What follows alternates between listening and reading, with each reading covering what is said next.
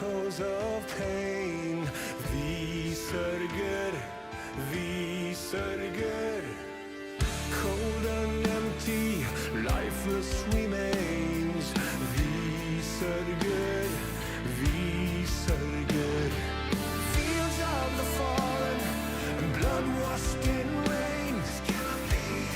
This cannot be all that will be. So you have torn this world apart. You came for our suffering. So we'll bleed, cut us deep, find the death that you seek. But just remember,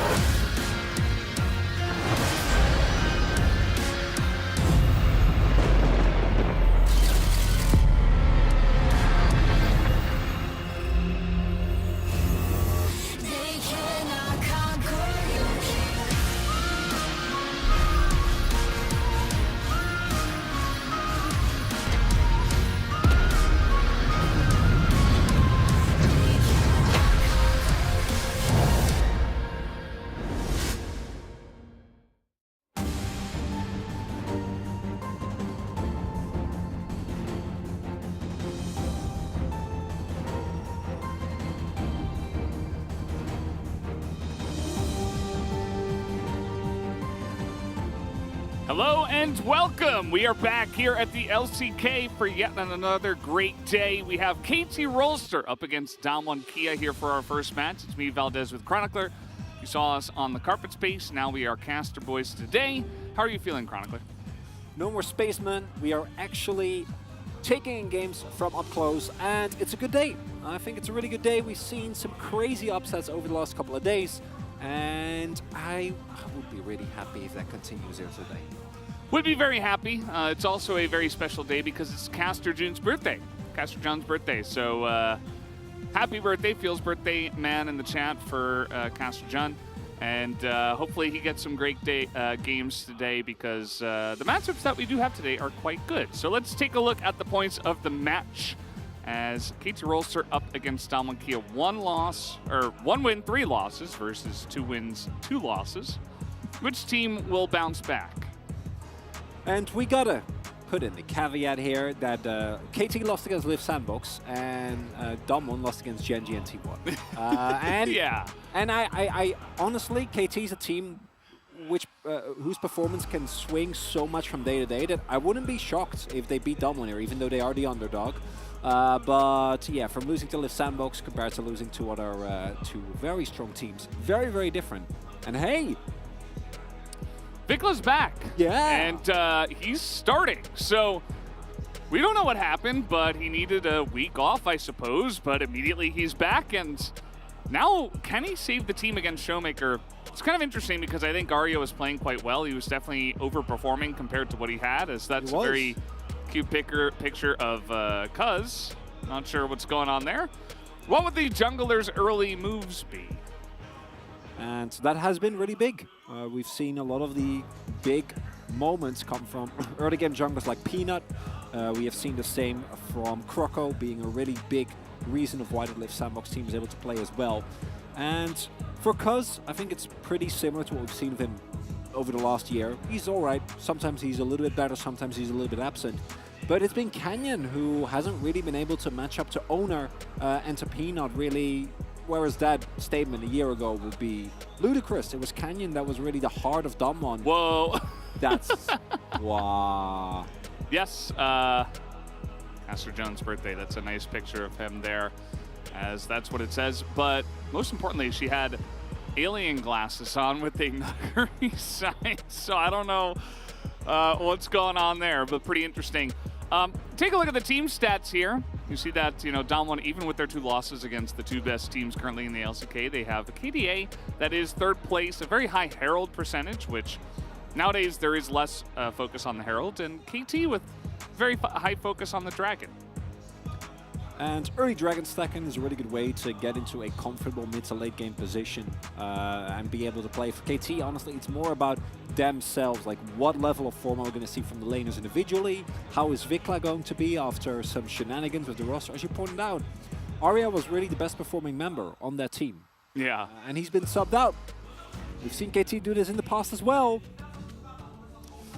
What does it mean is definitely a good question, because everybody else on the team, they're performing all right, but definitely, the recent loss against Live Sandbox is a big question mark for this team right now, so they will have to try to turn it around somehow, as this is their first match of this week, so they've had a long period of time to take some rest. Last time they did play was last Saturday. That was the 2-0 loss versus Live Sandbox, and we saw Kwangdong Freaks come in and prepare a really awesome draft against T1 and actually take the series. Let's see if KT can do something similar. Definitely a possibility. And Vikla being back, even though Arya had a really good performance thus far, Vikla at the same time was what led in the successful era of KT in spring. That was actually when they started to look a lot better, when the team kind of came together. That and AP Kai'Sa for aiming, which unfortunately is not in the meta anymore. And as you pointed out, a Kwangdong-esque draft prep here might be what KT needs to actually take Damwon down, because while Damwon have been underperforming, that's up to Damwon's standards, not necessarily because they're weak. That's a very important distinction to make. Yeah, can't just look at the standings and say, both underperforming. Damwon certainly Still a very strong team. I think there remains the question of right now, is Dom1 stronger than DRX? Is DRX stronger than Dom1? That would kind of make our top 4 in the LCK. I think a lot of us are considering Dom1 to still be strong. Obviously, their recent schedule has been very tough, so hopefully they can prove it tonight with some strong play. That's, I think, what everybody is looking for here from Dom1. And for Dom1, it's much more about them finding their identity as a team, because a consistent problem for this roster ever since picking up Dom and Kellen, Dom in particular being seen as a huge upgrade over Ghost previously, and now also Nogri coming in, hasn't actually resulted in consistent playstyle. They keep going back to the Twisted Fate, and that didn't really work out, so I'm hoping to see their meta reads kind of develop in a way that actually works within the current meta.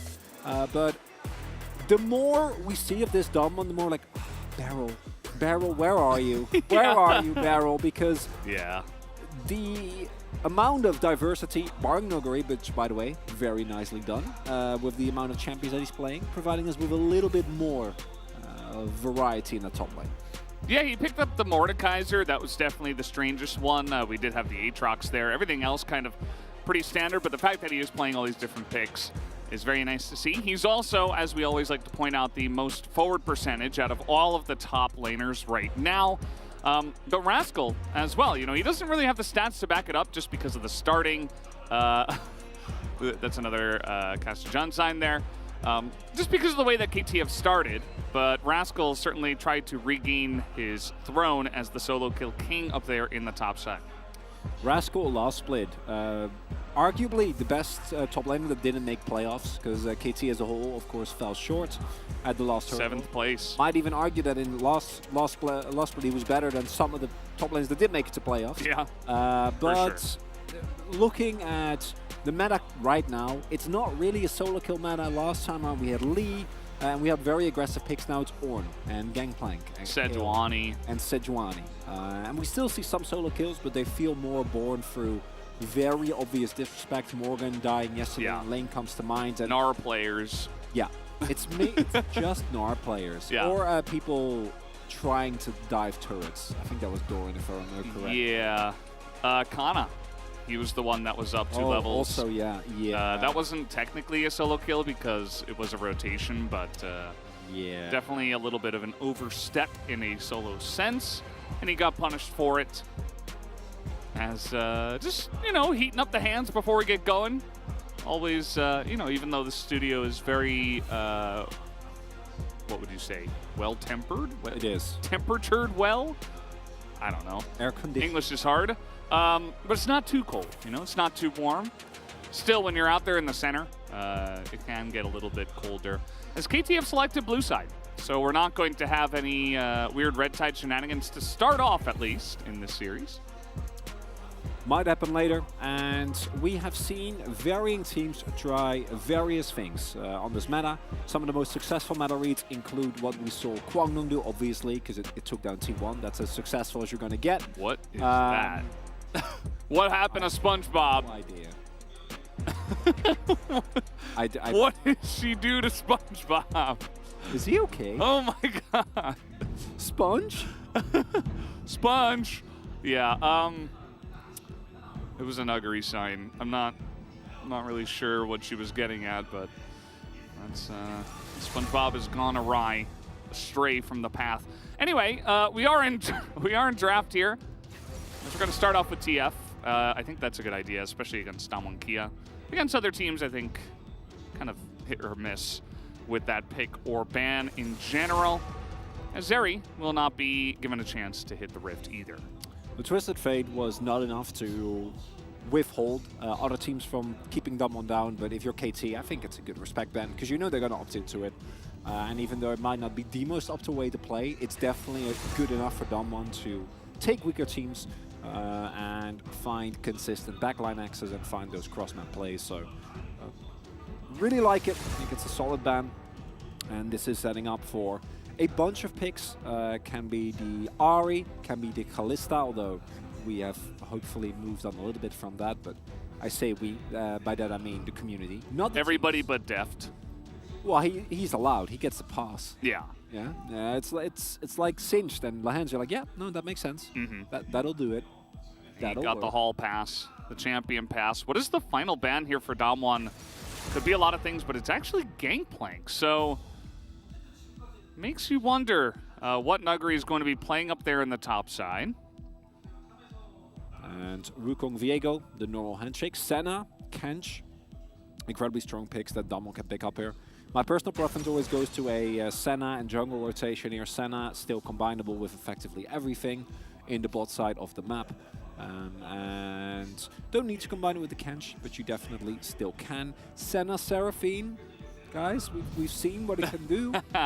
Maybe just embrace that.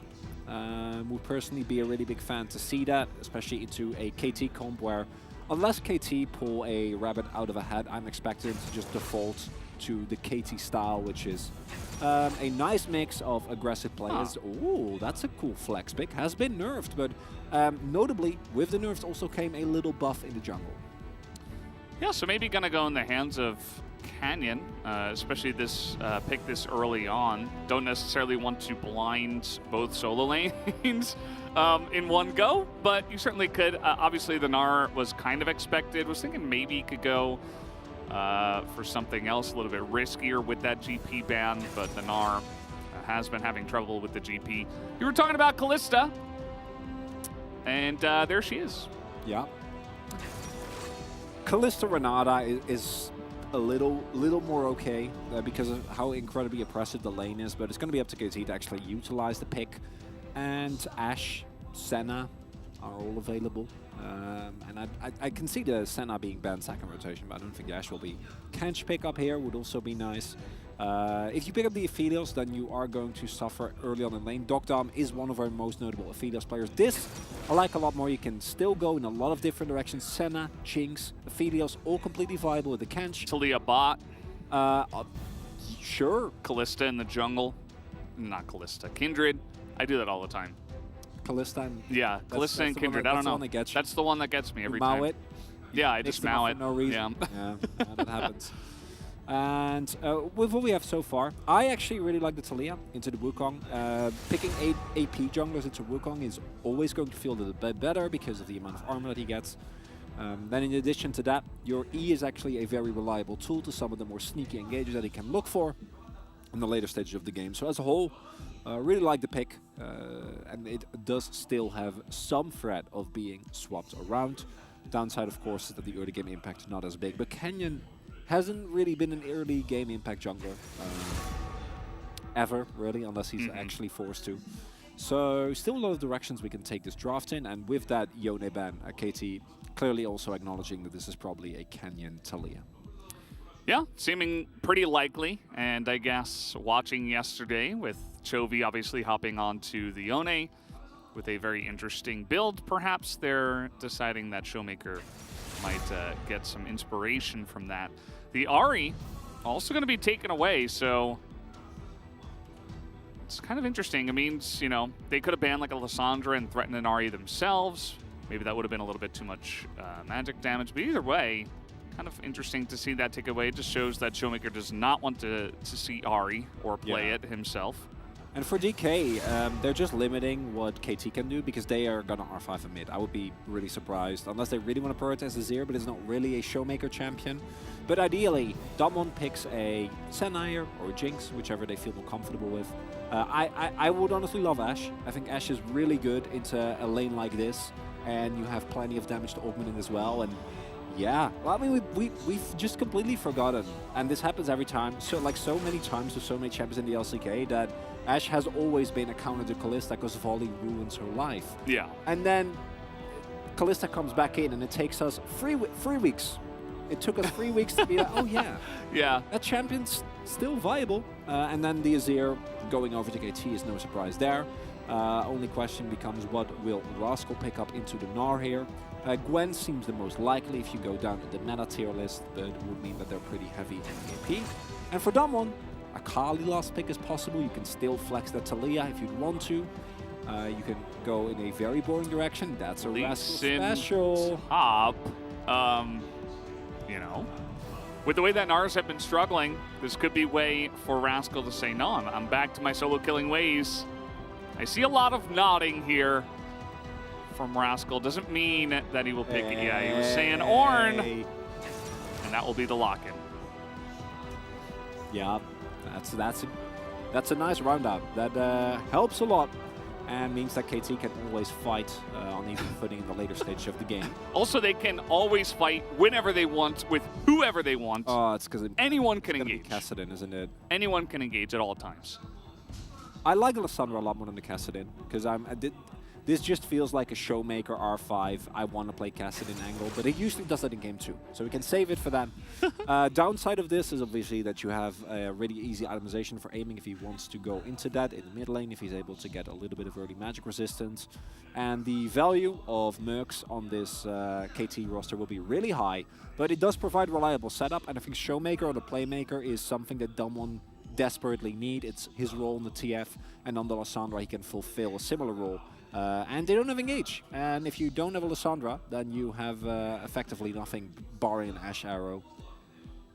Yeah, or an R hopping over, or like some kind of weird knock up from the Talia. But, you know, in terms of reliable engage, you were definitely correct. Whereas on the side of KT, you know, the Kalista Renata, it definitely does stick out a little bit because of the Kalista. It doesn't really match with, you know, the scaling of the Azir and Ornn, but that's fine because they're lane bullies. They get through the lane, and you're kind of wombo comboing a bit with this, and you don't have that scaling from the AD carry roles per se, but certainly does work well in different ways with this comp. A lot of power for the team fight here for KT Rollster. Damwon, more brawly, skirmishing type of comp. Still a lot of teamfight power if you get into the mid to late game on even footing. If you fall very far behind, this comp becomes effectively unplayable as you won't be able to hit the damage thresholds. But with how Damwon Key has been playing, big test for them coming up. Absolutely. Let's see what happens, guys. Let's hop into the rift for game number 1.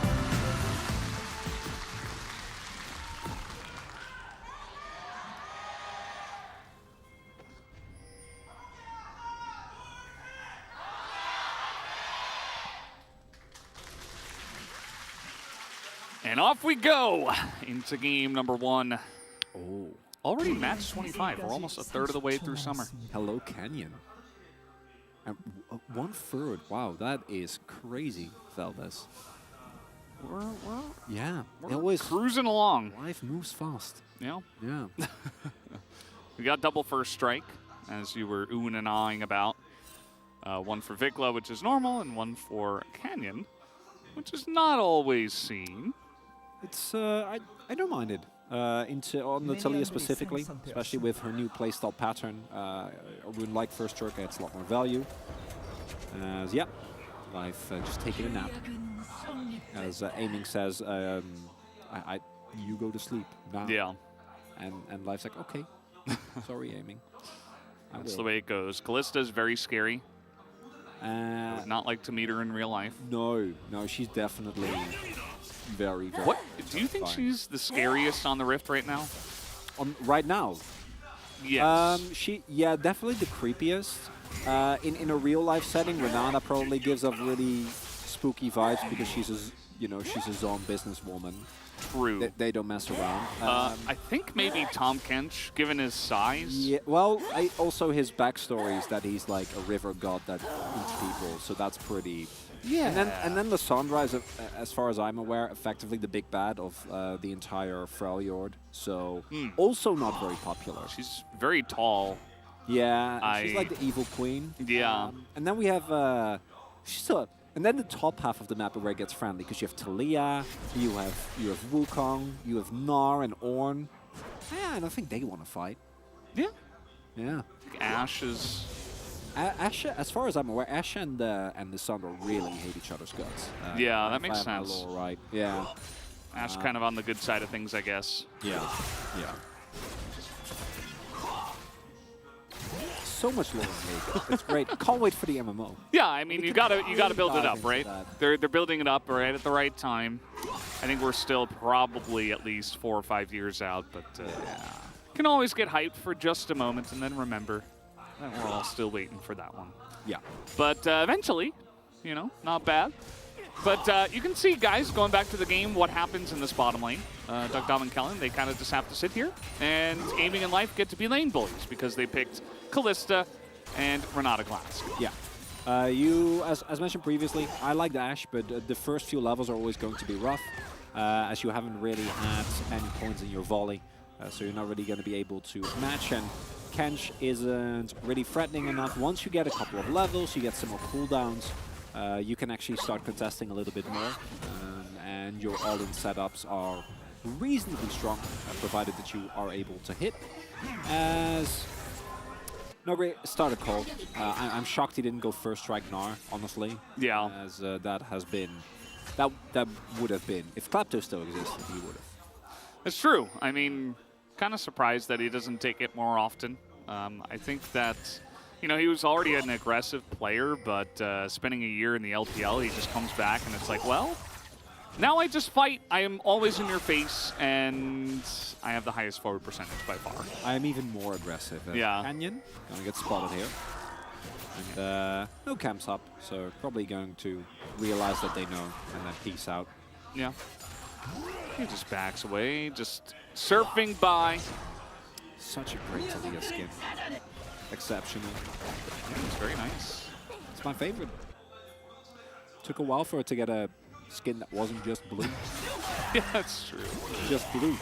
Yeah. This is a very nice play here from Life, getting a lot of harass damage onto Duckdom already. This is not a happy lane for the side of Duckdom and Kellen. And the Renata, you know, we're seeing a lot of power with this pick, and there was a reason why it was being banned in almost every game, even though it wasn't played all too much. It was just teams did not want to play against this. It's very annoying. It is, just because of the synergies with their passive. They have so much early game damage that trading against them, both long and short, is basically impossible. And as mentioned, post 6 becomes a lot more comfortable, as they're actually going to have to respect the engage that you have available. Map should open up, as Showmaker also will have the possibility of roaming out, and that's when it becomes a little bit more playable. For now, it's just holding on, but by the end of it, it's going to be about a wave that Duckdom is going to be behind, as Aiming is now catching the next wave that was shoved in, and then still has a wave to go. And if you keep it at that, and you give it the one play, you're fine. It's after the first black, now that the Vamp Scepter has been bought, and you're getting closer to the 6s, that as Duckdom and Kellen, it's really important not to keep bleeding too many resources, because that's how you can get the Kalista that I'm sure every team has seen in scrims, because this champion keeps being as high prio as she is, and there's got to be a reason. Yeah, she can do some crazy things, especially if she gets some tempo behind her. As and they're also using Death Play, which that also was a good argument. Well, this is something we always see from the Kalista teams. You just go ahead and take your free first Drake. It's like her passive. It's like you win lane, but also take the first Drake. Regardless of what it is, it's yours. I would love to see a stat of how many times the Kalista lane has not taken the first Drake, and then also take a look at which teams were playing the pick. Which matchups? Yeah, yeah. It's probably pretty big. Important stat.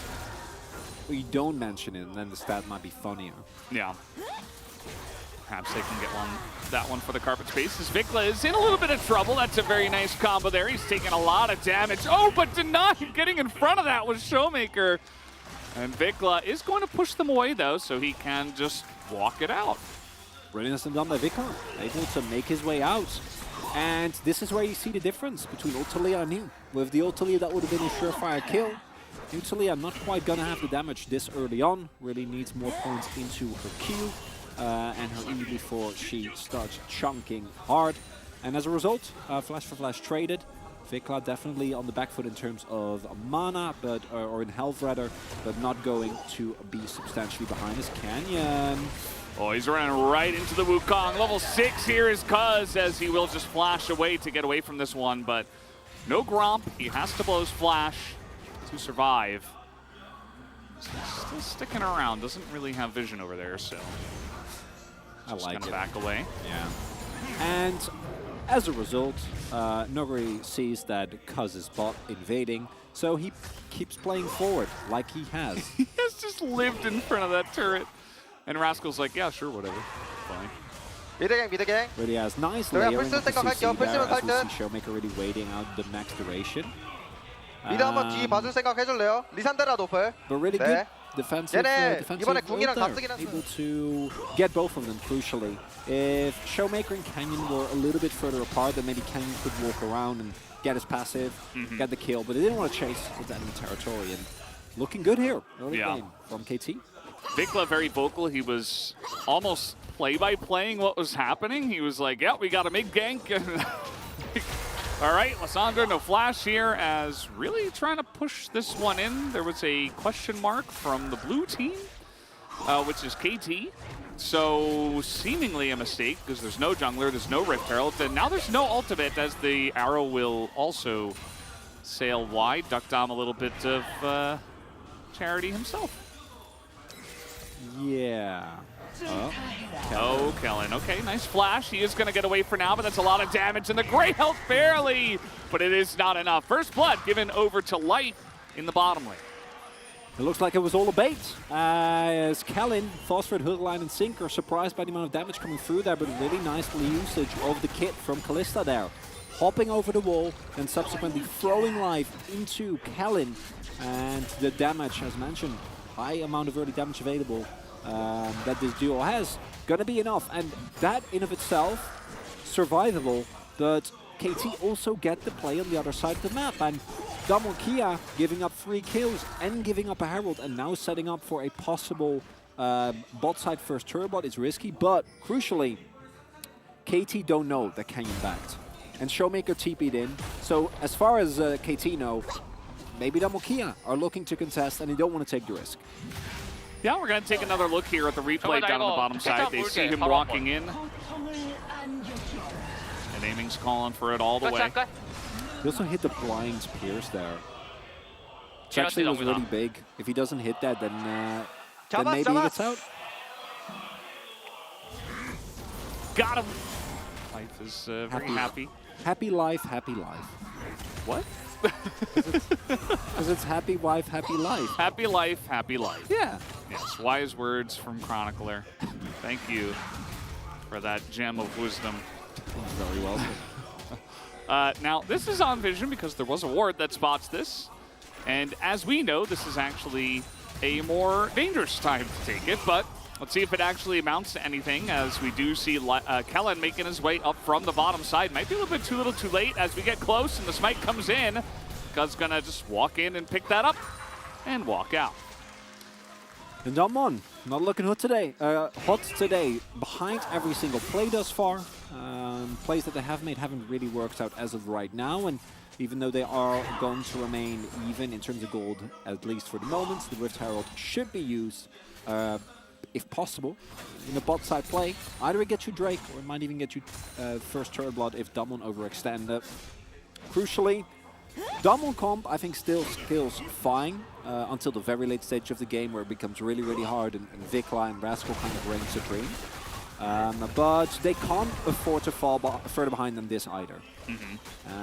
This is right the now, chase of Talia. It's going to take a while because Rascal's got a lot of health and Canyon doesn't have much, as everything's going to miss this time. Rascal just totally fine to walk it out. He's been kind of taking a beating in this game, but it's not amounted to too much, as now the ult is coming in. There's exhaust available, as Canyon is in a lot of trouble. Flashes away from this one, as Nuggery will come down, and Rascal just barely gonna pick up the kill.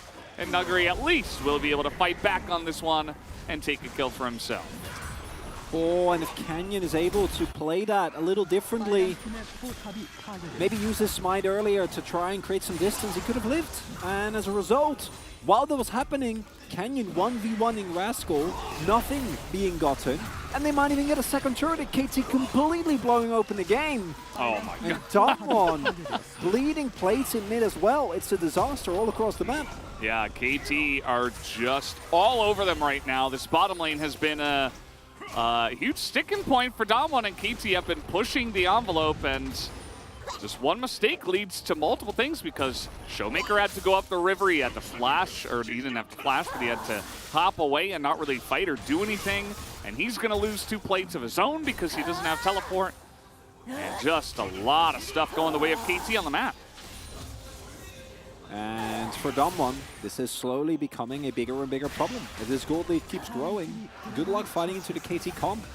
And that explains it. Canyon using his initial smite there to make sure he gets the scuttle, and then tries to cancel, but Rascal very nicely sidestep. The boulder slows him for a little bit, but it's going to be, in the end, the Bellows Breath. And then he stays alive with the Triumph proc as well, so Nuguri also forced to flash. Just really nicely played out individually. Rascal picks up a solo kill, and in a very crucial moment, and Damwon Kia, game's not over, but it's not a good look. Yeah, I mean, the fact that right now we got Kalista up 30 CS, we have the Azir just getting essentially a free lane so far. Even Ornn getting a kill. I feel like Ornn is always going to be a problem. Just a lot of the pieces of KT's draft are feeling very nice right now. They took both early Drakes as well, as now we got engaged here. A lot of damage going in, and another miss. Arrow this time will sail wide. Expecting Vikla to have to back away, but not the case, and this consistent damage comes in, but it's not enough. As now Cuz and Life looking to potentially engage, but Duckdom and Kallen are nearby. And there you see the win condition that is still available for Damwon Kia, and if they got those kills, it would have actually been really, really big. Could have led to a mid lane shove and maybe a tempo swing, is that they do have great catch potential. A seismic shove, Showmaker with an engage, or Nuguri, if he's in a fight with a big Gnar ultimate, can still turn fights. And if you hit Vikla and aiming somehow, which I'm going to get into how hard it is in a little bit, but if you get them both, then there's a possibility. But let's look at the KT champions and how good their disengage is, shall we? Sure.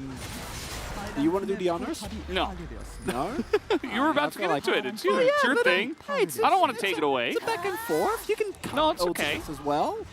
Yeah, it's there's Life with Handshake and his ultimate. Then there is aiming, which is notoriously hard to catch unless you get Showmaker literally on top of her.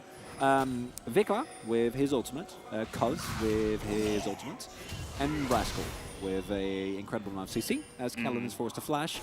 And it has been a week of upsets, and even though Damwon Kia haven't been looking too hot, still, if they drop to KT tonight, drop the series, that would still be, in my opinion, a really big upset. But with how KT are playing right now, at least game one is looking pretty likely. Yeah, it's very solid from them. A real lack of mistakes. I think that Vikla has been kind of picked on in the mid lane because it is Azir without flash, and if he's pushing forward, you know, the Lissandra and Talia combination are always going to work well in tandem for getting picks. So that's kind of been where they have been going on the side of Damwon, but it hasn't amounted to too much. Showmaker going for Leandris on Lissandra as well. Don't see that basically ever. Everfrost synergizes so incredibly well with her kit, is going to give him a lot more damage dealing with some of the tankier threats, but I wonder if it's not more important to find setup here. Damwon Kia, though, at this point, they're still relatively close in terms of strength. KT's team fighting comp is so incredibly strong. All right, Nuguri in the front here is going to hit Mega Gnar. Just really trying to make a case to deny this dragon away from the side of KT. He's going to find Rascal here.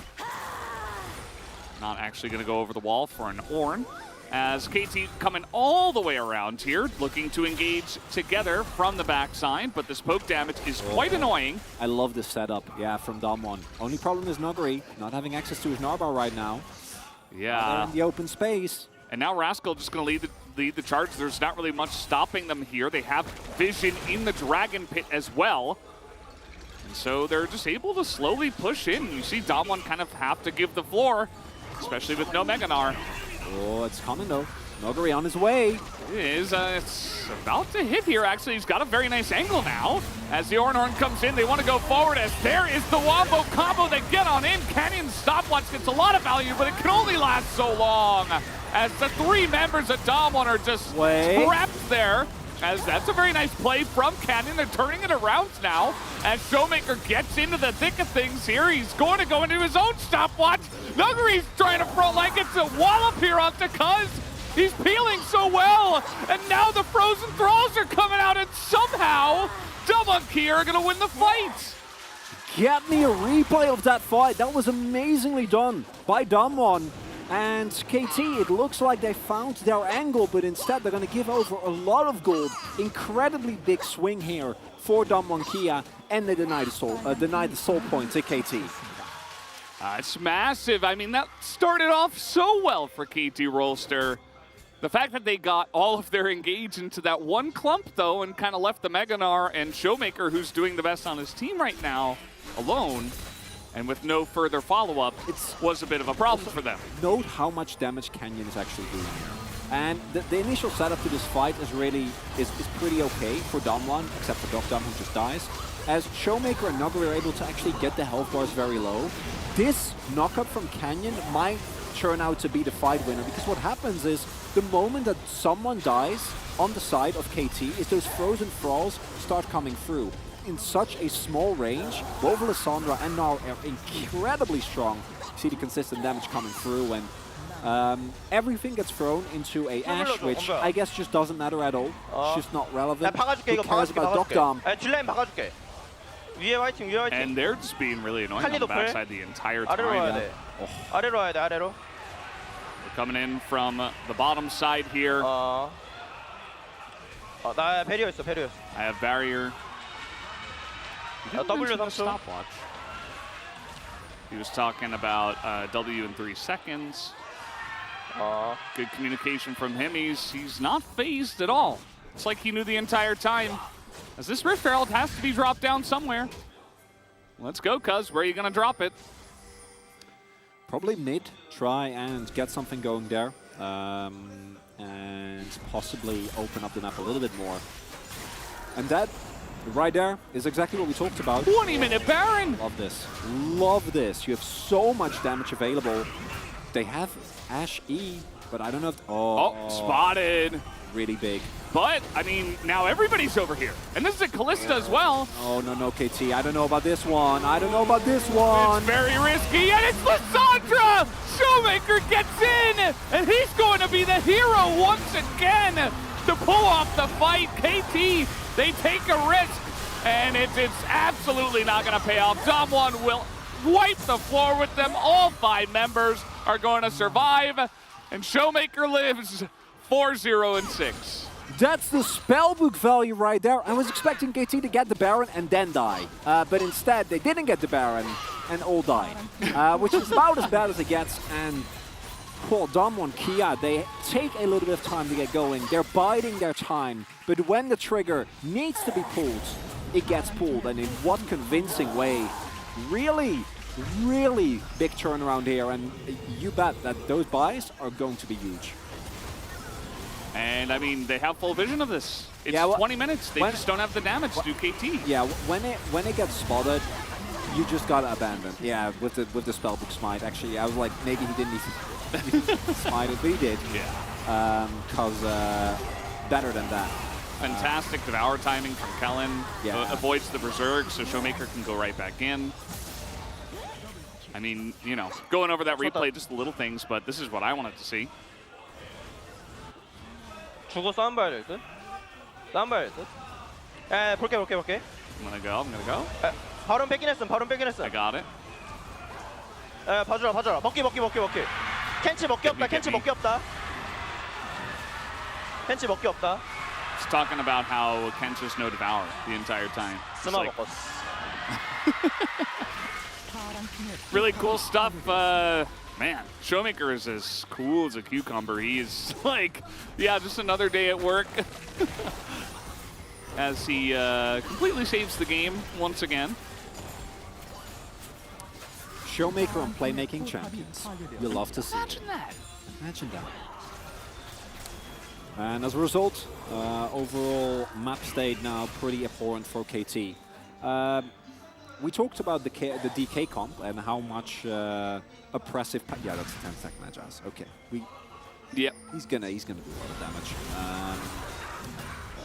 As we talked about with the KT comp, they even if this was the initial state of the game and they hadn't gone for that Baron and they were like a few K gold behind, you're peachy. You're fine. You have a really strong team fight. You just hit all your 2 item spikes on some of your most important carries, aiming, sitting on Rageblade, Vikla finishing a second mask. But instead, you went for the Hail Mary Baron, which the 2-man Baron wonderful. But the moment that orb comes down, you gotta back off. Yeah, the committal was the issue. Because even if they get the Baron, and they would lose the fight because they're all clumped up against the Damwon comp.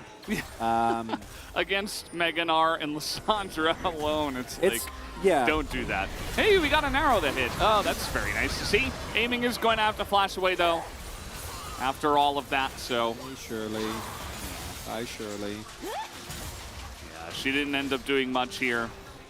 And yeah, I mean, the game was blown open, right? Like, they had the first 2 dragons as well, and it's Ocean Soul. They could have sat here for 4 Drakes or even 3, and then fought. You know, we could have gone full LCK, but KT did not want to do that. As, yeah, Showmaker being extremely annoying, especially against Rascal, who is feeling the full extent of that Leandri's burn. And now, especially seeing it in action, I really like the chasing power from the Damwon comp as well, because the turn and the engage from KT is incredibly strong. But if they don't find a clean engage, between Ashe and Taliyah, like any play you make that doesn't work out 100%, it's really obnoxious. Yeah. Right? Because you're trying to get to them, they're kiting back. Really nice synergy there that I hadn't initially spotted on basis of just the draft, but real problem is KT, after that Baron play, is now completely at the mercy of Damwon messing up. Because we've gone from a, 2k gold deficit, 3k gold for Damwon, and a KT that was making the good plays, that was surviving every single play from Damwon, to bounties. Yeah. Not ideal. Not really supposed to swing that fast. Not in this region. But, yeah, sometimes if you Hail Mary it on a Baron when you didn't need to, that is what happens. As Canyon is, oh man. I thought the burst was gone from this champion. Not when it's, you know, going up against the Renata Glass, because here comes the wall. Canyon, he's looking for some more fun. His aiming is just going to be blown up 100-0, and everybody else is stuck up against the wall. Vikla was behind it, doing a nice amount of damage, but him alone is not enough, as that Hex Drinker is going to help a lot for Cuz, but just feels a little bit bittersweet for him right now because they're about to lose the game, Chronicler. I'll have you know, Veldas, that pre-change Taliyah would have actually wanted to move the combo and didn't have to use Q as well. True. So what do you say? No, yeah, he's really fat. Really nicely done here by Canyon, able to get the scoop over the wall as Life gets a little bit greedy for some vision. And then the trigger is immediately pulled as Damwon. And this is somewhat that Damwon historically have always done incredibly well, which is when they realize they have a lead, they push it real hard. This is a dive between some turrets that doesn't need to be made, but it can be made if you play it clean. They don't overchase. If they got the kill on Cuz, they might have even had the opportunity to push to end the game, but that's not going to be the case. They're going to have to win one more fight, but with a 10k gold lead.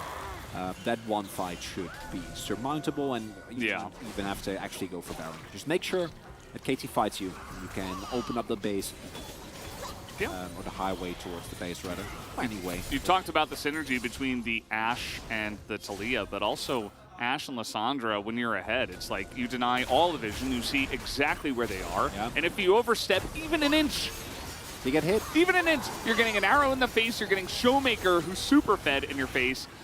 Speaking of which, looks like he's not going to commit to the engage just yet. As Damwon, they're showing the proper respect. Yeah. They say, hey, these guys have a lot of engage tools. We could get Orn Horns. Let's not overstep our boundaries. And this is 7 minutes later. So trying to show KT how to do it. They are looking for the turn as they go on in.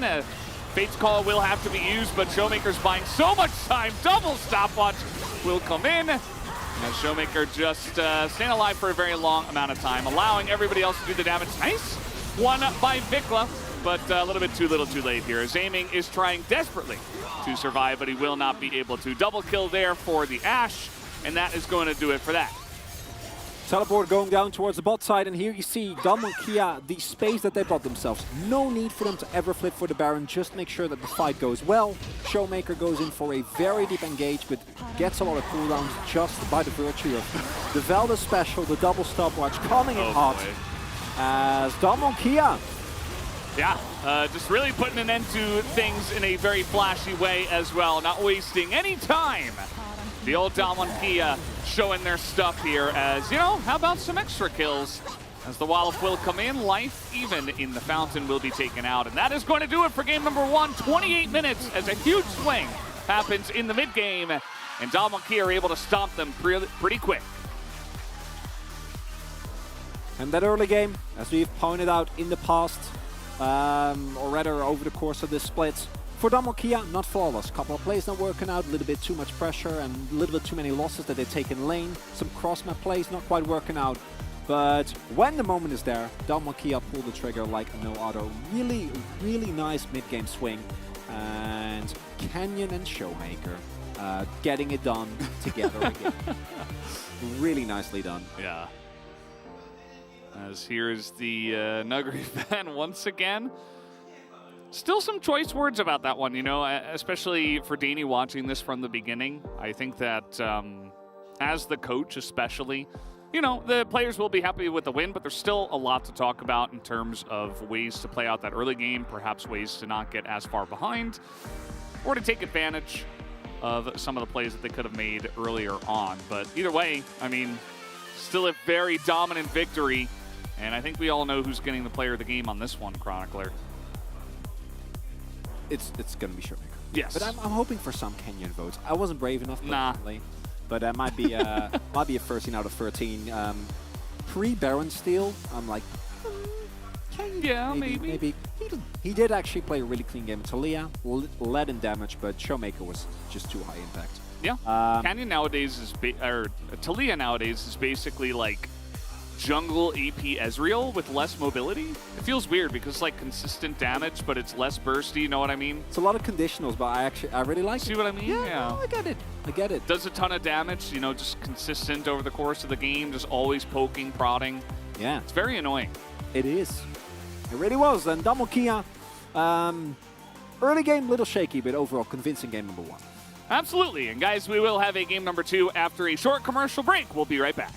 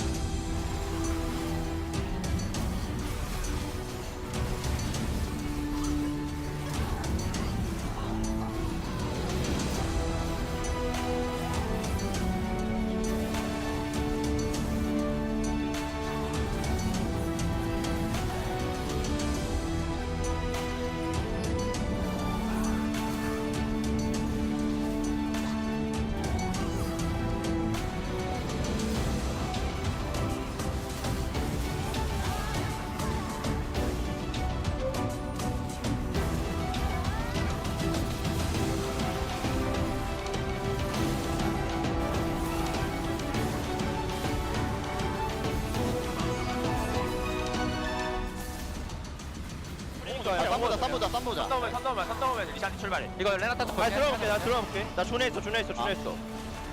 박 걸리자. 야 오른쪽 먹어줘. 나 먹어줘. 쌈바. 웬만하면 이게. 오건 높을. 아지레 배달 조심해. 아지레 높을. 아지레 잡았어. 이긴다. 할리사 W. 나 잡아줄게. 바텀 펠탈래. 박원이 형. 끝난 거 같은데.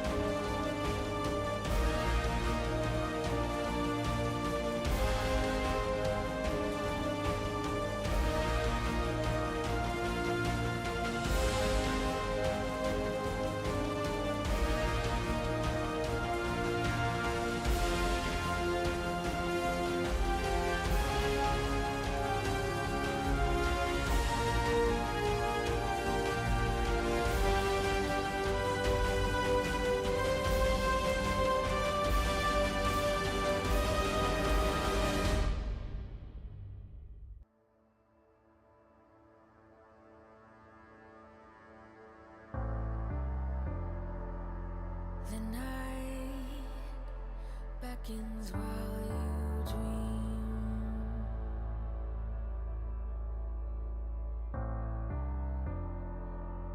A life never lives in peace.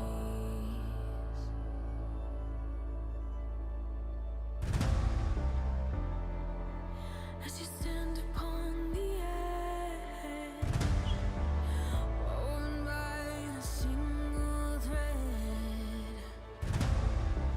and fate may fall down upon you,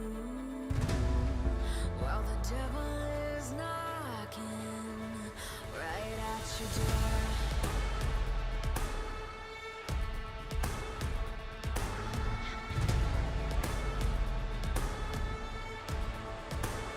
So are you restless? Each night you hear the drums roar. Awaken, awaken, the voice begins to call you while you hunger. A taste of destiny you're searching for. Awaken, awaken, the fight is at your door. Take up the cause.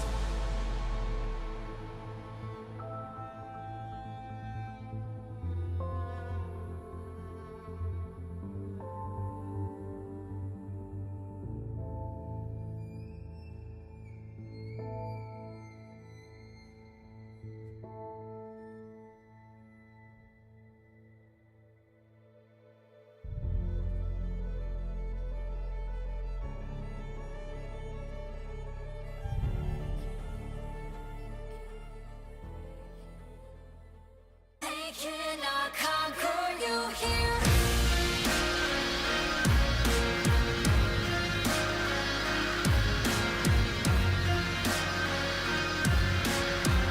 They cannot conquer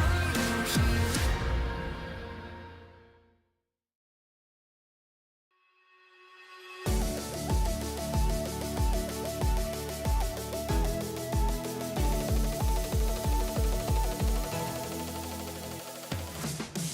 Welcome, ladies and gentlemen, to the Analyst Chairs and Collaborative Carpet Space. I'm Atlas. This is Wolf, and that was a Damwon Kia victory that looked at the very beginning like a KT victory in the making. Let's have a look at the. We'll bring up the draft real quick. I think that there were definitely some good things that KT did here, but ultimately it was a Damwon win in the end. I think the idea in the draft here, they pick up the Gnar early after banning Gangplank. They have a Talia, which definitely led us to believe it was going to be that Yone mid. And then it was banned away, so KT realized what Showmaker was planning to do here. They had to change their game plan a little bit.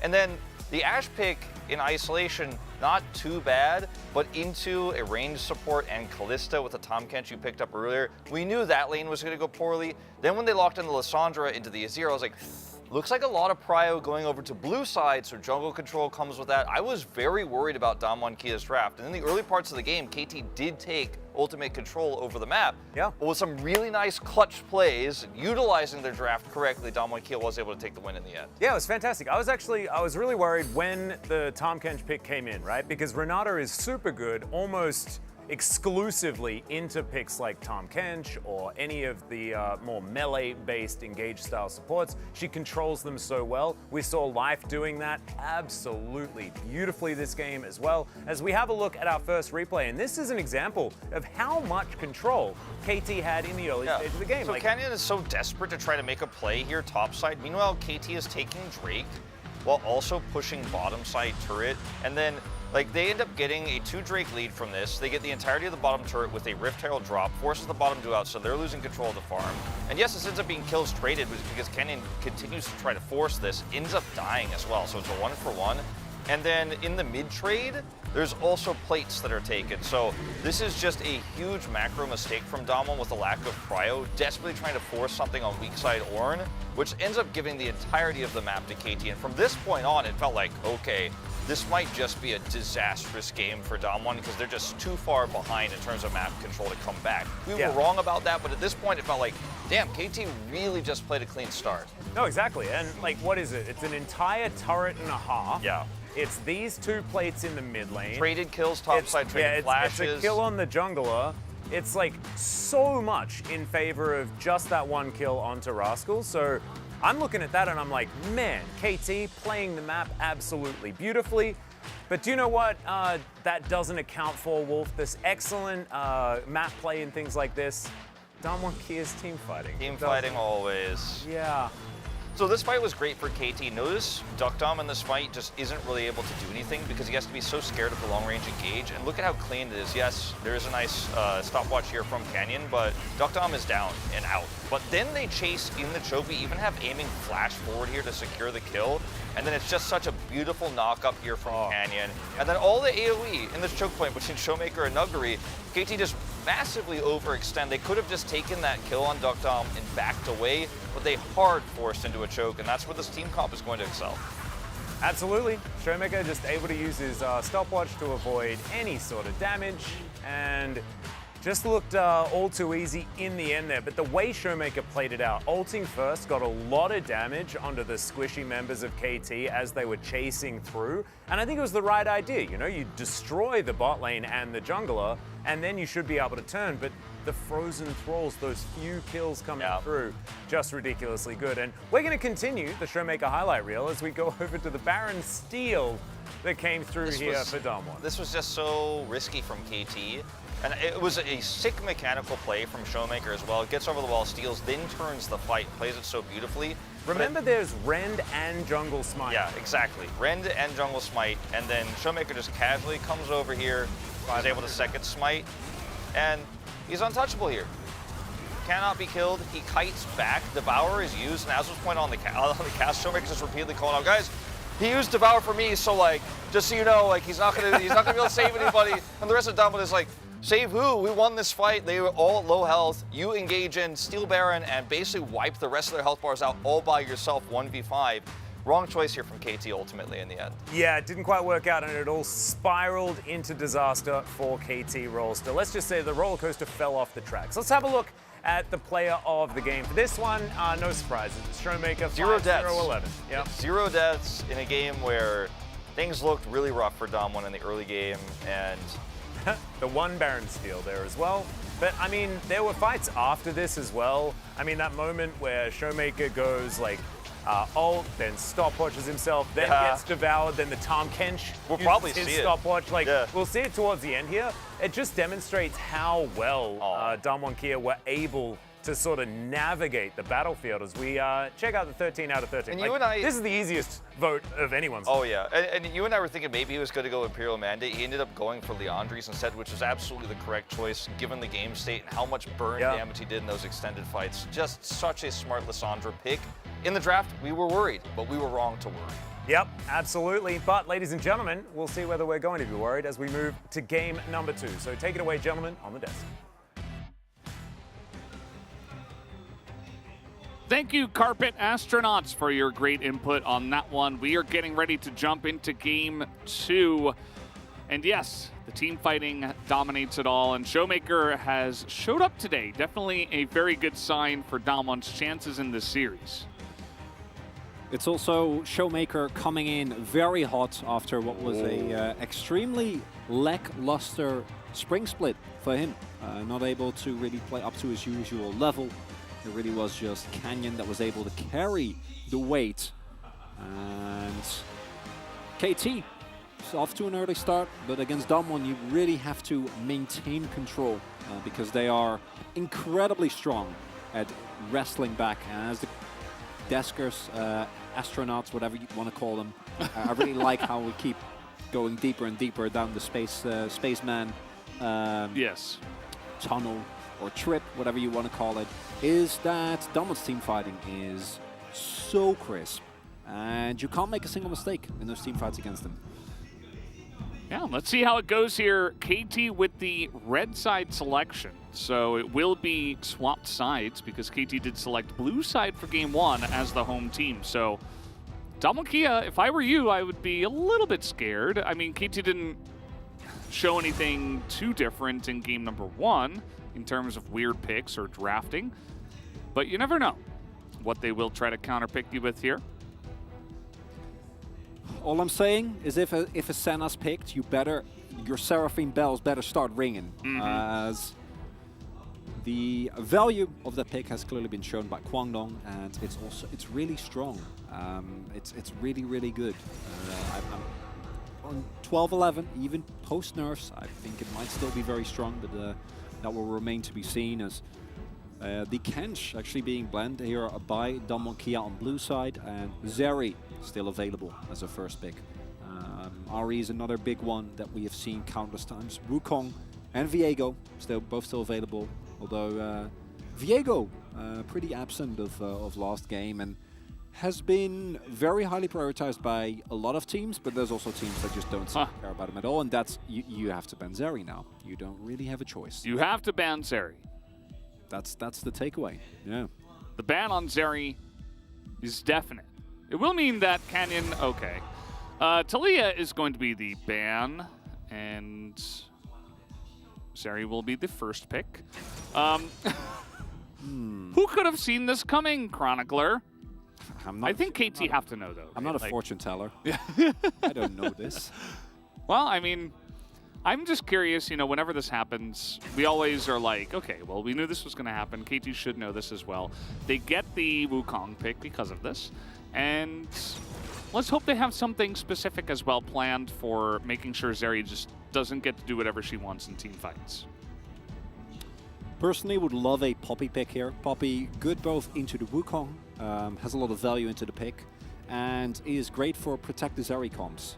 This is going to give Canyon a lot more agency, is the normal handshake, and is going to be the pickup here. Might augment this with an Ahri as well, which would basically force KT to find another way to deal with that, because the Corki means that there's no Lissandra available for KT to eventually answer with.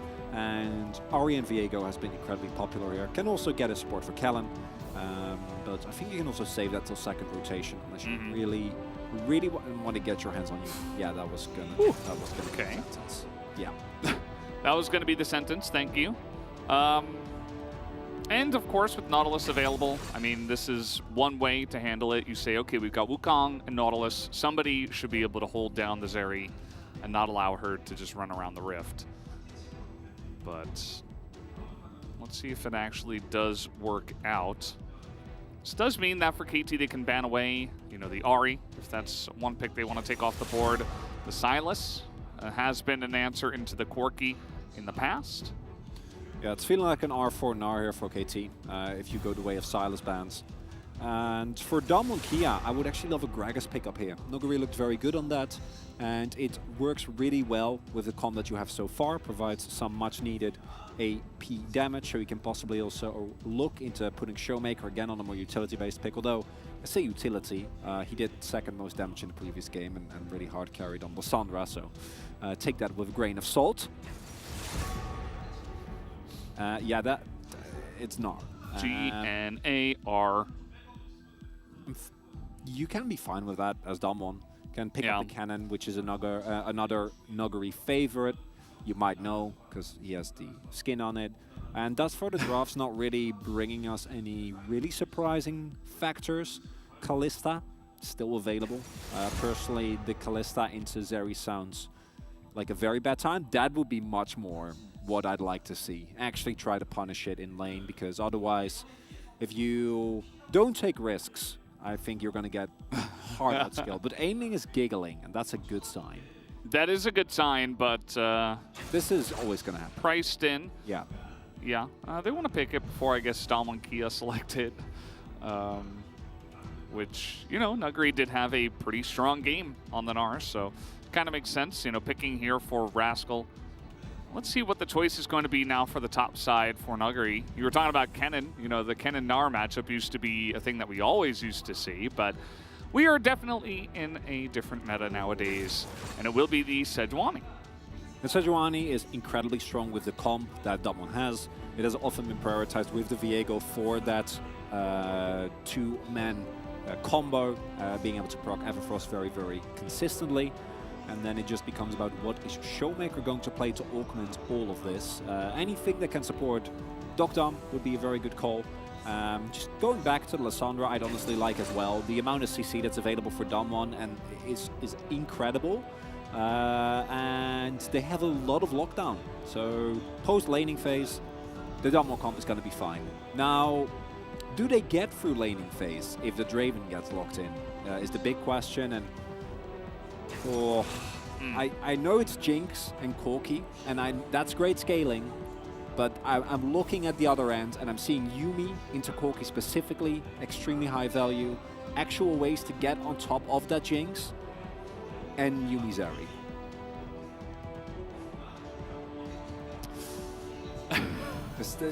Yeah, I don't know. I'm kind of on the same page with you. I was thinking maybe he would just swap back to the Kalista and go for that, although, you know, wouldn't have too much fun into Lissandra and Sejuani once again. But yeah, no Draven, none of that. It's just going to be Jinx. Has nice range to avoid all the weirdness, I suppose. Has a lot of fans looking for the Dalmonkia win here. We'll see if it does actually happen this time. And I hate to be a broken record, but that was a good Seraphine angle. You have the R5, you actually have the opportunity to try and go for a completely different angle as KT, and closing it out with a Jinx doesn't really feel like you're making full use of the red side. Dalmonkia have an incredibly strong draft, so much CC, really clear win conditions at any part of the game, scale incredibly well, all around just a really, really nice, well-rounded team comp. And there's still really good elements for KT, and if you get Vikla really far ahead, if aiming picks up a couple of kills early on, you can snowball, but I think their comp is going to be a lot harder to play out. I think it definitely will be. Let's see how it will go here as we are just about ready to head back onto the Rift for game number 2. Let's jump into it now.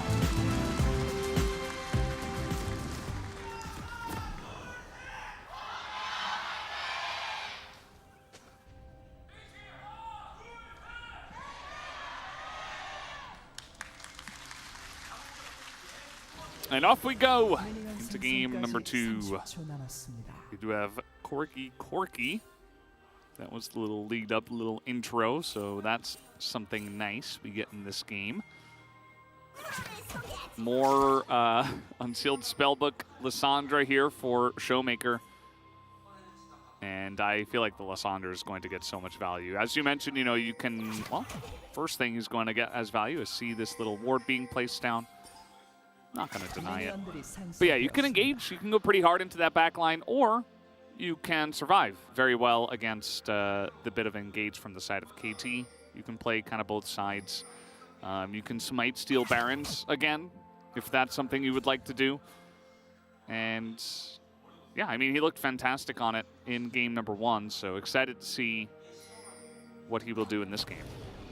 Did an exceptional job, and Dalmonkia know that KT know that Dalmonkia know about the ward, so early start of Canyon going to be known, but I'd expect any jungler to path towards topside regardless, as on this patch, 5-0.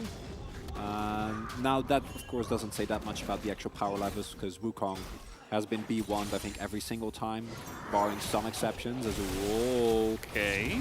A little bit too deep there, Life, and he's taken a whole ton of damage. I think he was trying to hook the Yuumi. I'm not sure. Safe call. And yeah, you don't really win that trade. And Ignite is used from Callan, so that's nice at least. But Dog and McCallum, they're going to be completely fine, right? If they just let this wave push in, take their time. It's a cold start for Dog. That says a lot about how they approach this lane and what they're planning to do. Not wanting to take any risks, not wanting to go for any big engages, just sustain up, play it safe, and keep going from there. As note Cuz is pathing here, actually skipped his Raptors, and because of the bot side start, I'm pretty sure that Dalmonkia also know that he should be around the top half of the map, as I think he was spotted on the ward there as he placed his own. So Noguri knows exactly what time he roughly should have, but not going to be able to get the full shove in as the next wave is coming in, so might require some assistance from Canyon if he doesn't want to run into too much risks, because even though Rascal's low, Noguri is relatively low on mana as well. He's going to try for it. This is something that Noguri does. He will take the risk, and he doesn't have that much mana. I think he's saving it just in case he has to exit the lane real quick, if you know what I mean. He's got enough to dash away now if he would like. Cuz is spotted, and he's actually totally fine. Rascal pretty low, so not really able to close the gap there onto Nuguri. Very cheeky what we're seeing here. Canyon using the time that's smite available, so he'll just get himself a free Raptor for his troubles. Down a level is Cuz. He's trying to go into this fight just to get some popcorn chicken. That's a big chunk that he did just take. Glad he didn't commit to it, though, as the teleport ignites Sejuani. Really trying to put on some pressure here onto Rascal, being very annoying. And Kenyon helps his mid laner shove out. Showmaker can take it back, as if has no mana left anymore. So going to be looking for that. And for Cuz, don't really think there's a lot of plays available. Ideally, wants to go for a back as well. Might first clear his bot half of the jungle, but gonna have decent timers to a certain extent. Whereas Canyon and Showmaker, Canyon picks up his boots. Showmaker rather picked up his Lucidity boots. Canyon already sitting on a Sheen and a longsword. And they might look to turn this into some early control, or they can just keep clearing and go for level 6. Because again, nothing happening. Damwon is happy. Thumbs up. Yes. 5 out of 5 stars. Great reviews. Superb service. Just the whole package. Yeah, they're just hanging out, letting the Zeri scale. Of course, they are going up against the Corki and the Jinx, who themselves will have a nice amount of scaling here. And yeah, we're just kind of hanging out. This is kind of the way that Game 1 went. You know, the first 7 or so minutes were a little bit lazy, let's say. I prefer leisurely. That's a good one, too. Yeah. Yeah. It's lackadaisical. Ooh. Flexing on me now, Velda. I like it. Yeah. So, it's Summoner's Rift, but it's a spa. I don't know if I would visit Summoner's Rift As a for vacation. I mean, if it actually existed and I was like, oh, I gotta see it, you know, casting League all these years, then I would go see it. But just to go here for vacation, I don't think that's really that valuable to me. Life once again trying for this, but it's, you know, a level 4 Jinx. As again, they are going to miss. This time we got a Wukong on the top side, but that Ignite is enough. Nuguri picks up the kill with his ultimate that he just gets at level 6, and now he's slowing down Cuz here. No. He's got some help, and the stun is going to come in. Canyon right there. No flash for Cuz. No W available, and he will just be chopped down. It's now Life and Aiming, trying to get something going down on the bottom side, but Exhaust and Heal available for Duckdom and Kellen as they push in and try to get the kill here onto Aiming, but on the choppers they go! And now the two of them in the bottom side for Dalmonkia are going to be double killed by Aiming. Oh, and it was looking to be just wins all across the board for Dalmonkia. Duckdom and Kellen, you're Seri and Yuumi. If your top side is winning, don't do anything. Just sit in lane. They try to dive a Jinx. They got chomped. That single-handedly means that Dalmonkia might run into troubles, right? Like down the lane. It's going to be an incredible acceleration for Aiming, who is actually able, if it's 2 kills to life, then that's unfortunate, but also who cares? But it's not. It's the win condition that KT has, right? There's also Corki. I'm sure Vikla eventually is going to have a big impact, but Corki's damage really gets mitigated to a much larger extent by the existence of Yuumi. Whereas for Aiming, that doesn't matter, because once you reach enough items, you're going to go for the health bars anyway. Yeah, and he might even go Hex Drinker as well, just to deal with the Lissandra burst, and even the Sejuani does a nice amount of burst AP damage. As we saw. If you get caught in the wrong spot, you know, you're really going to get value out of that. He's about to hit his ultimate here. As, okay, nice dodge by Rascal, but he's just going to hop the wall, and Nuguri, he will be on a little bit of a leash. Doesn't want to get too deep in there just yet. So just really nice Sejuani mechanics here, right? Has the Lucidity boots, hits his flail, and gets the double permafrost, and then kiting back. This is the Viego interaction that we talked about previously as well. Actually gets the permafrost. So nicely done. And as a result, Kane doesn't have to ult. Just gets the kill. Note that the minimap for him is on the left, the bottom left side of the map. As we're listening in here. 오케이. 빠르게. 평타 된다. 나이스 잡았어. 둘 다 더블킬. He's calling for the double 먹어 kill. 먹어.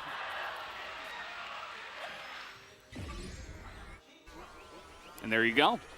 We got to see both sides from the angle of the killers, as Cuz is in the top side now, but we see that Canyon is hanging around, even going to deny vision here.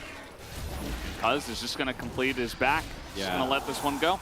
Yeah, there's no way you can ever contest this. Bot side, or top side has no prio, and is behind. Mid is Corki into Lissandra, who currently has Ignite, so just don't bother. Don't try to do that. And I really like Cuz just backing here. Oh, what? He was stunned. I think he was stunned. At But like he the moved end of the after off. the stun. Yeah. Ignite comes in though, and he's just gonna kill him. Denies the entire wave. And Nuggery, you see him shaking his head because he knew that he could have just gotten a free 2-0, but still, it's still a win for him at the end of the day. Still not the end of the world, but if he lives there, if he actually gets the kill initially, that's probably first turret blood. And as a result, it is a small lead, but not as big as a lead as it could have been. Also, the cross-map play coming through now from KT. And this game, if that topside play works out and Dokdom and Callan don't give over a double, it would have been fine, but... Little zap coming in here. We got Cannon coming up as now Dokdom going for the ult right onto the choppers, but it doesn't matter. The max range on the final chapter is going to root both of them. And that is a really fantastic follow-up kill. And here comes Canyon over the wall. He's got the Yumi too, and Cuz getting ignited down. Aiming's pretty low on mana, but they didn't know perhaps where Vikla was. And so just going to not continue on this one. Paul looking for the cancel here as well. Really nicely done. Means that they can probably get first turret bot here. Yeah, and Cuz? Okay, he's gonna live, but they're denying both backs. As you said, they're zoning the Jinx off the turret. This is massive for Dom. Yeah, should be able to get a lot of damage done here. Nice ult though. Might not have the time to actually go down to 2 plates. Showmaker, he's here. He has Ignite and Clarity. Yes, good times. She gave a bunch of mana over there to Dokdom, who almost got hooked, and that last plate not going to go down. But we still got 3 minutes to go, and this top lane has just been... it's been kind of a class being put on here by Nuggery. Showmaker is still in the brush, and now with no flash, Life actually did have flash. He just elects not to use it. I just assumed he didn't have it because he didn't use it, but he says, nope, I'm dead. I made an upsie, and I'm just going to accept my fate. Really nice play from Showmaker there as well, because his mid lane is actually getting shoved in. See also the rotation from Dokdom and Callan over. Showmaker waiting in a brush. He might also kill Aiming. Aiming does have flash and cleanse though, so knowing that and without any ultimate or cooldowns available, I don't think it's happening. I'm pretty sure he permafrosts. Yeah. It's like, crap. Just a bit too early on the trigger there. Yeah, just if he waits for the hop to go off. Yeah, or he hits his W there. He's like, I did it too fast. Like, I was impatient. So he knows, you know, just a little bit, like a split-second wait, and he actually gets the kill. It happens. And if you can do this at level 6, Azeri, already, then that's not a good. It's not a good thing, Valdez.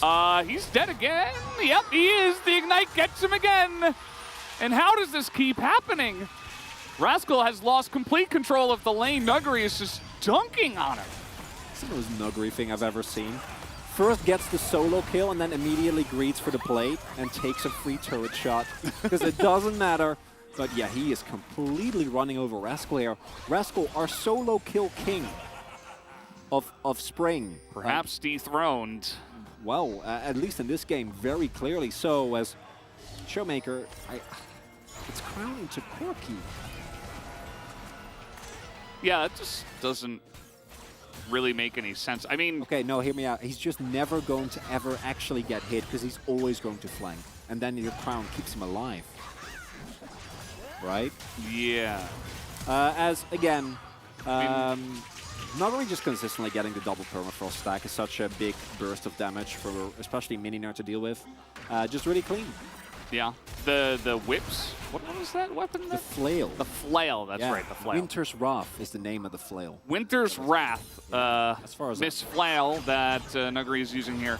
he's really good at landing that. I mean, it's just so consistent, right? And Rascal, he needs to stay in range of that in order to auto him. So if he wants to lane and try to hit minions, he needs to be potentially threatened by that ability.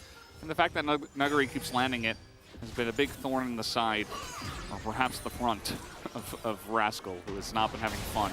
And now level 11, 3-1. Nuguri just kind of laughing at everybody on the side of KT, but maybe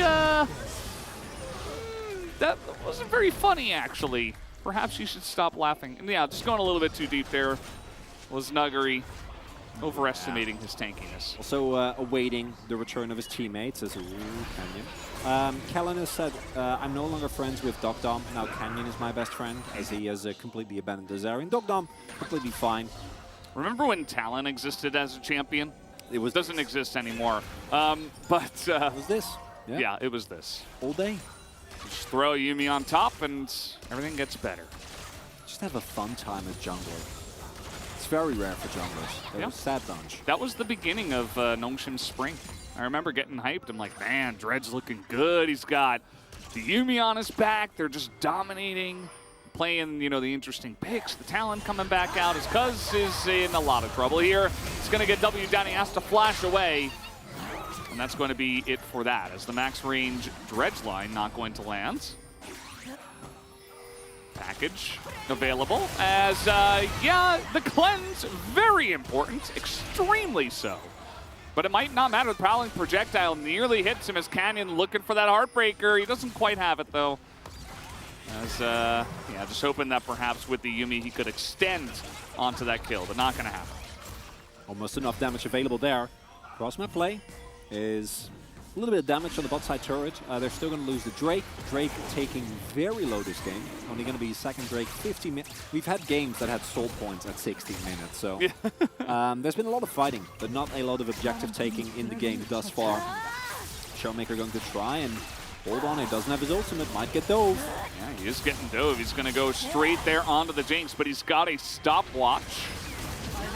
As the, okay, just gonna have to flash that rocket as 1v1, actually 2v1, there's a Yuumi still on the back of that as Vikla is coming in to help out Canyon. And meanwhile, life is going to go down, so 2 kills here for the side of Dalmonkia as now Heartbreaker reset, he's looking for it here onto Vikla, and there it is, another kill, double kill as Canyon, with the help of his trusty sidekick, Kellen, is just ruling the map, and man, that one little span, that one little 30-second play, that might just be the straw that broke the camel's back. Pretty sure it is going to be Valdez because the Dalmonkia comp scales obscenely well. It's not like they need to win the mid-game. They'll be fine regardless. But unfortunately for KT, their late game, even though they picked up those early kills and even though aiming is by all means very fed, sitting on a 40 CS lead, sitting on 2 kills, Dogdom is actually doing his best ghost role play, where he's like, I'll just get anything you can get me. Showmaker using no pressure, the immense value of Crown, combined with a nice stopwatch there to make sure that he stays alive, and then the easy pickup here, Nuguri also making sure that Dogdom actually doesn't get any resources, earned the kill, let's be honest, and then the Prowling Projectile never hit, actually. No. And it's actually really close as well with the arrival of Vikla. Unfortunately for Kaz, he just burns down, and then sad violence play for Vikla as Wukong finds him after all. The fact that Wukong can go over walls now actually helps out Canyon so much as he steals the Wukong body and goes over the wall with a Yuumi. It's just not fair. Hi, Vikla. Yeah. Well, it was nice knowing you. Wait. You don't really have a lot of damage right now. Everybody is coming on over. He flashes the stack from the Zarya. That was going to crit him down. Nuguri, this time, still extremely tanky. You can see just how much of a beating he is taking here. As in goes life, and they're actually going to be able to kill him, though. Nice gnar into the wall, as maybe Dalmonkia this time around went a little bit too deep. And it is traded back here for KT. 2 more kills for aiming. Your 5-0 Viego isn't here. Don't fight! But, well, Zarya exists. Zarya does exist. Canyon is here. Oh, no. Oh, I've seen this one before. Oh, yeah. Okay. You don't have to do it. And speaking of which, Hex Blast, pretty good. And okay, Canyon's just gonna pick up a kill. There's a second one. As finally he's gonna go down now. 5-0 is aiming. 5-0. Poor Valdez. It's the opposite of game one, where Damwon Kia fall behind early and then play it out extremely clean. This one, they play the early game well, and then now it's full Fiesta time. As the moment this flash comes through, just abandon ship. Kenyon was sitting on like, I think 1600 gold, if not more. He picked up like a Kindle Gem and a Cold Fields and a long sword, and he paid up all his debts. And he's not in this fight. Like, your most fed member isn't here. So you lose because it's a 4 versus 5. So really nicely done by KT as well to go all in on Damwon, who have been known at times to fight when they shouldn't. And then, unfortunately, even though they pick up these kills, actually, the shutdown going over to aiming like probably means that this is worth it, even though life immediately dies. Yeah. If this was release Viego, Kenyon would have probably got the Penta here, but he doesn't actually heal that much anymore. And again, I want to know, Kenyon was very fed, so much gold going over to aiming here, who is a legitimate win condition as we're just looking at Kenyon backing. Oh, that's why they went so hard on it. That makes sense. Really nicely done. I was confused there. I'm like, did we miss a fight? Because we're kind of in replay purgatory for about 7 years. But okay. Yeah, that makes a lot of sense. That's very, actually, applicable information. So, thank you, observers. Very good to know. So good as always. And, yeah. Looks like now we got Infernal Drake coming up here in 10 seconds. KT not really set up for it, but we do have package available now for Vikla as, Zeri's also a poke champion, as you guys might have noticed with the change to it always critting. Yeah. And it's, it's got a nice load up time. It's difficult to hit, but when it does hit, it hurts. It's oppressive. Yes. Canyon, very nice angle here. They have no idea, actually, but they're trying to get on top of Duck Dom. That's the flash down now for life as... No. In the brush, they're just going to get on top of aiming. The cleanse comes in, but immediately they go down. And that is 1,000 gold into the pockets of Kellen. Of everybody else, as now the chase continues, and Showmaker going to pick up that last kill, and the Infernal Drake will be Damwon's because of that excellent positioning from Canyon and Kellen. And with that, KT's chances slowly going down the drain. Aiming getting killed off there is the what? You can anyone else and you're fine. Anyone else and you can recover, you can find another angle. But how many of these angles is Kenyon going to fight, honestly? As just waits, spots him on the ward. Because without that ward, he also wouldn't have seen him come in early, right? Kills him. Every one of KT is dead. 1,000 gold. Yeah. No one checked. And it continues to be a problem with KT, where in these crucial moments they lose sight of what is most important. And it's nice if you catch Duck Dom, but there's only one person that needs to stay alive. As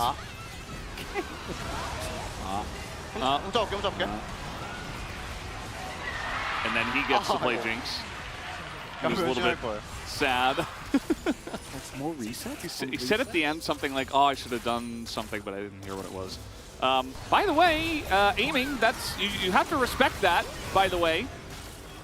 As he gets burns down, that's a lot of damage. Vikla, unfortunately, in this game, just because it's been so high-paced, we haven't really seen the... Okay, well, now he's just got to back away, taking a ton of damage over the wall as the Zeb is going to get him! Duck Dom poking him down! What can't Zeri do is the question now. And yeah, I was about to say, unfortunately, we never really got to see Vikla do much in this game, and I suppose that counts, Chronicler. Yeah, unfortunately, really nice snipe. Vikla going down with the flash as well. Not what you're going to be looking for, but altogether, KT seems to be unable to withstand the Mind of Damwon. Just going to give up this Baron and instead up into pushing. Honestly, best trade you're going to get. You're going to fall very far behind, so you might as well try to get a shove in and get as much gold, and then they don't even get that. They end up with nothing. Yeah. It's very unfortunate. Nuggery, he's spotting to see if anyone's there. You know, he's like, ooh, maybe I can kill him. Just waiting for the next opportunity to engage because that is Nuggery. Damwon certainly benefiting from that aggression from that player. As it all starts here. And good buffer from Canyon. If he goes down, it's a really big hit to the economy. And Vikla feeling safe. He is not. And as when Dogdom goes in, he doesn't know. He doesn't have vision in that ward. Like as he is surfing, they put it down. I just want to highlight that. Like they didn't know Vikla. They had an assumption clearly. Yeah, I mean they saw him shooting rockets and stuff like that, so they're like, yeah, let's see. Probably works. Let's aim for it. Yeah. And Dogdom would have had to, at the very least, flash. Not going to be the case. And now he's going to be broken open here by Damokia. Yeah, I feel like more than anything, that was extremely aggressive. Another buffer comes in. Final chapter, so aggressive. And what I was about to say is I feel like the Yuumi, out of all of these 5 champions, even more than the Zeri. I was saying, yeah, I don't know if I want to say it anymore. No, dude. But yeah, the Yuumi feels like the most aggressive. It is. It's just crazy how well she synergizes with every single champion on her team. Every single one. Yeah, we haven't even seen the real Zeri. She hasn't shown up yet. Like that Infinity Edge is going to be finished, and now we're going to see it. But right now it's just Canyon who is using his ultimate as really just a stopwatch with extra steps, making sure that you never actually get taken down. Great use of the on-target ability. And it's for K2. Fighting becomes so incredibly hard because your most member aiming doesn't actually have any tools to keep him safe. Oh, they're just going to burst him. Yeah, that's instant 600 damage from a screen away. Yeah. Oh, interesting. Yeah, Duckdom at this point, you know, he didn't have a very fun laning phase, but he has 2.5 items. He's got some nice kills under his belt now, so I suppose it is okay that he's just nuking people from a mile away. Yeah. And if you have a Thresh, if you have a Poppy, if you have any defensive tools as a Cuz, he goes down. There's not much more to say. He gets greedy for Lost Hit in the ward. Are you saying you didn't want to see the replay, Chronicler?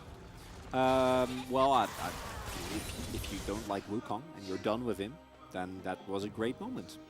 How about Viego? I feel like, you know, Wukong versus Viego every single game. But we're not done with No, him.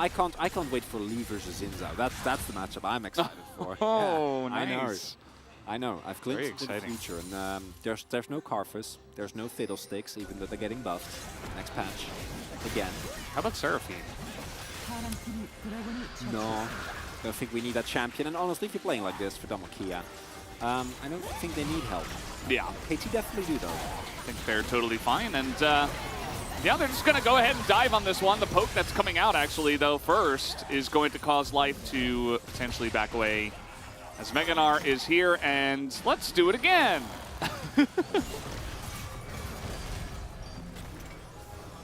And yep, they actually spot her. They know. And yeah, that was... Yeah, Infinity Edge is finished. I think we needed an intervention. What do you think, Chronicler? For letting Zeri go through draft when the Twitch gets banned away, and it's I agree. I think we need that kind of... that or perhaps just never letting her play in her current state. Regardless. Yeah, I think we could use that intervention. Yeah, I'm down. The W always crits when it goes through a wall. I don't know what to tell you. That's the gameplay. You can always make it go through a wall. Yes, I know. Interesting. Yeah.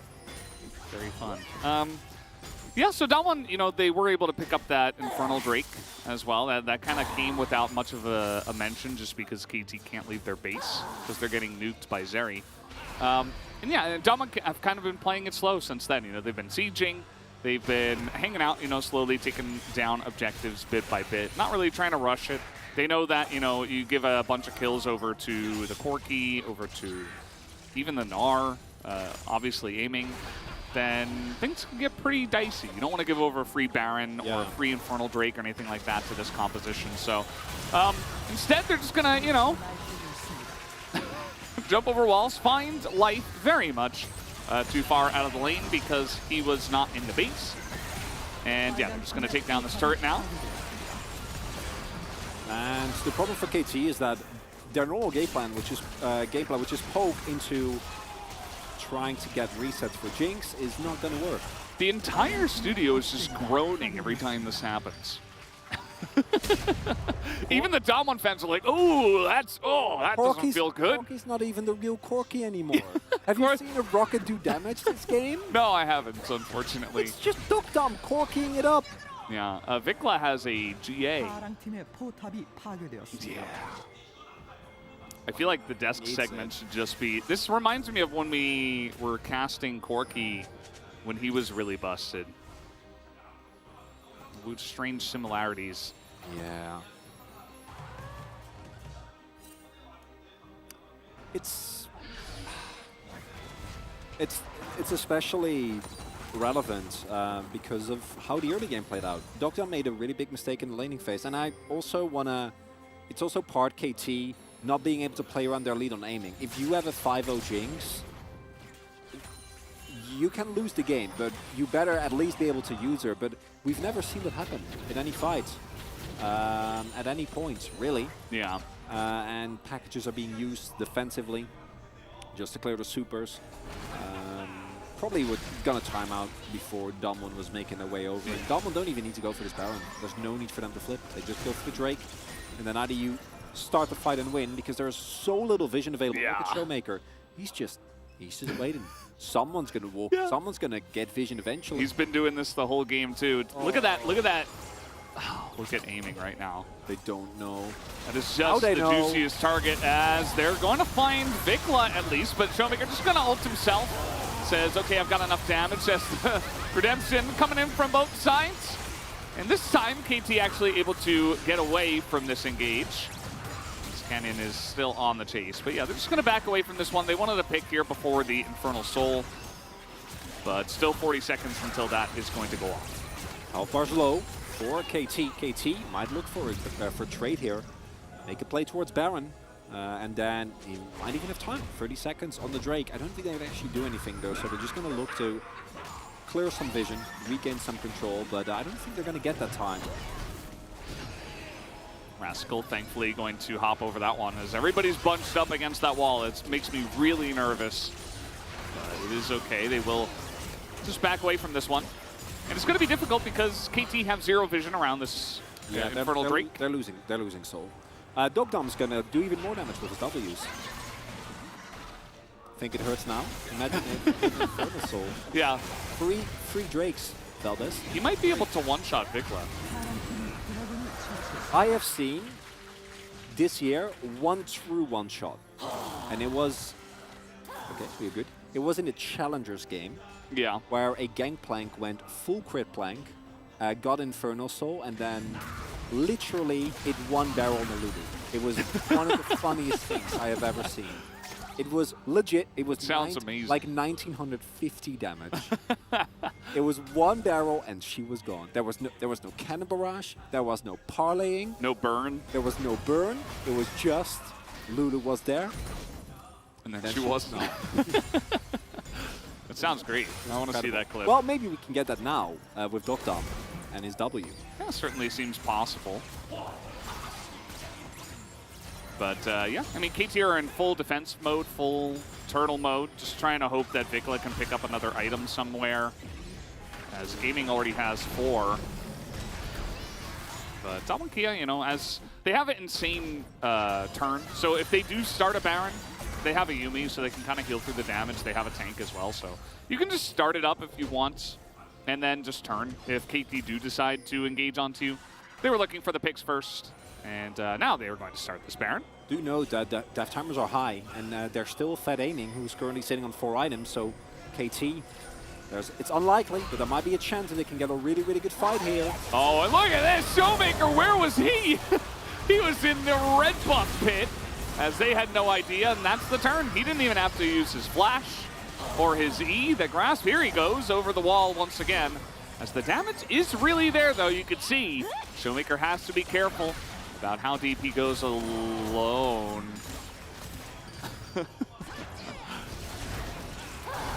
Love it. Love it. Love it. KT, unfortunately, forced to contest the Baron there. Not able to actually get anything double smite, courtesy of Showmaker. And overall, there is still a Fountain Laser scenario. If the highway to the Damwon Kia base can be found, if they can get a clean ace with Aining, somehow picking up a big multi-kill. But I don't think Damwon are going to give them the opportunity, and this ties into what we were talking about earlier. Vikla's Corki does very, very little, and there are not actually a lot of great defensive tools here. There is, of course, Wukong and Gnar that can like provide a little bit of safety, but that's not what you're going to need. Look how much backline access this Damwon Kia comp has. They just, the mobility that they have is so hard to deal with. Aiming needs this space very, very safely, even with flash available. And Yuumi is also just a nuisance for any maybe explosion kills that you might otherwise get. We're just zooming in on every W now. That's what going us strong. I love it. We've gone back to this, and I'm on board. I feel like it's even more annoying because it's kind of, you kind of have to get used to like the angles at which it comes out. There's like that weird delay sometimes between the actual shot into the wall and then when the lightning damage is going to happen. As even Yuumi with Infernal Soul is quite annoying. Just going to slowly push in. They do have the Baron here, so these pushes absolutely not very difficult for Damwon Kia. Yeah, they don't have a wave though, so they're actually wasting a lot of time on this Baron buff. Might have wanted to sync their wave up a little bit better, or rotate towards topside instead, because what they're doing is just waiting for KT to come out of their base and make a mistake. And KT very wisely say no. They're building Ravenous Hydra. they're not coming out of the base. They're sitting there looking to clear waves. And they should. Like the win condition for KT at this point, hold tight at your turrets, your Nexus turrets. I don't think you're defending any other turrets. Yeah, I don't. It's just so dumb. Aiming like doesn't get to play the game. He's like, okay, I'm back. I'm ready. Let's fight. I have 5 kills and 5 items. Please let me attack something without taking 1,200 damage before the fight begins. Okay. Well, that's going to be the signal for Damwon Kia to just go on in. And you can see Cuz and the rest of them are just going to wait for it. Here's another one. Vikla nearly dies. Definitely in 2-shot territory. And yeah, with this teleport now coming on in, probably should have used that on the minions, but it's okay.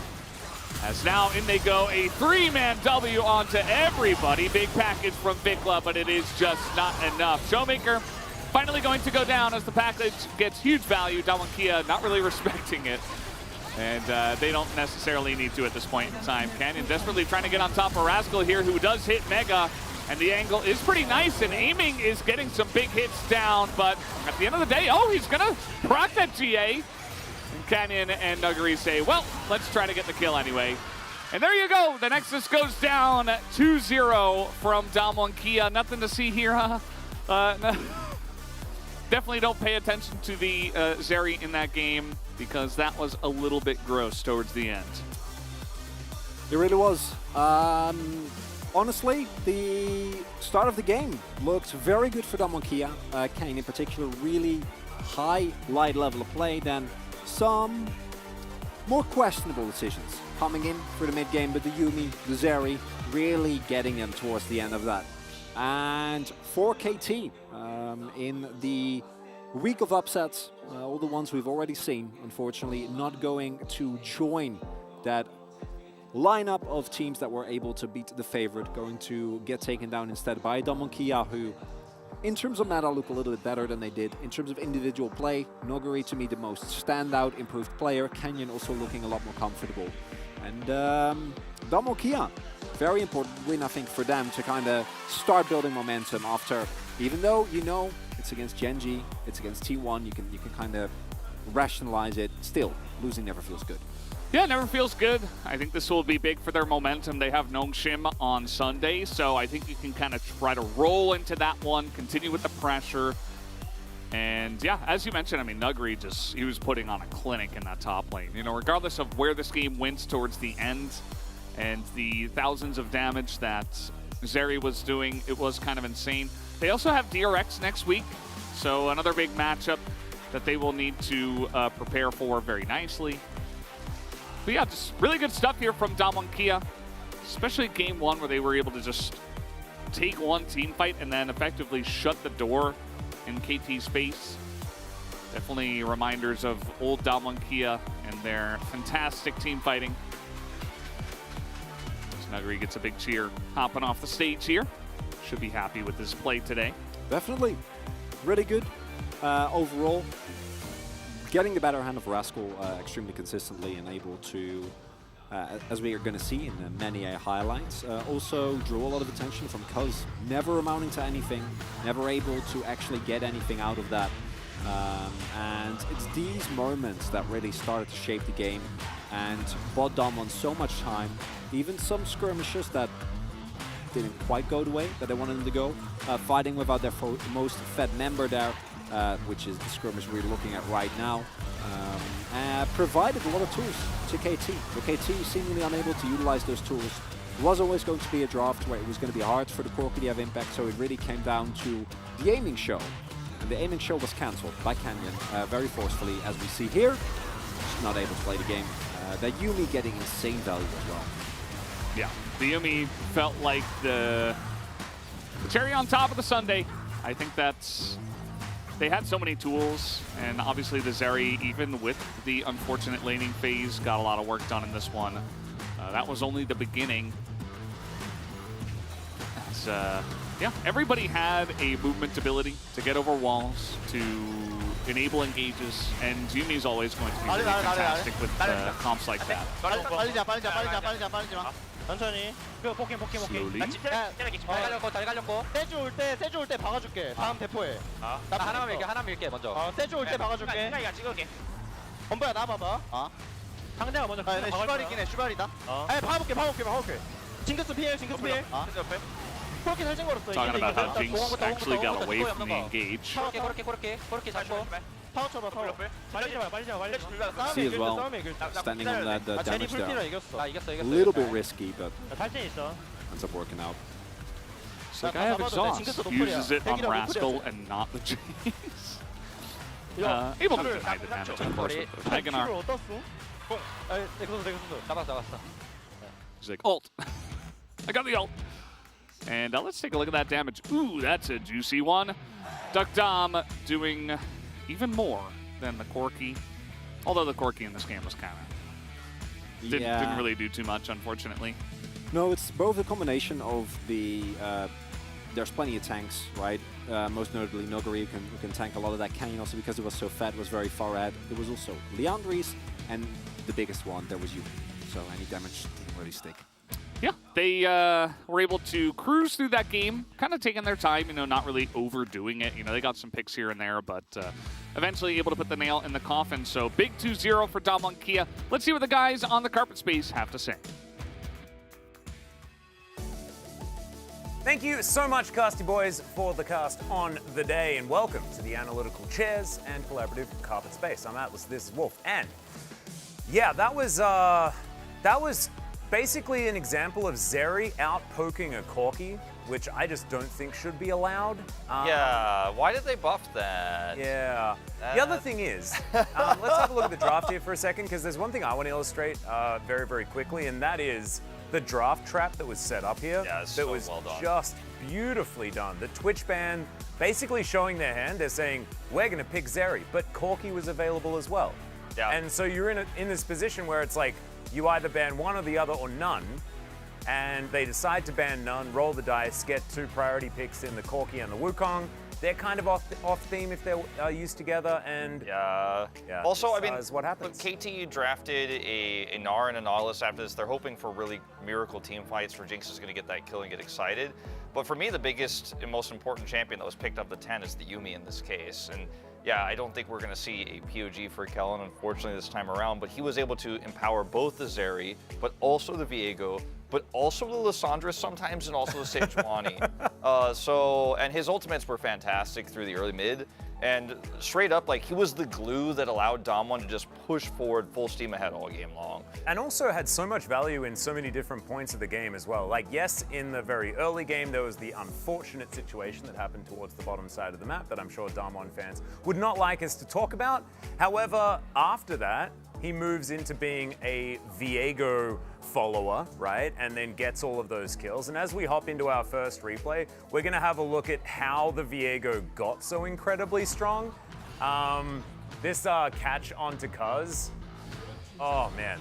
Yeah, he just catches Cuz here, and then Cuz, of course, has to ultimate, and then is going to try to, of course, turn this one around, which ends up being to his detriment, of course. And look at Canyon here, burns him down, and then, of course, just has Kellen to block these rockets, then comes back over the wall with the reset here.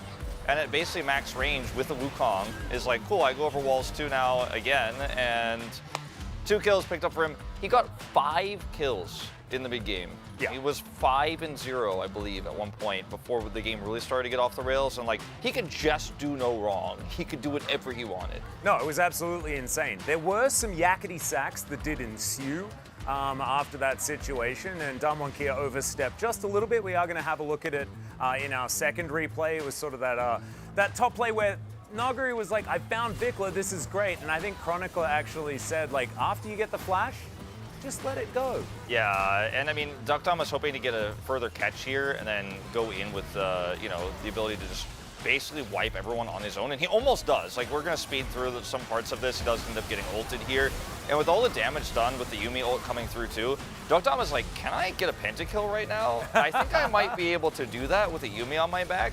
And he actually holds them here just long enough as we speed through this for Canyon to come back up. And with Viego resets and a Zeri here, it's actually realistic that they could 2v/3v5 this pretty easily with the health bar situation. Canyon decides, I'm gonna go in and go for it, is caught here by life and still trades back kills, getting these resets, and almost actually gives them the full wipe. He was so close. And like, this is why we had to bring up the fact that he was so fed at the beginning, because otherwise, that's just a catch on the jungler, and they go and like take the rest of the map, right? But instead, 2 people die. Yeah. Because he just presses Heartbreaker and instantly life is just evaporated. We're gonna hop into our final replay though, and this one was the last nail in the coffin, because KT were like, well, Jinx will carry, don't worry. And Canyon's like, yeah, but it's my Jinx. Yeah, and I mean, this is just so sad because KT are trying to find value of this Jinx and the poke that she brings and trying to work together with the Corki in this, but they had no vision and so many great traps were set. Damwon Kia just out-mechanicked them. And he becomes Jinx here, like you said, just pops off in the fight. Like, yeah. It was a one-sided affair in Game 2. Game 1, I think a lot closer, a lot better for KT. Aiming did his best. Like, he was also 5-1 that game. You wouldn't know it if you were watching every team fight because he wasn't able to make a lot of impact in that game, but at the end of the day, Damwon really bouncing back in this matchup tonight. Yep, it was pretty dominant. We are going to check out the player of the game for this one. See who is going to pick it up. Canyon is going to collect it. I think this would have been my vote, 100%. His early game control, just fantastic. And if you ignore the extendo beams towards the end of the game, it was all about what Canyon was able to do. Yeah, I'm not going to put my vote in the extendo beam basket myself, but I mean, look, Canyon gave this team so much space around some of these fights that Damwon were able to force because he's fed. Like, fights like this shouldn't be happening, where he's like literally Wukonging over the wall to chase down this Corki, and Victor's like, well, this just isn't fair. Like, this just isn't right. This isn't normal. Someone check the in-game deficit. As this was just also, like, he barely survives here with his reset, becomes Jinx, and then is firing zaps over the wall. Like, I don't know what to tell you guys. Phenomenal performance on multiple champions, but namely the Viego. Yep. 1 vote goes over to the extendo beamer. Otherwise, a few going over to Noguri, whose early game was just amazing, kind of overshadowed by what Canyon was doing. But we are going to go to the interview. So here is Jason for some translation. Thank you very much, guys. This is season 4 the POG interview translation, joined by Showmaker and Canyon from Taman Kia. A great victory to break your losing streak. Showmaker, how do you feel right now? Yeah, I mean, imagine if we lost today's game as well, you know, it could have been a big crisis for us, but I'm happy that we were able to pick up a victory. What about you, Canyon? I'm happy that we were able to pick up a clean to a victory today. And Showmaker, you know, last week was really tough for Taman Kia. Apparently that made a dent in Taman Kia's momentum, picking up 2 losses in a row. After losing to Genji and T1, we were able to realize that we really have to, you know, improve. I can't go into all the details, but we had a lot of communications after having a losing streak. And today you guys started off really strong. We had R5 Lissandra into Azir. Not the best pick into Azir's strong laning phase. What were you looking for with that Lissandra pick? Lissandra is apparently very weak in lane, but still she's a really good pick for your teammates. So I wanted to kind of make a lot of setups for my teammates. We had miraculous parents still with that Lissandra as well. It was a spellbook smite, so let's take a look at this replay together. Did you see that coming, to be honest? Were you confident? I was not like confident, you know, but still. When you are actually taking Baron with Kalista, they have a set number where you go for both Rend and Smite. So I was just like trying to be lucky and take that away. And somehow it worked. Kenan, how did you feel at that moment? I was fully committed to fight, so I was not, you know, aware at that moment because Showmaker also didn't really mention about it. We were just like quietly stealing that away, but it was amazing. It was obviously a carry performance from Lissandra, and it's been 3 years since you played Lissandra last time in the LCK. What was the process behind that pick? I thought I was a very bad Lissandra player, so I worked on it really. I worked on it a lot, and I'm so happy that I actually overcame my weakness today. And I have a question about your build as well. In game 2, you went for the crown. With the current patch, you know, Everfrost got nerfed.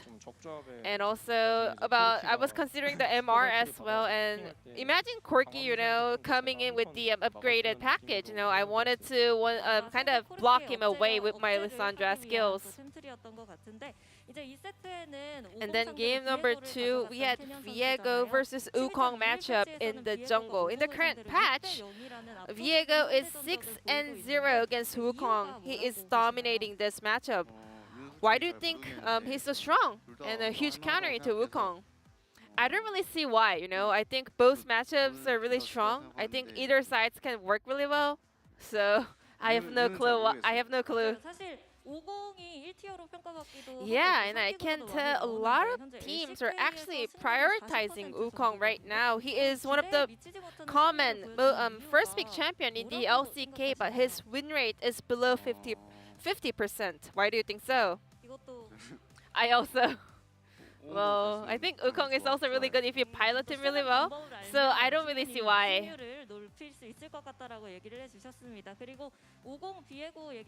Speaking of the jungle matchup, a lot of teams are actually targeting your Talia. She is really getting banned so often against you. So tell me about your thoughts about it. I'm pretty confident in Talia. And whenever we need to, I can always just blind pick her or even first pick. And Taman Kia's next opponent is Nongsim Red Force. This is your chance to start another win streak here. We will do our best to prepare for that match and come back for a stronger play. What about you, Canyon? I think Nongsim has a very strong top side, so I think our top side also have to do our best, and we will work hard for that matchup. And we have so many fans here at Lowell Park. Any message over to them? Yeah, I mean today it was yesterday was like pouring and then today was so hot, but I'm so happy to see so many fans still coming to Lower Park to watch us and support us, and we will do our best to keep showing our best moves and play for the fans. Yeah, I mean we were able to stop our losing streak and I'm so happy about it, and also thank you for showing up and supporting us, and I will make sure to win all the games to make all the fans out here happy. Thank you. And this will be the end of the interview from Showmaker Canyon, and back to the carpet space. Thank you. Thank you so much, Ji-Sung, for the translation of the Showmaker and Canyon interview. Great to get some insight into some of those plays. I liked Canyon being like, I didn't notice him steal it, but cool, I guess. Like, it was Yeah, also being like, I don't think Viego is necessarily better. I don't know why he is 5-0 against Wukong right now. I don't really know. Just being honest. Well, let's have a look at the standings and where this puts these two teams after this match. KT down to 9th place, unfortunate position for that squad underneath Harmon Life Esports because they go to 3 games in almost every single one of them.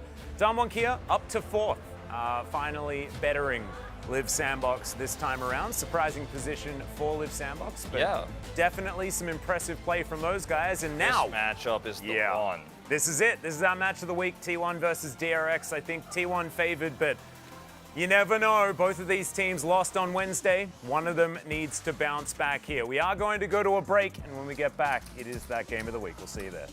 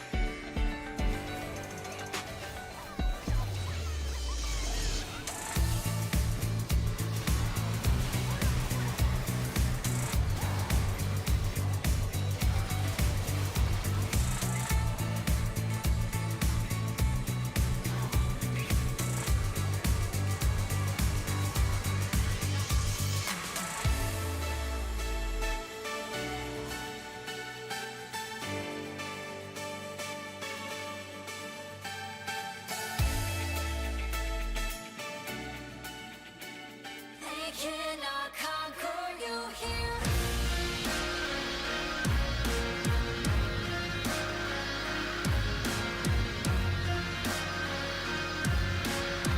They cannot conquer you here. They cannot conquer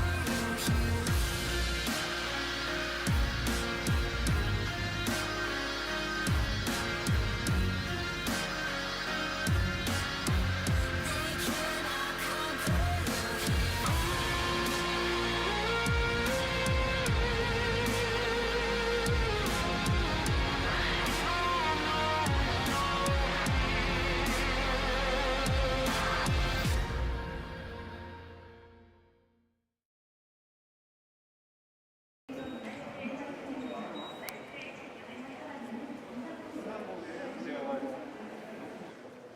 아 이게 진짜 처음 해보거든요, 삭발.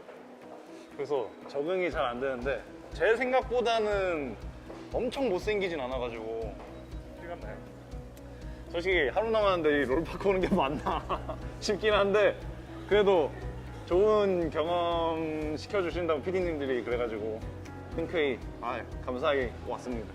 논선이 그 좀 케바케가 많이 갈린다고 해가지고 똑같아요? 준비물 뭘 하고 막 어떤 걸 가져가야 되는지 샴푸나 바디워시 같은 경우 올인원 쓰는 게 진짜 편하대요. 군대는 빨리 씻어야 된대요. 그거랑 선크림 필수. 늙으면 안 되니까 또 가서. 아 이제 시작하는구나. 안녕하세요. 군대 대기실 가볼까요? 안녕. 왔다. 어머. 안녕하세요. 뭐야, 선물 한번 보자봐. 세상이 예쁘다. 없었으면은 좀 너무 이상했을 것 같아. 이거 없었어. 제 건 어디 있어요? 오롱티. 내구성 메타에 대해서 내구성 제 거 없어요?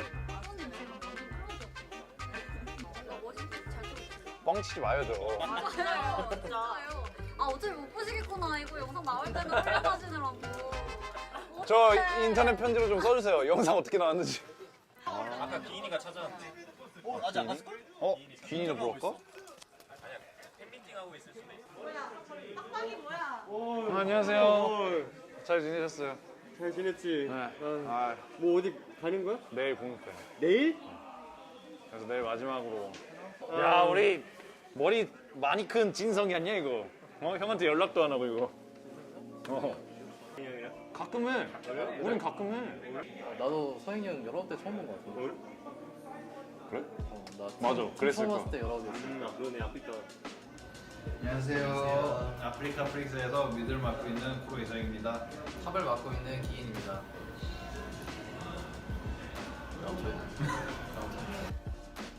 수고하셨습니다.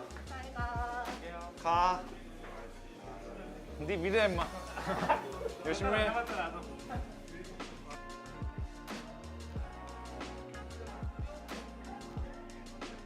안녕하세요. 조심히 갔다 와. 네. 한마디 좀 해줘요. 금방 갔다 올게요. 건강한 게 최고야. 그만하더라고요. 잘할 필요 없고. 근데 또 패급일 필요도 없어. 딱 중간. 롤로 치면 한 골드. 골드 플레이. 중간 제일 잘해요. 롤로 그래. 너 뭐 그렇게 잘할 것 같진 않아. 다녀오겠습니다. 고생하세요. 고생하세요. 진짜 화이팅. 네. 잘 갔다 올게요. 야, 머리 밀었어? 야, 두상이 되게 이쁜데? 다 그만하더라고요. 주성이 이쁘다고. 너 약간 칭찬인지 모르겠는데 잘 어울린다. 감사합니다. 고생하셨습니다. 프로야! 네가 가면 분석됐을 거 누구 아냐? 아이고, 프로야. 잘 다녀오겠습니다. 오늘 잘 다녀와라. 예. 너 충성도 배. 너 차렷! 선방에 대하여 경례! 이렇게 선방에 대하여 경례! 충성! 다시. 자, 프로! 선방에 대하여 경례! 충성! 그렇지. 잘 다녀와. 프로야! 분석됐을 거 어떡하냐, 너 없으면. 잘 다녀오겠습니다. 잘 다녀와.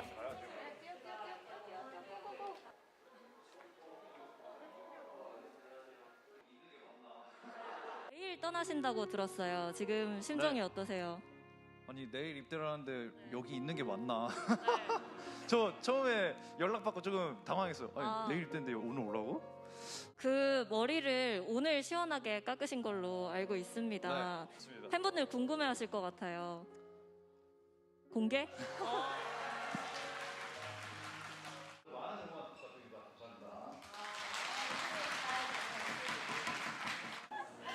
고생 많으셨어요. 고생하셨어요. 고생하셨습니다. 드디어 집에 가네요.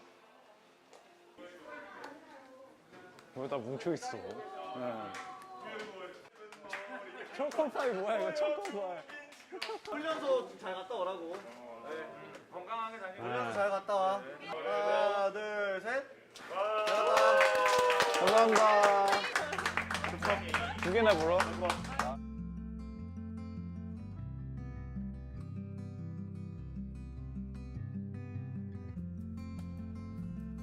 그래도 롤판에서 거의 약 10년 정도 있었는데 뭔가 롤을 안 하고 이제 이렇게 군대 가려고 하니까 조금 이상한 느낌이거든요. 팬분들 진짜 좀 많이 이렇게 축하라 해야 되나? 이거 축하라 해야 되나? 아무튼 많이 반겨주셔서 너무 감사드리고 건강 챙기면서 잘 갔다 오겠습니다. 감사합니다. 뭐 또 충성해야 되네. 충성.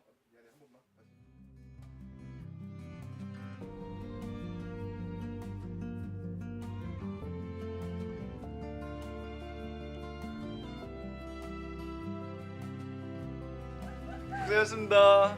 네, 고생하셨어요. 안녕하세요. 고생하셨습니다. 잘 다녀오세요. 바이.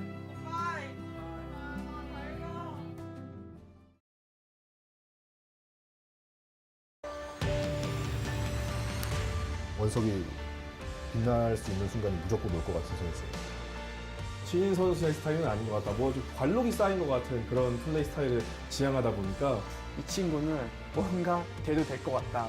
LCK가 안고 죽어야 되는 리더라고.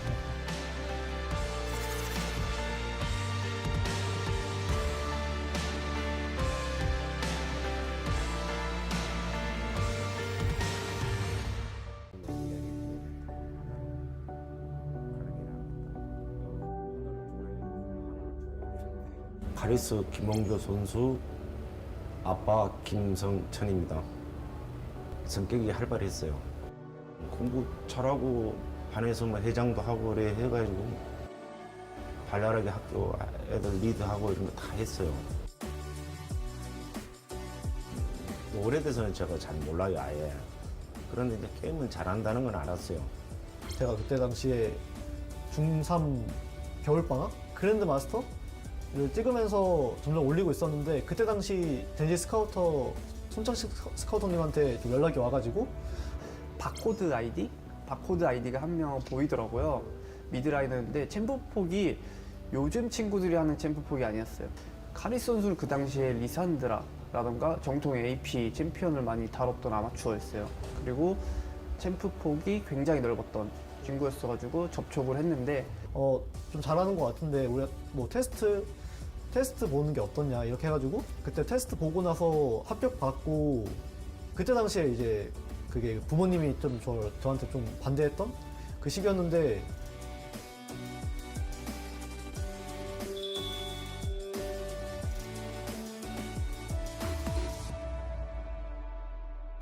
전교 몇 등까지 꽂으셨어요? 한 15등 정도야. 공부를 워낙 잘하는 편이라 공부 쪽으로 기대했던 부모들, 아빠랑 나랑 엄마랑 그건 아닌 것 같다고 얘기를 했어요.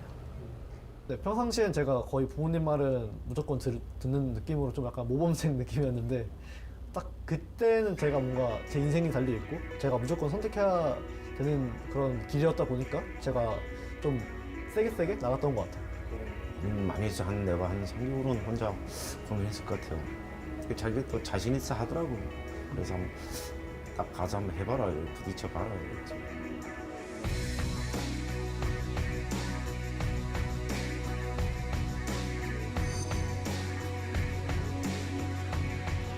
또 그냥 애기 같았어요. 그때 당시엔 그냥 17살이니까 그냥 순딩순딩하다 논리적이고 좀 뭔가 남을 잘 설득할 수 있고 하면서 얘는 좀 똑똑한 것 같다. 좀 어른스럽다? 또래에 비해 그런 느낌이 봐서 그때 확신이 좀 들었어요. 이 친구는 뭔가 돼도 될 것 같다.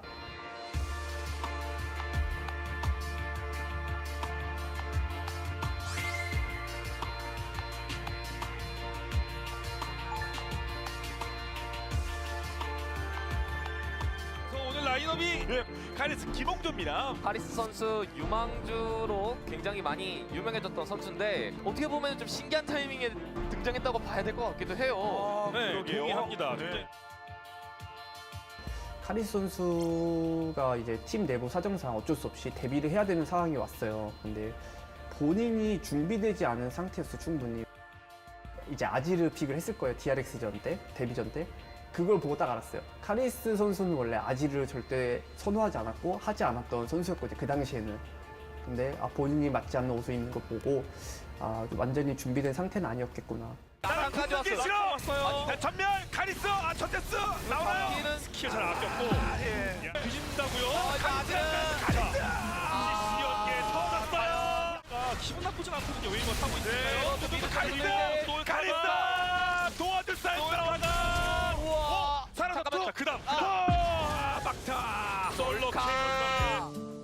He got very much destroyed in the lane and he did not have a good time. So I just thought, you know, he's a new player. I think he just needs more experience. Obviously, he looked very good when there was a lot less pressure on him, I think. You know, when you come to the LCK for the first time, a lot of rookies have a ton of pressure and I think he just couldn't handle it at that time.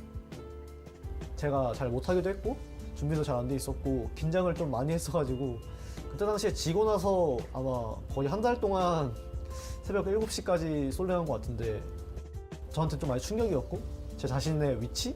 이런 거를 알게 되는 그렇다 보니까 확실히 더 열심히 하게 되고 어떻게 보면은 그 프로게이머로서 좀 바뀌게 된 그런 두 번째 부분이라 생각해요.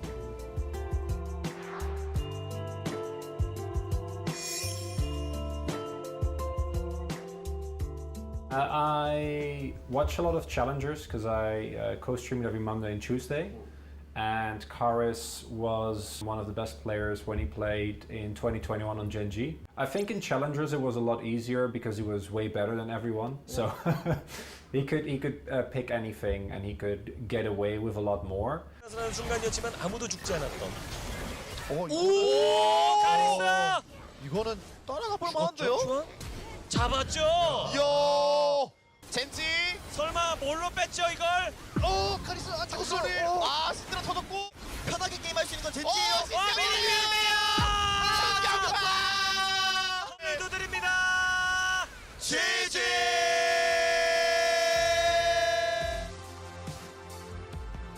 엄청 좋아했어요 정말. 그리고 거기서 엄청 밝게 다른 동료들은 이제 또래들이잖아요. 거기는 형들이 아니라 되게 잘 지냈었어요 아이들은. 자신감도 굉장히 많이 찾았고 분위기도 워낙 편하게 본인이 말할 수 있고 주도적으로 말할 수 있는 그 분위기다 보니까 본인의 장점을 많이 발휘했던 것 같아요.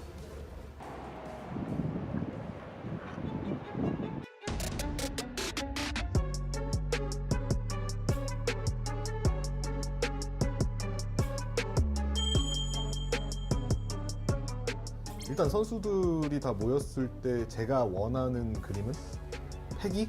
아니 그냥 커튼 콜러! 그 드래곤 등장! 예! 그런데! 와우! 오팔릭! 열정? 잡아야 돼요! 잡아야 돼요! 근데 와 그냥 안 가요? 아니 왜 이렇게 야 이거 안 끝났어 카리스가! 왜 이렇게 안 죽어요? 카리스가 왜 안 죽어요? 겁먹는 것보다 그냥 한 대라도 더 때려야 된다 약간 좀 이런 거를 엄청 요구했었는데 선수들이 아무래도 좀 경기를 치다 보니까 조금씩 이제 겁이 생기더라고요. 그래서 그런 부분이 좀 안타까웠죠. 해야 되는 광동 프리스 입장에서는 좀 아쉬운데 약간 다이브 각을 엘림과 그렇죠. 호이시 옵니다. 내버려두지 않겠다. 이거 그리고 미아콜 되지 않았나요? 도착! 와 근데 이거 와 이거 이거는 잡아냅니다. 잡아냈어요. 네 이득을 맞았어요. 이러면 그런 야 페이트! 그러니까 1, 2경기가 제가 기억하기로는 같은 매치업이었을 거예요. 근데 라인을 페이트 선수가 자유자재로 이제 컨트롤을 해가지고 하나는 밀어서 잡고 두 번째 판 땡겨서 잡았나? 그런 식으로 해서 거의 이제 카리스 선수가 굉장히 속상할 만한 게임을 했는데 1라운드 광동전 그게 제가 제일 못한 경기라고 생각하고 많이 아쉬웠고 그때 당시에는 많이 울기도 했었는데 그때 생각했던 거는 내가 변화해야겠다. 내가 변화하면 충분히 우리가 이길 수 있다. 그래서 전령 대신에 지금 이거 나이트 왔어요? 잠들 썼고 와 하나생명 와 진짜 한화생명 오늘 킹게임까지 와 하나가 끝나요? 팀원들의 반명? 네 베리로 왔어요 다 잡아내면 와 이거 다 잡을 것 같은데요? 2명 죽었습니다 그리고 싸움 더 커지나요? 예 이게 뭐 라이즈가 아니 이게 체력이 라이즈가 그냥 만들어가요? 뭐예요 이거 라이즈 카리스가 체력이 안 빠집니다 네, 결과가 중요하니까 5대5라면 붙나요? 어렵다 지금 계속 때려서 아니 오늘 카리스 왜 이렇게 잘해요? 좀 내가 주도적으로 이끌어 봐야겠다 이런 생각을 하면서 콜도 좀 제가 주도적으로 한번 해보기도 하고 그런 느낌으로 하다 보니까 그때 딱 2라운드 첫 경기에 연습했던 게 딱 나오게 된 것 같아서 좀 많이 기뻤던 것 같아요. 바로 그 다음 게임에서 이제 본인이 가치를 좀 증명하면서 전 경기의 울분을 털어낸 그런 장면이어서 더 드라마틱하지 않았나 싶어요.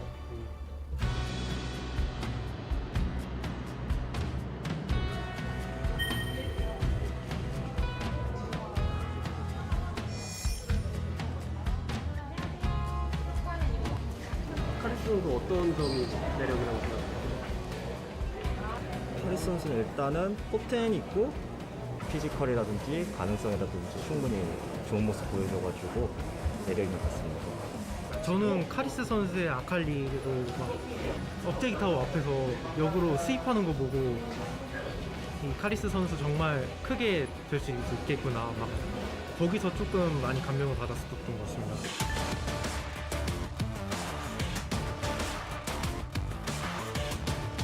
카리스가 해줘야 돼요. 카리스가 해줘야 돼요. 리시 먹을게요. 멈치가 먹었습니다. 그리고 아칼리가 왔는데 카리스가 잘 해줘야 되거든요. 오히려 쌈디 전사 그리고 카리스도 위험. 설마 카리스도 위험. 잡아라. 레드불리언. 저희가 일단 게임을 좀 많이 유리하게 가져가고 있었는데 한타도 한번 비벼지고 저희가 바론도 먹히면서 불리해진 구도까지 왔는데 이거 정면 승부는 너무 힘들다. 이거는 무조건 내가 뒤 돌아서 상대 뒤 딜러들을 좀 압박 주고 그렇게 해봐야 겨우 한타 이기면서 할만할 것 같다. 기회가 왔습니다. 2대0의 스코어가 눈앞에 보입니다. 지금 현재까지 그림은 말이죠. 베이스 아직도 아웃이에요. 이러면 여기 어떻게 막습니까? 제살 8초 남았는데 아칼리가 돌아요.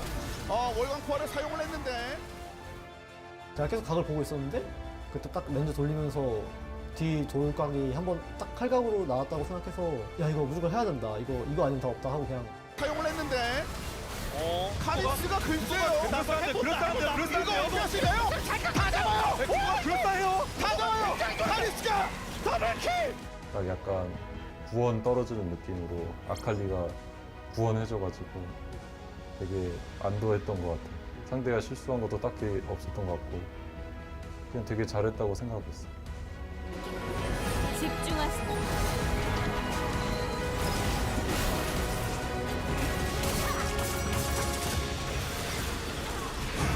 다했나 미드라이너로서 이제 할 수 있는 최고의 이제 희열을 느끼는 장면이잖아요. 어지러운 구도에서 멋지게 잠입을 해서 상대의 여럿을 잡아내고 게임 분위기를 완전히 뒤바꾸는 그런 장면에서 팬들이나 시청자들이나 너무 이제 눈이 즐거웠던 장면이었다고 전 기억을 합니다. 누구나 할 수 있는 플레이라고 볼 수는 없잖아요. 그 한복판으로 들어가서 불리한 상황에서 내가 뭔가를 해내야 되는 상황에서 그런 장면을 만들었다는 게 그게 그 선수가 가진 포텐과 폭발력이라고 생각해요.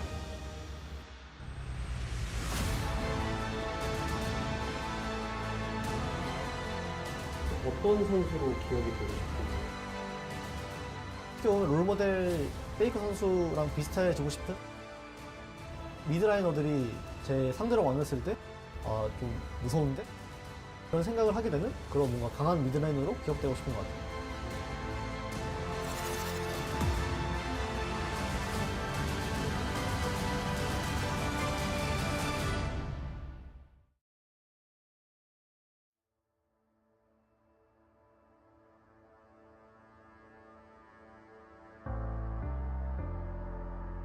The night beckons while you dream.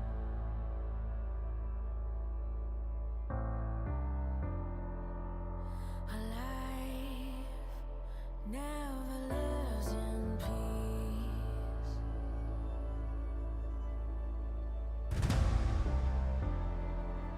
As you stand upon the edge, woven by a single thread.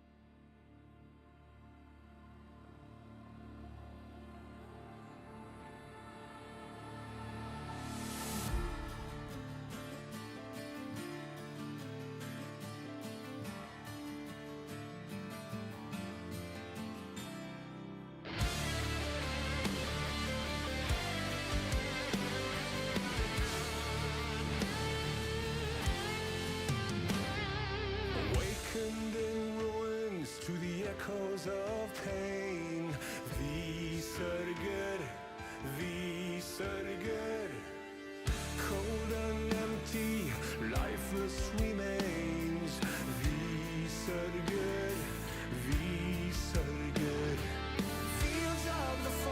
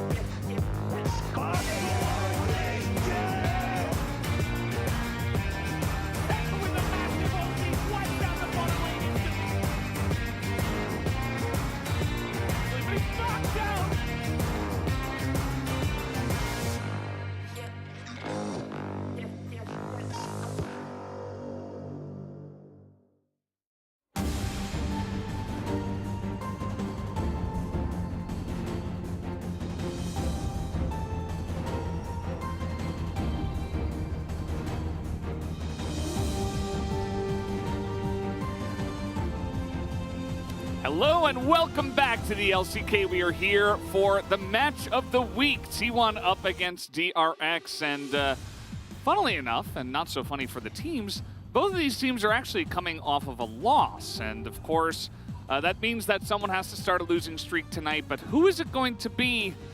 My money is on DRX. I think T1 are still the stronger team. What do you think, Chronicler? Very controversial take, fellas. Brave, upstanding. Sometimes you gotta put your reputation on the line. I agree. I am not controversial. And T1, even though they lost the game against Kwangdong, it was issues that T1 have struggled with effectively the entire year, being a little overconfident at times, not respecting drafts within series as much.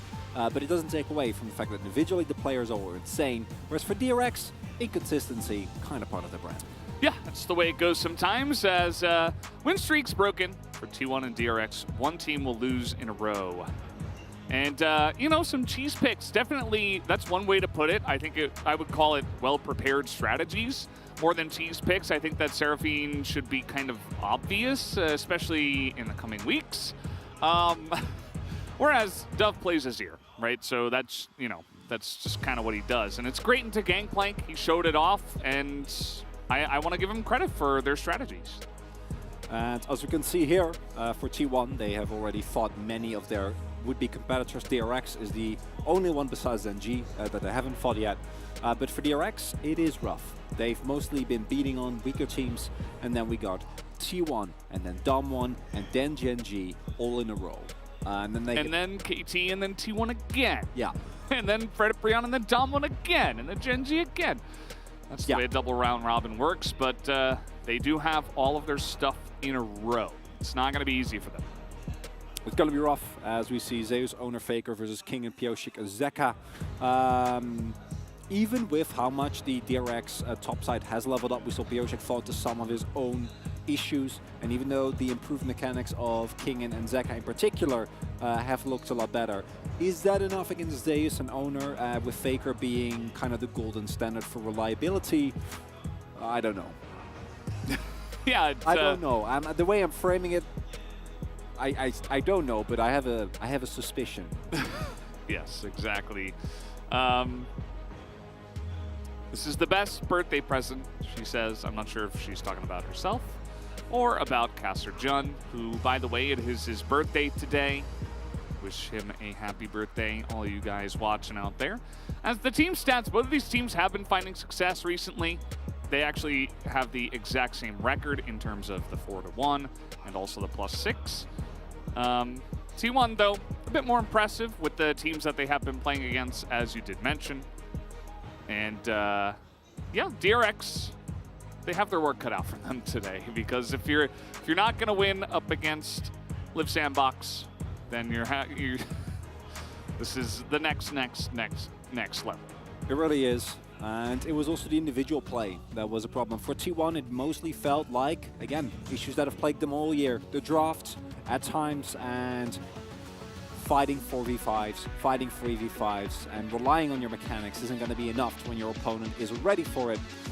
Zeus, Owner, Faker, Yuma, Yushi, and Keria. Still, incredible roster. And after the game on the analyst desk, we talked about this a lot, and I truly believe that that loss should be a good thing for T1, because if it starts happening domestically, if you're getting outdrafted by teams like Kwangdong, who again, credit to them, really well prepared, having two variations of that Ornn Seraphine draft at the ready, but at the same time, maybe that will be the push that T1 needs to really level up to the next level. Absolutely. As that sign kind of making fun of our friend who was not able to get a ticket, hoping for for T1 to get back on the train and to continue with the streak and to continue winning. These guys should be very angry, you would imagine. You kind of see on their faces definitely a little bit somber, because they want to come out and win again. But they are up against DRX, who are in the same spot. Obviously, a little bit smaller of a streak, but DRX still wanting to play at the tippy-top shape and try to best one of the hardest teams here at the league. And these teams are somewhat of an interesting counterpart to one another because creativity is actually where DRX shines. They've been very happy to pick up things like Kindred. Barrow in particular is notorious for always trying out new things, looking up and trying to find new synergies, new champions. His loss also very hardly felt on Dom1, but consistency has always been an issue of them. And even though they looked really good in their first 4 matches, we also have to take into account strength of schedule. We keep going back to it because it is very important when rating this team that they faced a lot of the weaker teams, the Hanwha Lives, which they dropped the game to, the Freda Brions. And in light of that does really put a bit of a different perspective. Doesn't mean that DRX is suddenly going to be a weak team, but beating T1 does require something special. Absolutely, as we are going to set our sights on the top lane. A lot of us kind of touting Zeus as one of the best players in the LCK, if not the best, but Kingen has really stepped up his performance, especially the Ornn, which he has continued to be undefeated on. He is 4-0, and he is, I mean, he had probably the best Ornn play I've ever seen, and I've been casting League for quite a long time. Zeus does have #1 in a unfortunate bad stat at the bottom, actually. Nearly missed that one. He has the highest isolated deaths. The guy likes to play forward. He likes to drag a lot of attention to his lane. And often, in the past especially, he was able to take that pressure and then get away. But T1 is playing a little more fast and loose, and as a result, Zeus also getting taken down. Owner going to be very important in today's matchup as well, due to his impact. But I am mainly going to be looking towards the draft, because both these two teams were somewhat thrown for a surprise. Most notably, Kwangdong, again, we got to keep going back to that Seraphine. We got to go back to both iterations, both with Senna and with the Ashe and the Ornn.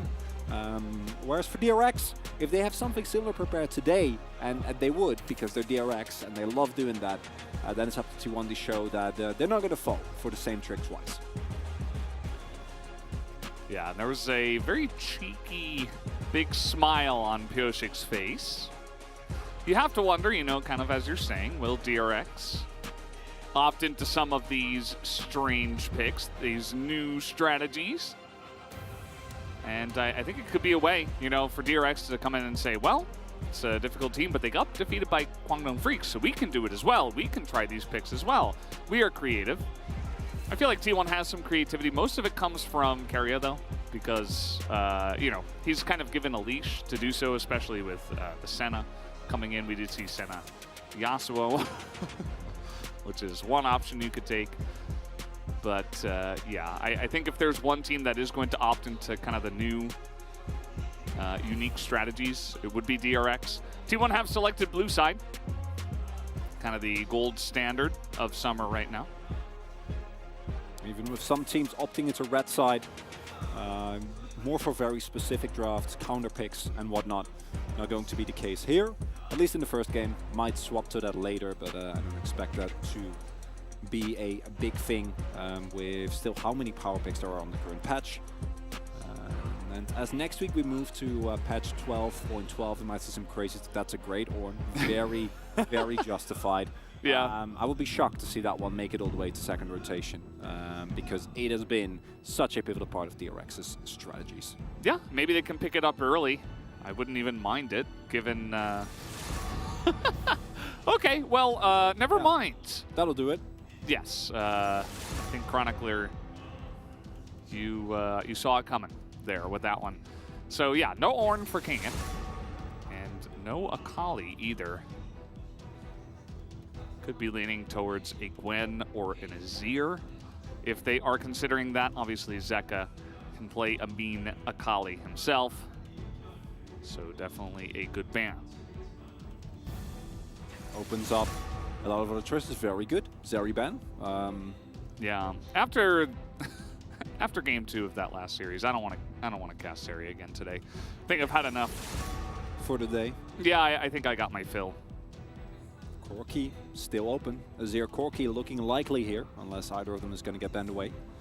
And we have seen some teams still prioritize the Ahri. DRX is a notable one, although Corki still higher in the priority list than that. And Senna still open, enables a lot of flexibility in draft. And Wouldn't be surprised to see that prioritize Tom Kench, another pick that Carry in particular is incredible on. And could warrant, but it is going to be the Quirky. They're not opting into that Kench. Instead prioritizing this for Faker. Yeah, so Quirky's going to come in here. You know, stuff like Yuumi, Seraphine could be selected against the poke that you can opt into with the Quirky pick. I do like the GP ban away from Zeus. I think that just has been too strong for him. It's very strong in general nowadays, so just taking that off the board is not bad. Of course, now they have to have a strategy against the Quirky, and you know, in times past and with different teams, if I saw these two picks, I'd say, well, blue team has got a big advantage. You know, they're going to have the range and stuff like that. But it is deft, and Kalista has slowly been seeing more and more success here. So the Ashe counter pick previously. I'm loving Kench and Senna here. It is greedy in the way that it can be punished by a DRX Renata, which has been one of the main picks because of the high level of oppression it provides. Okay, hear me out. Is he just taunting them? Well, he might. And also, Seraphine support is considerably weaker than AP and mid Seraphine. So even though it is still a pick that might provide a lot of value and possibly tilt T1 into oblivion, this is much more likely. The counter pick that was actually pulled out, and DRX now trying to use that themselves. Very interesting. Hovering the Seraphine for that long, and then switching over to the Amumu. But yeah, Kalista Amumu, we are going to see it once again coming out here. Let's see what they go for here in the bans. They're going to immediately target the anti-dash and dive champion in the Poppy. Very nice. And for T1, would honestly love a Gragas pickup. Gragas, been played by Zeus before. Very, very strong. Worked out really well for them last time around. And will provide more disengage and more finishing potential as well if the Corki rockets do land. Alternative is a big front line so that you can both protect your Corki and then also utilize the healing that Senna is going to provide, in addition to Kench, of course. Not the unfortunately still open and probably going to get picked. And I say unfortunately because we've seen a ton of Gnar. We have seen enough Gnar to last us a lifetime, but I don't think it's going anywhere. I mean, maybe T1, if they really don't want to deal with it, they could ban it, but other than that, seems pretty likely, especially with the GP banned away here. Yeah. The Ornn taken off the board too. The top Olaf denied, which I believe it was actually Kingen who did play that. But let's take a look, and it will be Kale. So Kale will be banned, and Gnar will be picked. Yeah, could be Gnar into Gwen here for T1.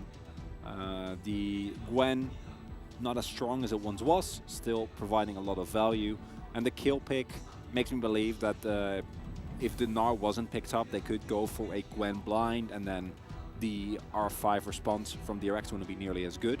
I really like Volibear. I know his win rate is absolutely atrocious, but I do personally think that the champion works relatively well. You can also just pick Lee here though.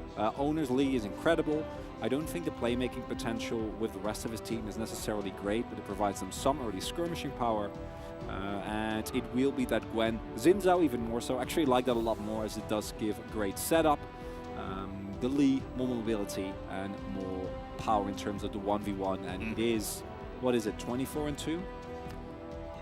I think it's 24-2, maybe it's 25-2 at this point. I don't know, but I would like to have us be reminded, because he is playing Lee Sin again. Owner's Lee Sin, a thing of legends, slowly but surely. And yeah, Taliyah is available. Could try to bolster some magic damage there, but they do have the Ahri and the Amumu, so... Oh! Yes. Fiddlesticks. Please. Hecarim. It's one of the PO6 specials, not the one I was hoping for. I thought you were going to say that's one of the champions. Yeah. That is in the game. Because Udyr is in a great spot and is a staple of the Hecarim Udyr meta of last year.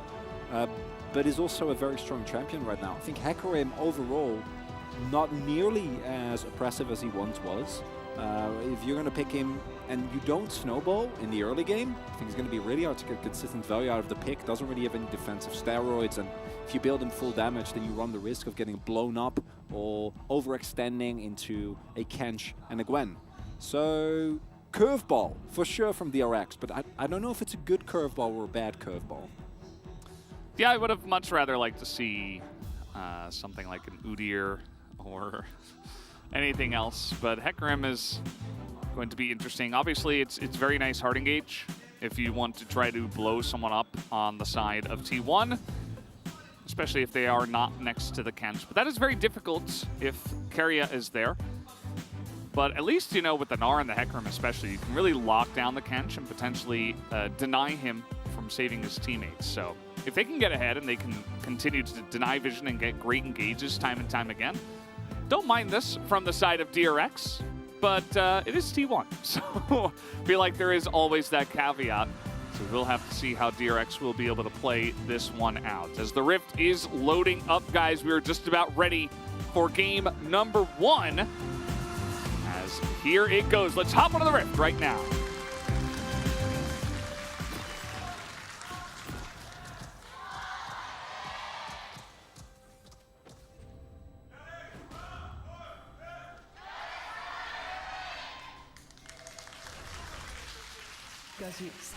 All right, off we go. Back onto the Rift here for the match of the week.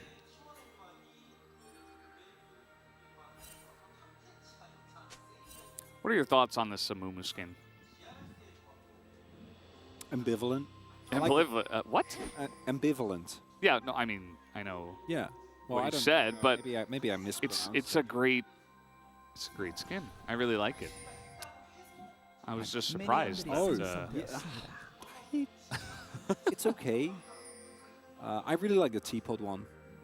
Yeah, that's pretty good. We did have that when this was played, I think, a couple days ago. It was, yeah.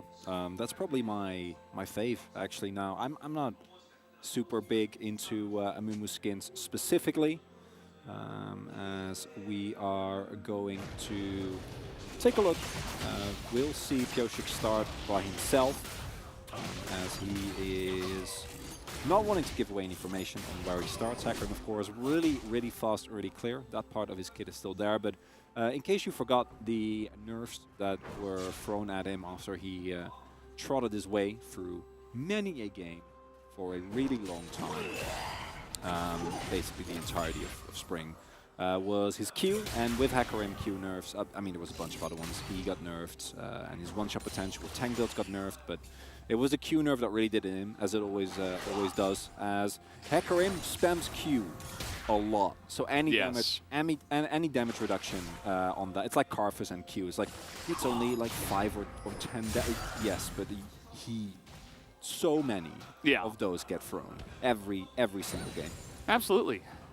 And it is certainly a big deal. This mid lane is going to be a very interesting matchup, I have to say, because Zeka Zari has been quite impressive, and so has Faker Scorky. You know, Faker able to pick up pretty much any champion, and he's been excellent on the Corki. There have been a couple of missteps with packages and stuff like that, but other than that, has been quite strong. As here comes Barrow looking for it. He is actually going to hit the Senna as the exhaust comes in, but Guma's actually going to flash away just to make sure he doesn't take any unnecessary damage. You have to play it safe. Very unfortunate. Second Q from Barrow hitting there might have meant at the end, as there was still the Ignite available and the extra damage could have been the deciding factor. Not going to be the case, as we do see Pyosik having a lead in terms of clear. Owner having to skip his Gromp, but unfortunately for Barrow on Deft, there's no jungler in the vicinity, so can't really punish, can't look for an aggressive play. No dive setup available either, as Guma and Keria are still quite healthy. And as a result, going to see Pyosik head towards that bot side, as he has done a full clear. Owner a little bit behind, as one would expect, but has already picked up the top side scuttle and could look towards some action afterwards. Same for Pyosik, as I'm not sure what the wave state will be on bot side, but can always look for a gank there if Guma and Keria try and over-push out or push out a wave right now. Yeah, Owner chilling up here. Not sure if you mentioned it, Chronicler, but Keria actually took teleport in this game. Yeah. So no fighting summoner. I think that's. I mean, you always want to be fighting with this bottom duo from DRX, but the fact that he took the teleport obviously means more map pressure. As now with no flash on Guma and no Devour on level 3, Tom Kent, he is so dead. I cannot overstate it. There's no vision. He just absolutely gets dumped on there in the bottom side. And there's not much that he can do, right, except play extremely passively, maybe try to call over their jungler to try to get vision. But other than that, he is going to die in that position. It's like we called. Wave is getting shoved out, so Guma and Keria feel the need to keep going. The one upside about this, of course, is that it's not Guma who's farming. He's still missing out on XP, but Keria is at least able to catch the wave, and kill did go to Barrel. But overall, very nicely done. Good read by Pioshik as well, making good use of the fact that his bot lane was able to force summoners. Immediately cashes in on that. They also had a ward on, thanks to Barrel, on the Krugs. So no risk, no opportunity for Owner either, as Pioshik just does very nicely, waits it out, pops the ghost, not wanting to take any risk, needs to go for the maximum distance traveled. And without sums, it's oh no. Wake death as oh no. There's the slow with the Ren. This time Owner is here though, as Pioshik's still going to continue on to this one. Not much hope from Guma. Nice knock-up from Keria, but it's not nearly enough. That's now 3v2. They're going to get another kill on the bottom side. Can we make it 3? As Keria has the great health, but waiting for the Rend. Not quite able to land that one. And the Rend is not enough damage, but still 2 kills and nearly a third. And now Pioshik's going to start the Dragon. And that's what we've seen before. This is exactly the same mistakes that plagued T1 in the past. Why is Owner trying to get a kill there? Why is it trying to save Keria? I don't know. We'll have to check in the replay, but it is not the first time that T1 is trying to capitalize on a play that is already lost and digs their own hole deeper, as it is incredibly nice second follow-up gank from Pioshik, really, really heavily punishing this bot side. And as a result, Deft, the one Kalista that you don't want to get fed because he will actually do something mid to late game, is getting a lot of money now. Yeah, absolutely. And here we go. The Needle's coming out, waiting for that third proc here as the Scissors. Nearly enough, and there is the third proc. He is able to land it in after the flash, and at least Zeus is able to win his. And this is really big, because Zeus being a pressure point on the map means that T1 isn't gonna get heavily shoved in every single lane, because that's just how the mid-matchup go. And bot lane, obviously, having so much difficulty. And if you're shoving out this wave, and Pioshik has been on bot side so much, you don't have summoners, might want to wait until Owner is actually there. Owner then going in, not able to really get a lot done. And it was either him or Keria, so this way at least Keria is able to waddle away. As that's a mean zoom in. Yeah. Fortunately, there's also good news. Yeah, I feel like we caught the wrong angle there, the wrong camera. Unless we were trying to show that he was not happy with his predicament. As Zeus very calmly says, got him, no flash. So as you guys can tell, certainly not great feels here on the side of T1. But still, Owner's going to come down bot side and at least try to help out in this lane. As you know, Pioshik was just hanging around there once again. This time, Keria is level 6. He has flash, so and even exhaust available for Guma. So I feel like DRX, they got their wins, but it's going to be significantly harder to continue putting on that pressure down there. Yeah, it's definitely not enough. Also because the T1 comp skills amazingly, and the DRX comp needs to get a lead. So it's good from DRX. It's also not necessarily enough by itself. And that's why the Zeus kill is so big, because if you have a bot or top lane that is going even, a mid lane that's has perma shove, because Ari's going to have shove into Corki until Corki gets enough to at least one-shot the waves. Even then you can't really contest as much. And a bot lane that's hard winning, you can invade, you get any objective that you want. And as a result, DRX would have a much easier time completely running over. I don't know if they're going to try and contest Herald here. Owner does have vision. Going to try for the sneaky steal. Yeah, he's going to try to go for it, and he steals it just like that. Makes it look easy. And with the Gwen coming down, he will be able to come on in and just pick this one up. Even just kicks him away and then walks away. They don't even decide to go for the 2v1, knowing that Faker is not there in mid. So nicely done. T1 getting a couple of wins here on the map to try to win this one back. Really important, because it denies further snowballing from DRX, which they would certainly be looking for. And Pioshik still very, very proactive on the top side of the map. Now, Owner is in the general vicinity, and Zeus' wave state is a little awkward, so I'm liking that Owner is here to help him. Pioshik also pathing away, and could be an opportunity here. Is a ward for Kingen. Okay, yeah, he is going to spot him now. As let's see, is Pioshik going to make his way up towards the top side? But Owner just backing on a ward, so they know he's just not going to be around. As now in mid lane, the charm comes in after the flash, and Faker, even with Valkyrie ends the flash. He is not going to be able to get away. That was very nicely executed. Zeka able to set that one up, and Pioshik comes in for the dunk. The immediate response from Pioshik, the moment that Owner is spotted on the top side, he knows counter gank, not possible. I can go all in here, we can go for the dive. Really good read. Oh, and this is a deep roam from Barrel. Oh, Kingen, he's looking to set this one up real nice, as Zeus is going to, just dash away. That's okay. I mean, Death is getting solo XP down on the bottom side. Barrel has his time to actually roam around and stuff like that, as here comes Zeus. Mini Gnar now, so he does move forward at that moment. Possible Drake would be really big here for T1, as it would stop Drake stacking from DRX and buy them 5 extra minutes of time, as they are going to want to hit item spikes on both Faker and Zeus most notably. If you hit your 2-item spike on both those champions, becomes much easier to fight. Corki becomes an actual menace when he has Manamune and Ludens. We've seen it countless times. Same here for Zeus. So Owner holding on still to the Herald and is going to have to put that down at some point, but might get Drake even without having to use it.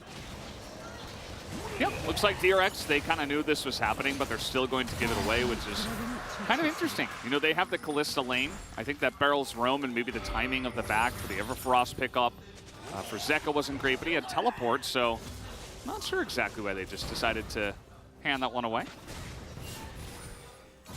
And I'm with the way the game state is right now, T1's always just going to look for plates. I imagine they throw towards Faker, as really nicely done here. Easy as. Goes in, wait for the timing, gets the damage, and then this was a really nice read right by Pioshik. Very well set up by Zeka, getting all the damage he needs out. And the reason why Pioshik can go this deep is of course due to their knowledge that Owner just backed. So otherwise maybe you just get a lead kick there and then you die as Faker. Oh no, he's getting bullied again. The Everfrost comes in into the charm. He's not going to be able to get away from this one, as that was 3 people now in the mid lane. And all of this aggression out of DRX. In a meta like this, they don't seem to care. As in, he comes. The charm will land onto Owner, but not giving up on the kill. W for Zeka trying to live, but the Q will land after the kick. And Owner gets a huge punish in mid. Really big moment. Now he can always also throw down the Herald. Would ideally want to wait until Faker is there, because getting gold on the Corki and getting it to a spike is really, really big, but you also got to seize the tempo when you can. And Owner is looking as strong as usual, honestly. Sin going to be able to pick up so many plates, as Pioshik is going to say hello and then trot onwards. And these are very necessary moments for T1 because it keeps them in the game. Yes, they're behind, but they're still holding on. As long as they're clinging on to this game, there will, or there might be, at the very least, a turning point. So even though DRX is playing this aggression like wonderfully, I really got to commend them for it. Pioshik, this is how Pioshik looks when he's really on form, right? Continuous play, constantly ganking, and feeling clearly very comfortable. And then Zeka, a lot of resources getting used to kill Faker there.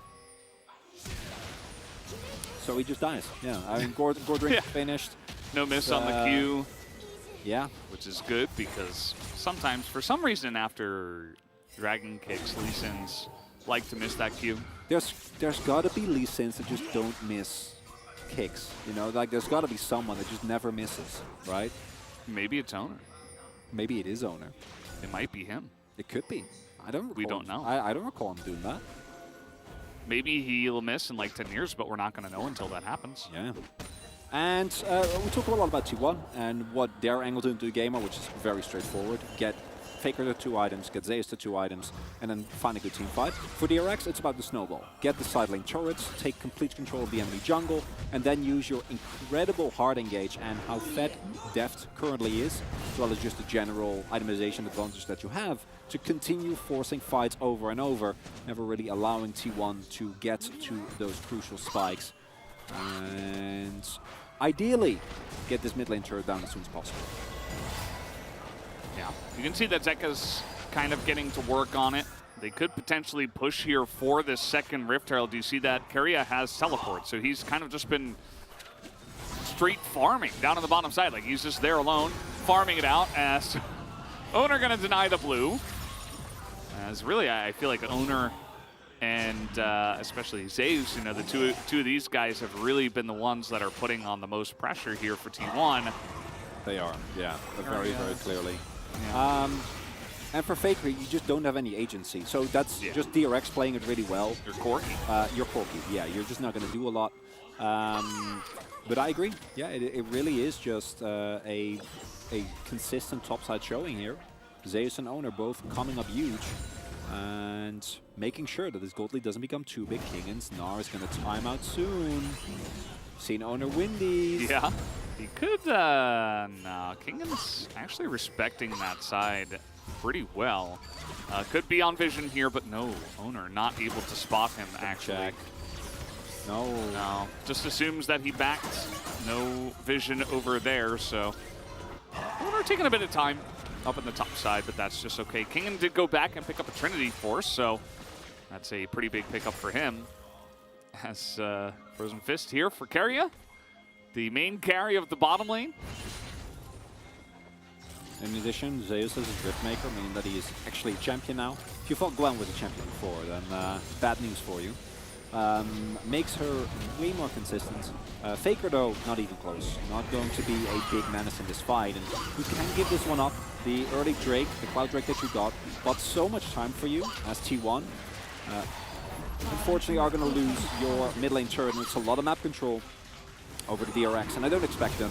I think they'll just shove mid, try to get the turret there, take that down, and as I say that... Ooh, maybe trying to look for a follow-up fight, but it's just DRX getting the Drake and backing. You know, they don't have supreme amount of vision around here. You know, they're just kind of like, okay, we got the objective, we can back now, let's return to our lanes. No reason to overstep our boundaries. As Kingan, he's got Mega Gnar coming up here. Again, he just picked up that item, but he is down a level, so just gonna farm it out. T1 looking for a mistake. I think the surefire plan there is just shove mid. I'm not 100% sure if they had a wave. Might not have been the case. And if DRX make a mistake there and take a greedy pathing, or alternatively walk into a place where they shouldn't, then maybe you pick up a free kill. And any of the bounties, the Yoshi and Deft could go a long way towards getting T1 in a great position as well. And with the gold lead stabilizing at this point, T1 will be completely fine. So DRX really got to try and keep pushing. That can include dives, that can include a lot more vision setup now that the mid lane turret has fallen. Because if you look at the side lane setup for DRX, it is a little rough. They are always going to be down to teleport. Uh-oh, Owner's here again, and Kingan not quite having the Mega Gnar. He is pretty close, but he is going to get it right at the end. But even with the Senna helping out here with some shielding, Kingan will eventually go down. As Guma with the cheeky assist. So once again, it is Owner and Zeus making a play. This time around, Faker reads the play. Very well done. Knows that his bot side is getting shoved in, and his jungler is there. Kyoshik looking for the immediate counterplay, not going to find anything. And this is really big because Gwen is one of those champions where if you get fed enough, you 1v2. And if you look at the DRX setup, there might be 100-0 available, where you kill him with like Zeka and Kingan. But Kyoshik and Kingan at this point, already getting rough, and it's only going to get worse as the Zeus is going to get more and more fed, because with 2 kills, I'm sure he's going to be able to build out his lead considerably. And Faker now getting the transformation on his Manamune as well. His owner has been just so consistent for T1. You know how often in drafts, Valdez, we say, okay, so they got a scaling draft and then they got a Lee Sin or a Viego to get them there. Yeah. Owner's getting them there. Like, that doesn't often happen. A lot of teams are like, yeah, this could get us there, and then it doesn't. They just farm. Yeah. I feel like DRX has actually done that in the past. They have. Like Piojic on Elisa, and we're like, why did you pick this if you're just going to go 0-0-0? Well, you could have picked Hecarim, yeah. apparently. Definitely not the case for Owner. He's making big plays. Ooh. Hard collapse. No topside objective besides the turret. But it is Zeus. It is Zeus, and he just got a Giant's Belt, too. I mean, that's not a safe dive at this point in time. Zeka, there's the Q, and the kick will come out, but of course, Spirit Rush available. Ari not that easy to lock down. Not going to fall for it. More than ready. Zeus is going to just say hello to Piojic, and the DRX is still doing what they're doing. I'm really liking this. They are continuously looking for plays. Zeka's playing respectful. They are shoving in, getting turrets, and trying to get this gold lead as big as it possibly can. Ideally, you'd be on soul point now, and in a minute 40, you have a chance of winning the game. So that early Drake continues to be a really big boon for T1. And if it's going to be enough remains to be seen, because Faker is still very far behind to the curve due to the continued attention that was paid to him. Because currently, it probably gets a lost chapter here, or maybe blasting wands and some components, but definitely not going to be strong enough to actually fight in a minute and 13. Yeah, definitely needs probably 5 to 10 minutes before he's really that noticeable. Kind of reminds me of Vikla in the last game that we did cast, where he was just kind of hanging out with GA third. He's like, I'm not really doing much. Not really doing any damage. But yeah, we'll take a bunch of time. I'm glad that the teams have finally realized that, you can actually punish Corki and he doesn't just have to get a free lane every single time. Yeah. It's very nice to note. It's a lesson that we have to learn every time he comes up again. Mm-hmm. Takes a little while. I think we need some more anti-Zeri tech. Yeah, we haven't quite found that yet. I wonder if that's a problem. We have Twitch. We have a Mumu. Yeah. Yeah, that's... I feel like the pieces are slowly coming together. What if it's Rammus? Rammus, a Mumu. I'm not even kidding. What if sounds What awful. if it's Rammus? What, like Rammus support or well, I don't know. Jungle? I don't have all the answers, Val. Maybe top. That can't be right. Top Rammus into Gnar. No, that sounds horrible. Well, DRX are just going to start this one up, and you can see that there is zero vision around for T1. I think they're just going to wait until Faker gets a couple more items and then decide to fight over the Soul Dragon. Because DRX, yes, they're on Soul Point. Yes, one Infernal Drake is going to be nice, but if T1 try to go over there and flip a fight and it doesn't work out, then they'll probably lose anyway. So I think playing for the bigger percentage chance win on the next fight could be advisable. Just flip it on the next fight. Yeah. But your Corki will actually do damage. Yeah, no, I was being silly, but it's actually the better call. Trying to hard force here, even though you do have some big spikes carry out Frozen Heart, Zeus on 2 items. Corki is just not going to be a big factor. Really hope Faker is going for the Luden's Corki here. I personally have been less than impressed with the Andries Corki, because the whole reason why it works very well is because you get the big chunks, and then you need to hit more rockets, and the damage numbers might look better, even though they don't always do. But a big rocket with Ludens on Zeka or Deft can, although not as much as previously, have a really big impact. As I say that, Deft is building a Wit's End, so clearly he also is very aware of this. Great optimization in that regard. Able to mitigate not only Faker, but also Zeus, who is the most fat member on T1 right now. So that is going to make it a lot harder. I don't know how many souls Guma is currently sitting on. That might also create a alternative win condition, but then you're talking like 40 minutes into the game. That's yeah. Maybe our boys very on the desk difficult, sure. could check and let us know. That would be nice. Future is now. We can do now. That. Observer PCs, wow. And you saw that T1 were moving into the Baron, just trying to clear out some vision. I was a little bit worried for a second. I'm like, you guys aren't just going to flip Baron again, right? Like, not in this position, right? But they didn't. They were just trying to, you know, claim some of the map back. But you can see that DRX are right on the ball once again with their lead, just trying to deny all the vision possible around this objective. They do have a Callista after all, as Pioshik will walk right over the vision into the pits. And it should be very obvious that this is happening. Big moment. Faker has finished his Ludens. A lot stronger now. Dawning Shadows comes through. Get a nice little spot as there's the charm. Gonna catch Tom Kent, but Keria extremely tanky at this point in time. And DRX just saying, you know what? You're taking a big chunk of damage. We have Package Corky coming in with Ludens. Probably a good team to back away. Yeah, and this might be a 2-turret game now. Because T1 though invest a teleport, which is of course a relatively big investment, but Faker generally doesn't want to go for deep side laning regardless. Just need to make sure that you respect here, but all looking good. And the Baron gets dissuaded by T1, and all they have to give up is teleport, and they get a turret back as well. Yeah, feels pretty good for them. You know, they're sticking in this one. Really, the question is that, oh, okay, here comes Faker. He is going to deny the back from Zeka, as that is a big one. In comes the teleport. Is it enough damage? And no, it will not be. There is an auto, I think, coming across the map here. Is it, though? Maybe not. Oh, there it is. Okay. Oh, that was actually close. Yeah, I'm glad I caught that one, because if he had died, that would have been insane, actually. Would have been epic.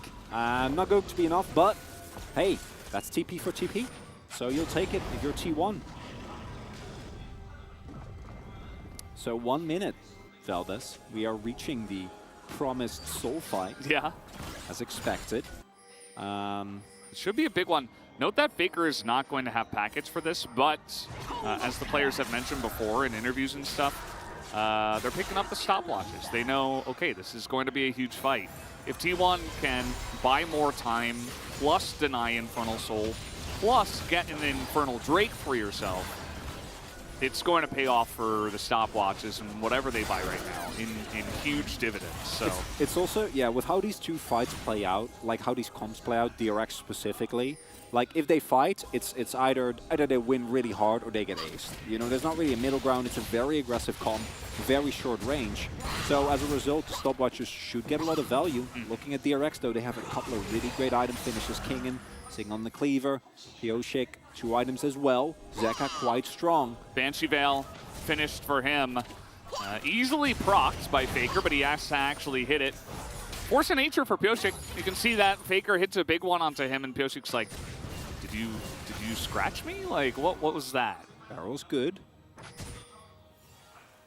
Yep, that's the Luden's proc on the Banshee's Veil, so now Zeka doesn't have that for the fight.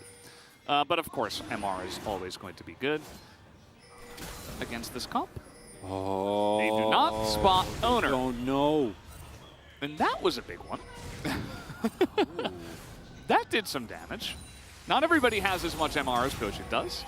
Lockdown here onto Meganar, but again, it is Meganar. Gonna have to deal with that though. It is very nicely timed here for Kingen.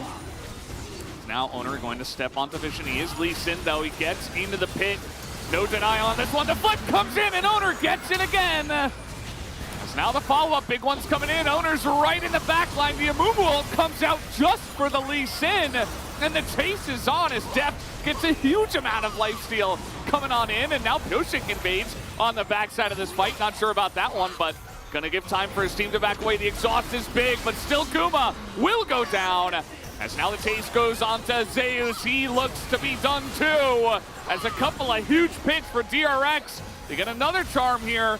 They could just go to Baron though. Looks like they might consider it here. Health bars are a little low. Owner is still full health. They can do it. It's a big risk. And teleport is available for King. I think they're going to go for it. Faker, though, coming in with the TP as well. All right. No, they can't. With Corki there, they're gonna do it. They're gonna have to give it up. Can't do it. I think they're gonna know. Yeah, let's see how it goes. The Rockets now coming in. The damage is significant. As Barrel now in the pit, he's gonna be the one tanking it up. That's a big one onto your smiter. Pyosik just gonna run out. He's gonna try to survive. Owner is nearby. He flashes in. He did not have vision. That is very early. But now he's just gonna get devoured up as down goes the Amumu. It's another flip, and it's going to be the Kalista. Death gets it in the end, but at what cost? Nearly everybody is gonna go down as T1 wiped the team outside of Zeka, and now they're gonna push mid. And I don't know if Zeka alone can hold them back, Valdez. Gonna push through here. And even though they get the Baron, it's such a big risk. When that Corki teleports in, you gotta back off. You can't keep going. They did not respect it. And T1, it's only 30 minutes into the game, but let's see how far they decide to go. We got 10 seconds on Pyosik. Yeah, they're not gonna go for any Nexus plays. They take down the inhibitor, and that will be enough for them. And with Owner's flank getting spotted out, the timing, as you mentioned, really nicely done here.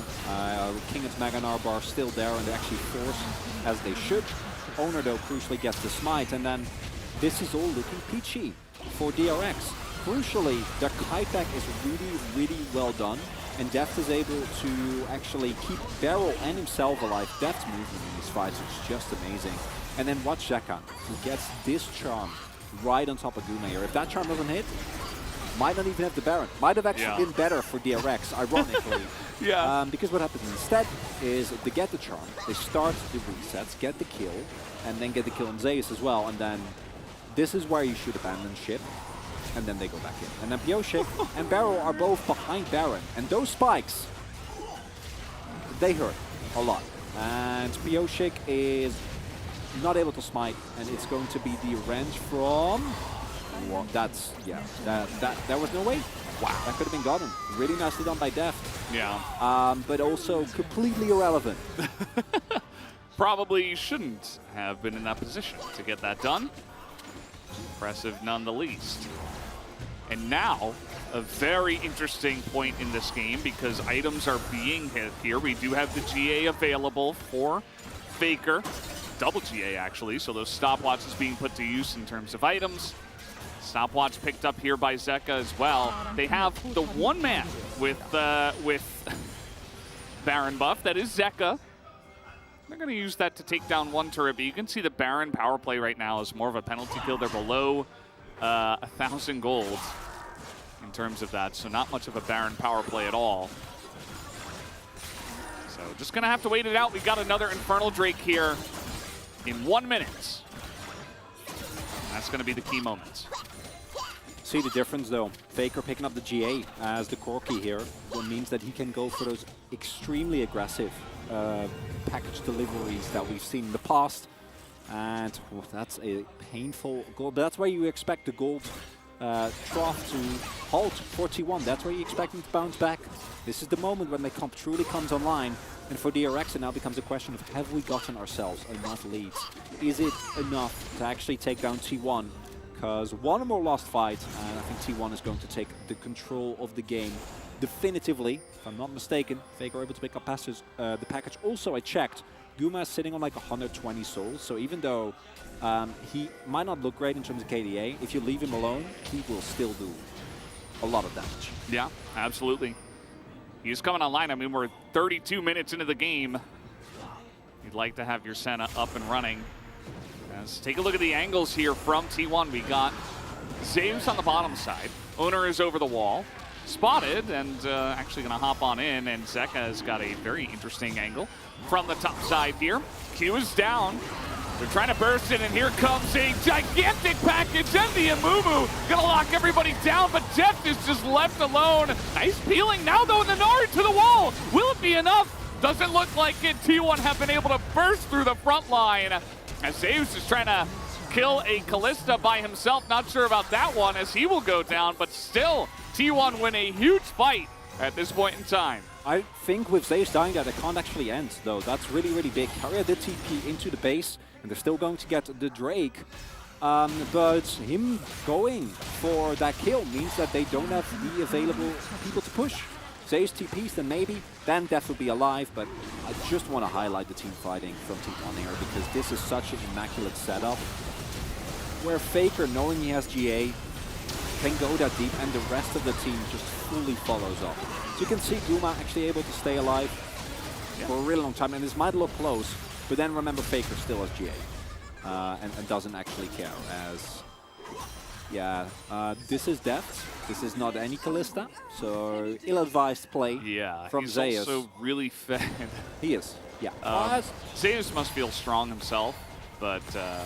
double GA still available, both for Owner and Faker. Yeah, it is pretty huge. I really liked how Guma and Keria kind of just zoned away Zeka for the majority of the fight. You know, that better range, I suppose. Zeka could have, like, Spirit Rushed and Flashed to get over on the other side of the fight, but then what are you doing? You're, like, taking a GA away from Faker, and if you go down, you potentially lose. So I feel like the positioning from Zeka could have been better, and also T1 identified that and just zoned him away, specifically the bottom lane of T1. Whereas the top side of the map here for T1 just was able to immediately inject themselves into that back line. So here we go, Spirit Rush on in, trying to land it here onto Faker. Slow is down, the charm is gonna miss, but Faker has no one around him, and he's just gonna be taken out basically for free. Tom Kent's not here, Owner being zoned away, and down will go the Corki.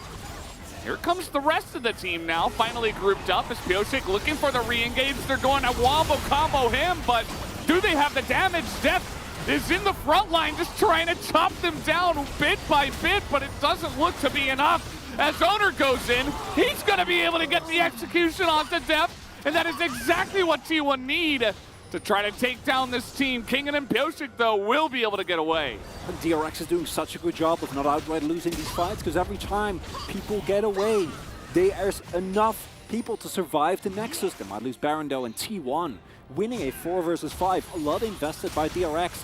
And then the re-engage from Pyosik, crucially getting completely negated by T1. Guma with a big ult on top. And as a result, T1 gonna pick up the Baron here. Let's take a look once again at the fight. So they're chasing Faker from pretty far away, kind of identifying that Zeus was just top. So he sidestepped everything that Zeka does, but then Beryl does get in with a point blank, unfortunately, and not a lot to be done about that. But note here that the health bars of Beryl and Zeka are really low, and there is no Spirit Rush available anymore. And then Keria keeping Guma safe. Zeus is immune, so can tank as much as he'd like. And Owner is so monstrously fed this Q right here. Might end up being one of the biggest ones of them all. We said he couldn't miss, and definitely didn't miss that one, because that is what gets them the Baron. That might get them the Soul, which in turn will possibly lead to T1 actually ending up getting this game. And man, DRX is fighting so tough and showcasing that this comp can win at any point if you can just get a pick. Okay, Faker, he's able to get this flank teleport in onto King, and the damage is there though, but finally Zeus comes in and helps dunk it down, as Faker will be able to pick up the kill as well. So it's just some extra gold for him, trying to build up to that Void Staff, but he is going to stick around. He's going to look to push with his friends up in the top side. As DRX, they're like, sure, take our base, we're going bot. Dragon not for a minute 15 though. Yeah, I don't think there's a lot for them to be found. And T1 also realized we don't actually have a wave, so getting this turret is not an option. Would rather go for a tempo recall. Really nicely done by Faker. Very good catch, and overextending. Not a lot more to be said about it, and will lead to T1 supposed, or should be at least, ahead of the play. The one thing that DRX did get, I think, was a little bit of vision, as we do see, around the river, so that's going to take some time for T1 to sweep, but with double shoving lanes and the lead that they have right now, it should be really hard. Void Stuff also finished here for Faker. That's huge. That kill certainly helping out with that, and now you were just spotted. He's going right in all alone, but let's see if the Tom Kents can get over here. Keria trying to get on top of him. He will get the Devour, but this is a broken fight right now. As over the wall, that's a huge amount of nuke damage though. Faker's just raining hell from across the wall, as it is very broken up. Finally, Meganar comes on in. King unable to push a couple of them and deny a charm from Zeka. But Faker is still alive and well and still getting the damage done, and it looks like T1 should just barely have enough to push and end this game. An incredible game here from both teams, I gotta say. Very high pressure, a lot of back and forth, but in the end, looks like it's going to be T1 taking game number 1 here. DRX really made them work for it. Actual proper execution of this draft. Unfortunately, that early Drake could have been such a different make. If they pick up the Cloud Drake, if they get the Inferno, so we might not even get to this point. And individual performances, Owner most notably, incredibly clutch here. Got them a Drake, got them another Drake, got them the kick that might have ended it all. Beautifully done. It's a clear POG for me. I'm going to give my unofficial vote to Owner. As Faker, by the end of the game, you know, he is the cameraman's vote. By the end of the game, he finally hit his stride, right? And that's what we were talking about. The time was bought, and then eventually the Corki kind of became gross once again. And there were a lot of times where, even in that last fight, they were like, all right, we got Zeus, we're going to kill him. Keria gets them by just barely enough time, and they don't even get Zeus. And then Faker is just totally ignored. And then it's like, well, you have a Corki doing a bajillion damage over the wall. Like, you know, you already used so many of your tools to try to kill a Gwen, but she's immune. And normally we make jokes about the Kench, but this match is better than jokes. This match was very, very, very tense. And I think there was a lot of individual mistakes. Kingen getting caught out, for example. We saw some similar moments of a lot of the players. Guma comes to mind as well. Really good early game from Pioshik, but when it comes down to the clutch team fights, T1, at least in this game, clearly just a little bit too big for DRX. Couldn't quite find the decisive victories that they were looking for with that comp. Couldn't get the picks. And as a result, T1 going to go up 1-0 here. Yeah. It was a very satisfying game, you know. It felt like the comps kind of did what they were supposed to. Really fun. We saw pretty clean drafts from both sides, and they played towards their win conditions, and it kind of turned out the way it was supposed to. By 39 minutes, T1 are supposed to win with a draft like this, and they did.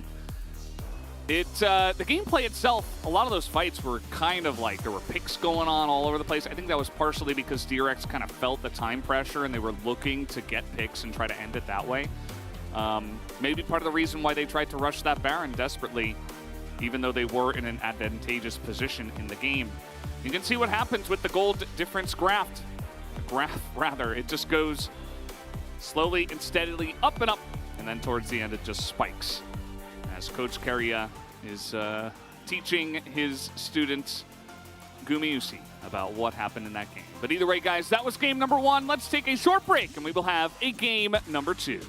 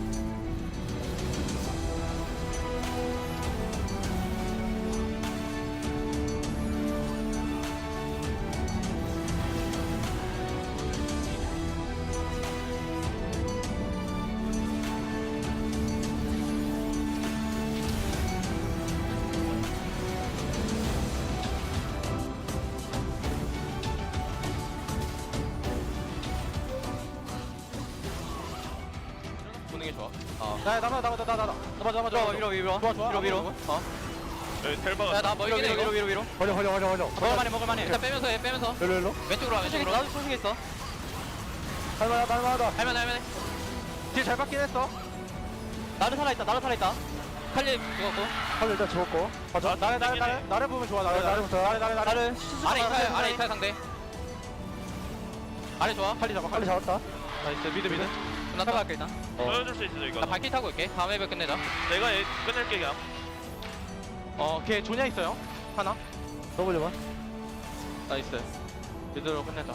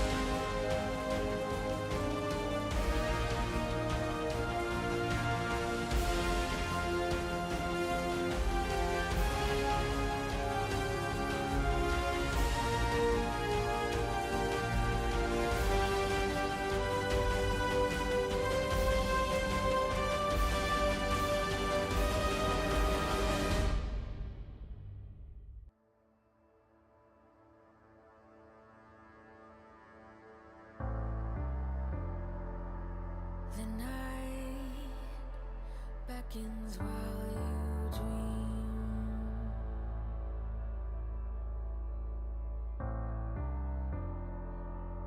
A life never lives in peace.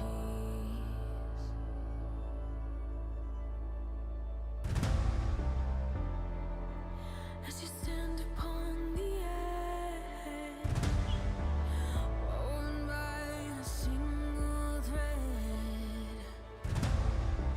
and fate may fall down upon you, while the devil is knocking right at your door.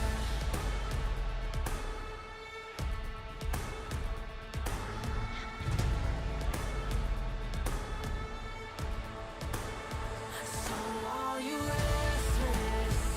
Each night you hear the drums roar. Awaken, awaken, the voice begins to call you while you hunger. A taste of destiny you're searching for.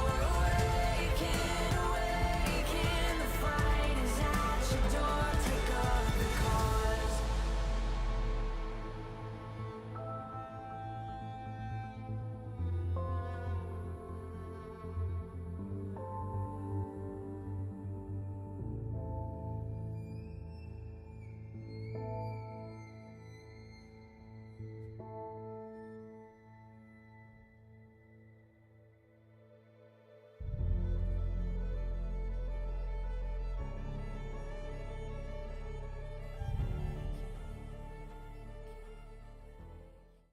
They cannot conquer you here.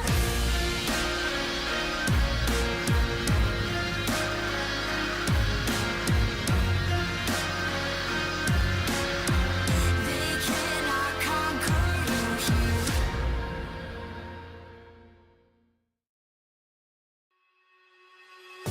you here.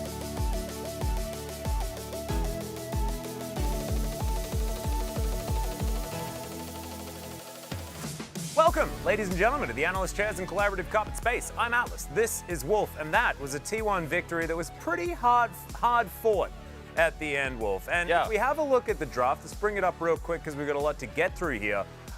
This was basically T1 getting almost all of their iconic picks outside of, I guess, Gumayusi on center, which is not necessarily the thing that screams Gumayusi, but like otherwise, this is just down the line almost exactly what they wanted.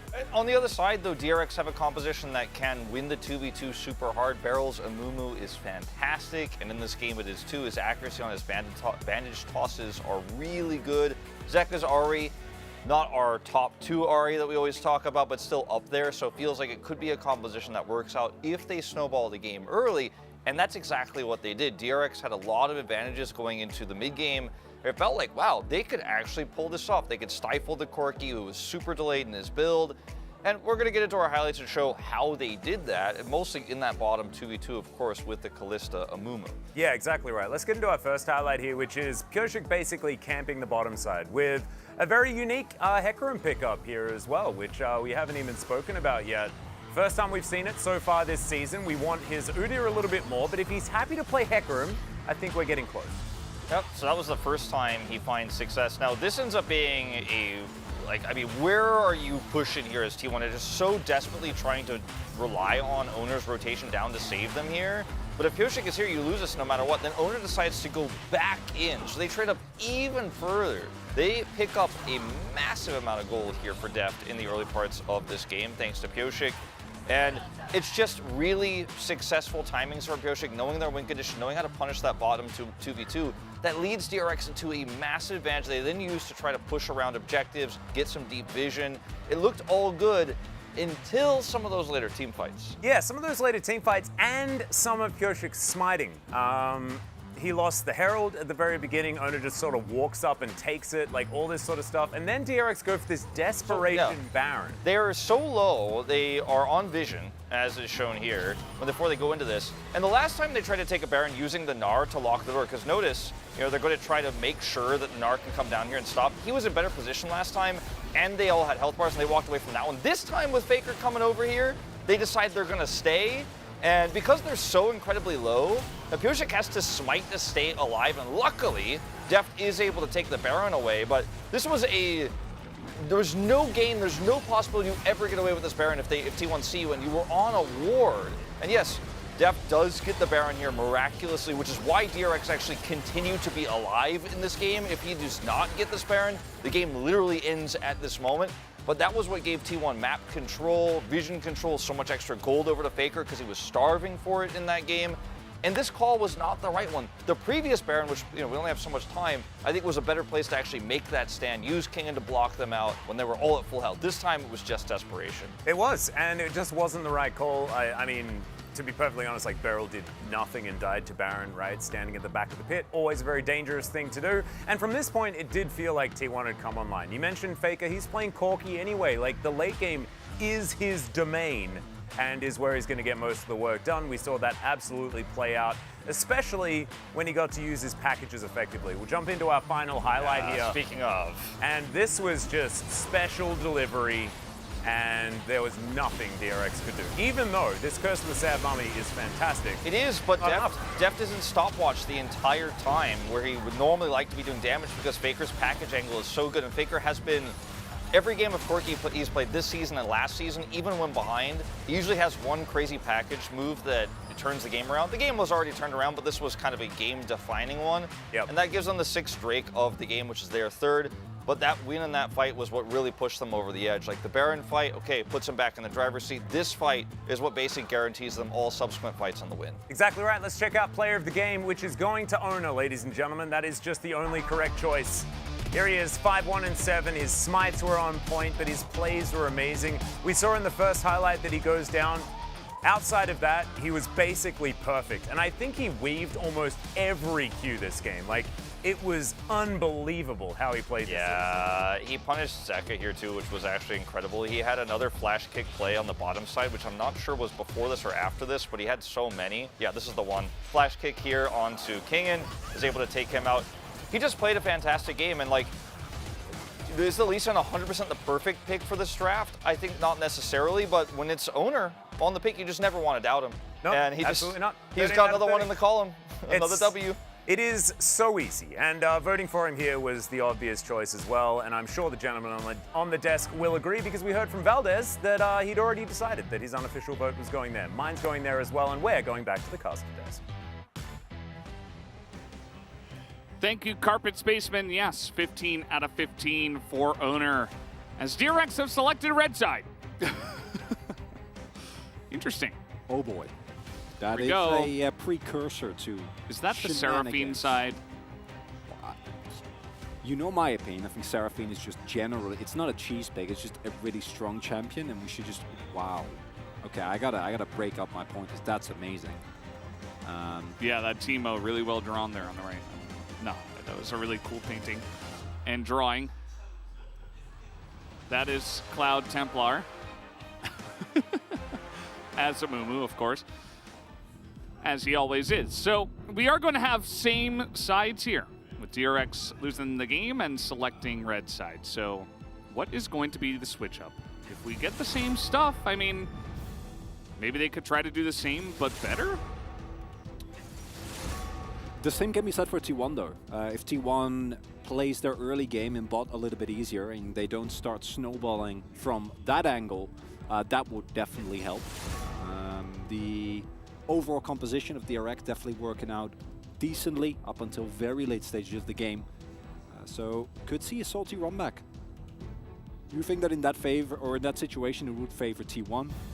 Yeah. As not only did they win, but it's very easy for them to kind of change their game plan, but no. They are, Kallista's fine, but we will not deal with you again, Beryl. How dare you? Yeah, Beryl's like, well, I have about 7 other picks up my sleeve. Notably, this means Akali will not be banned on blue side by T1. So if Zeus wants to play Gwen again, that could be a little bit rough.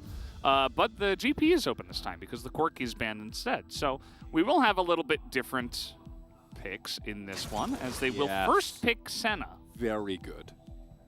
Flexibility, infinite scaling. Guma, as we pointed out, and as we were talking backstage actually, even though he had a rough game in terms of KDA and early game, by the end, he had like, I don't know how many he ended up with, but he had 120 at like 28, 30 minutes. And he just got more and more and more, and he was actually chunking people very, very hard from a long distance. His Dawning Shadows were very big, and it completely hides your draft. And you know what also goes well with Senna, and what beat T1? Vel, that's Seraphine. It is Seraphine. Yeah. And hey, if you thought Seraphine was good when Hoyt played it, imagine if it's Keria and he just hits every single skill shot. Or maybe Faker will just play it. Could be the case. So we are not messing around with the lane domination. On the side of DRX, they say, let's do it the same, but even more dominant in the lane. Renata Glask, especially when played well, just gets so much value, not only in the lane, but in terms of insane hostile takeovers, the big berserks. It is very, very valuable. So let's see how T1 will respond to this. Owner picking up his Viego.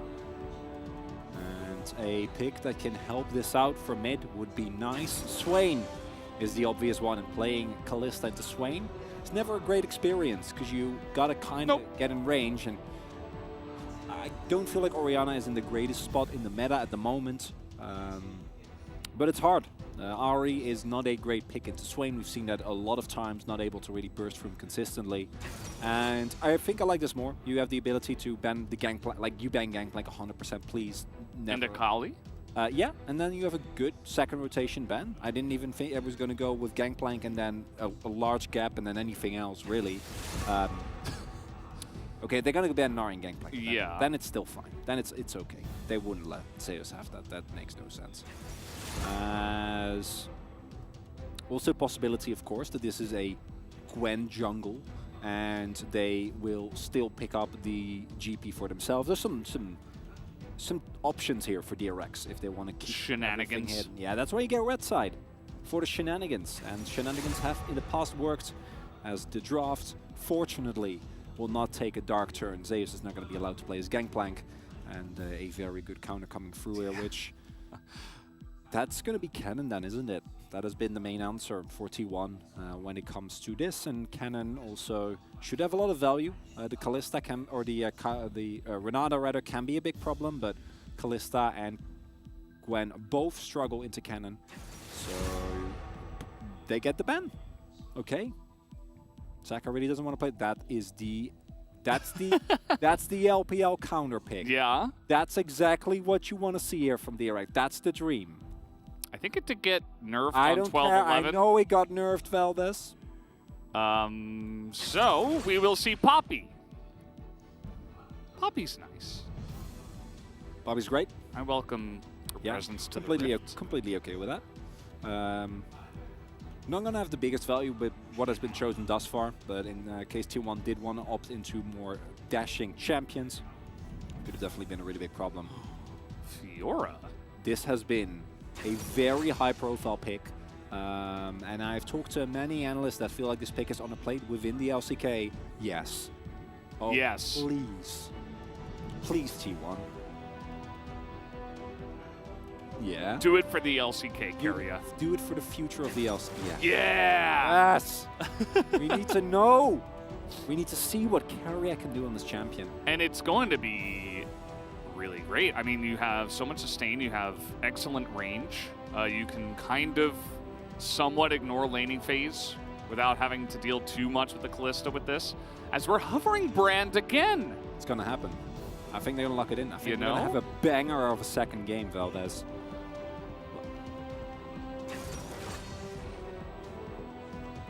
That's why you never trust hovers, because they hurt you. They always do. Chronicler, you're really good at caster cursing. I don't know what to say. But yeah, I mean, knowing our LCK teams, I think maybe Brand is a little bit too... a little bit too out there. But playing Victor into this, I mean... I'm not really on board. You might do negative damage. Yeah. Because they're you might just do negative damage. They're Senna and Seraphine. If he goes double mask, so help.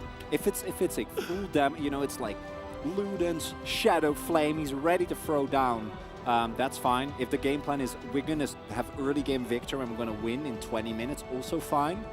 But T1 have a comp where normally the only downside would be Fiora can't teamfight. I can guarantee you, with this setup, she can. She can. She can, and she can Absolutely. win the 1v1, and she can teamfight. Deathball comp coming through from T1. Have seen what it can do. It's crazy because Swain, Senna, and Seraphine alone, you know, we've already kind of seen this. Basically, the Swain doesn't die, and he just sucks up so much pressure and attention that Viego and Fiora are going to be running around like flies, just like picking off the dead here and there. They're like vultures waiting to strike. It is actually a really cool composition. From the side of DRX, it's kind of okay until the victor. Here comes game 2.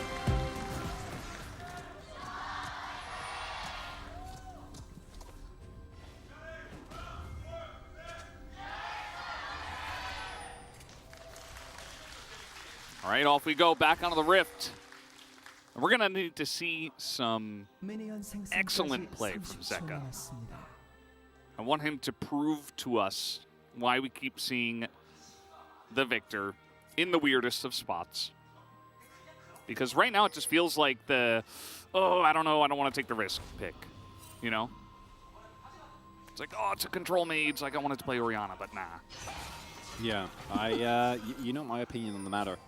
And it's one of the things that people often talk about when we talk about the LCK as a region. What are the weaknesses? Obviously, individually, our players still incredibly strong. Last year's Worlds was a testament to that as well. But the results in terms of internationals also don't lie. And it's never just the draft, but drafts definitely play a big part. And we have seen that the LCK at times can struggle and just falls back to comfort. That can be a Victor, or that can be a Jace in the case of T1. Last MSI, for example, as well. A pick that was not necessarily situated very on the meta, had been nerfed as well. And even in the extremely capable hands of Zeus, was not really able to get anything done. He is playing Ghost Fiora this time around, though, so I'm excited. That's going to be great. This is how you ignore the lane, by the way.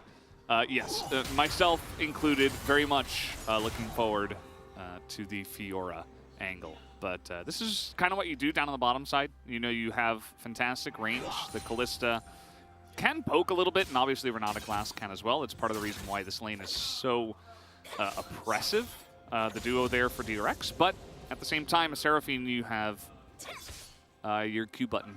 Yeah. And you throw it over the top. Yeah, once you get a couple of levels and once you hit your last chapter, you are an immovable brick wall. Like, it becomes almost impossible to shove into you. It becomes really, really hard to consistently find damage.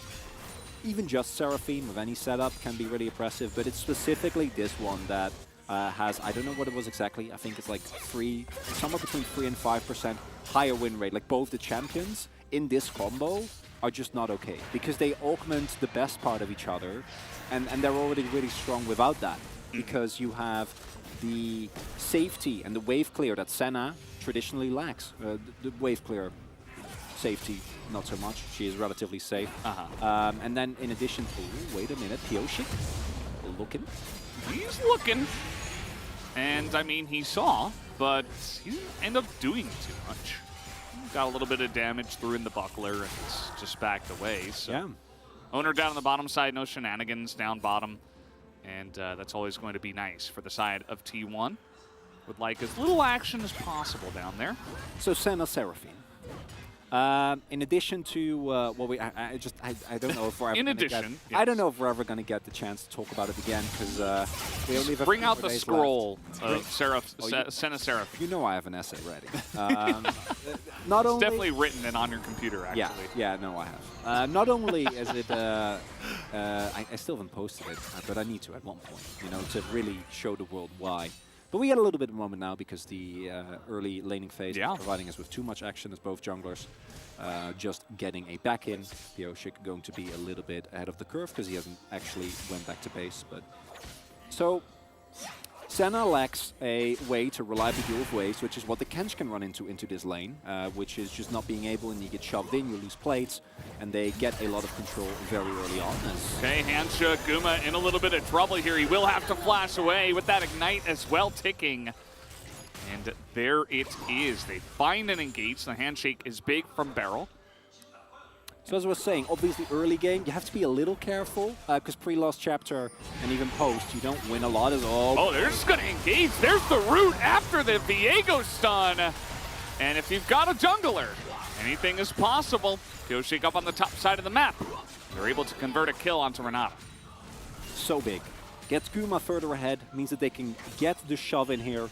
And it really is specifically pre-lost chapter that you really have a good window to deal with. Now Guma is going to have a really early Swifties, which is going to help so much against a lot of damage coming out from Beryl, help dodge the pierces as well.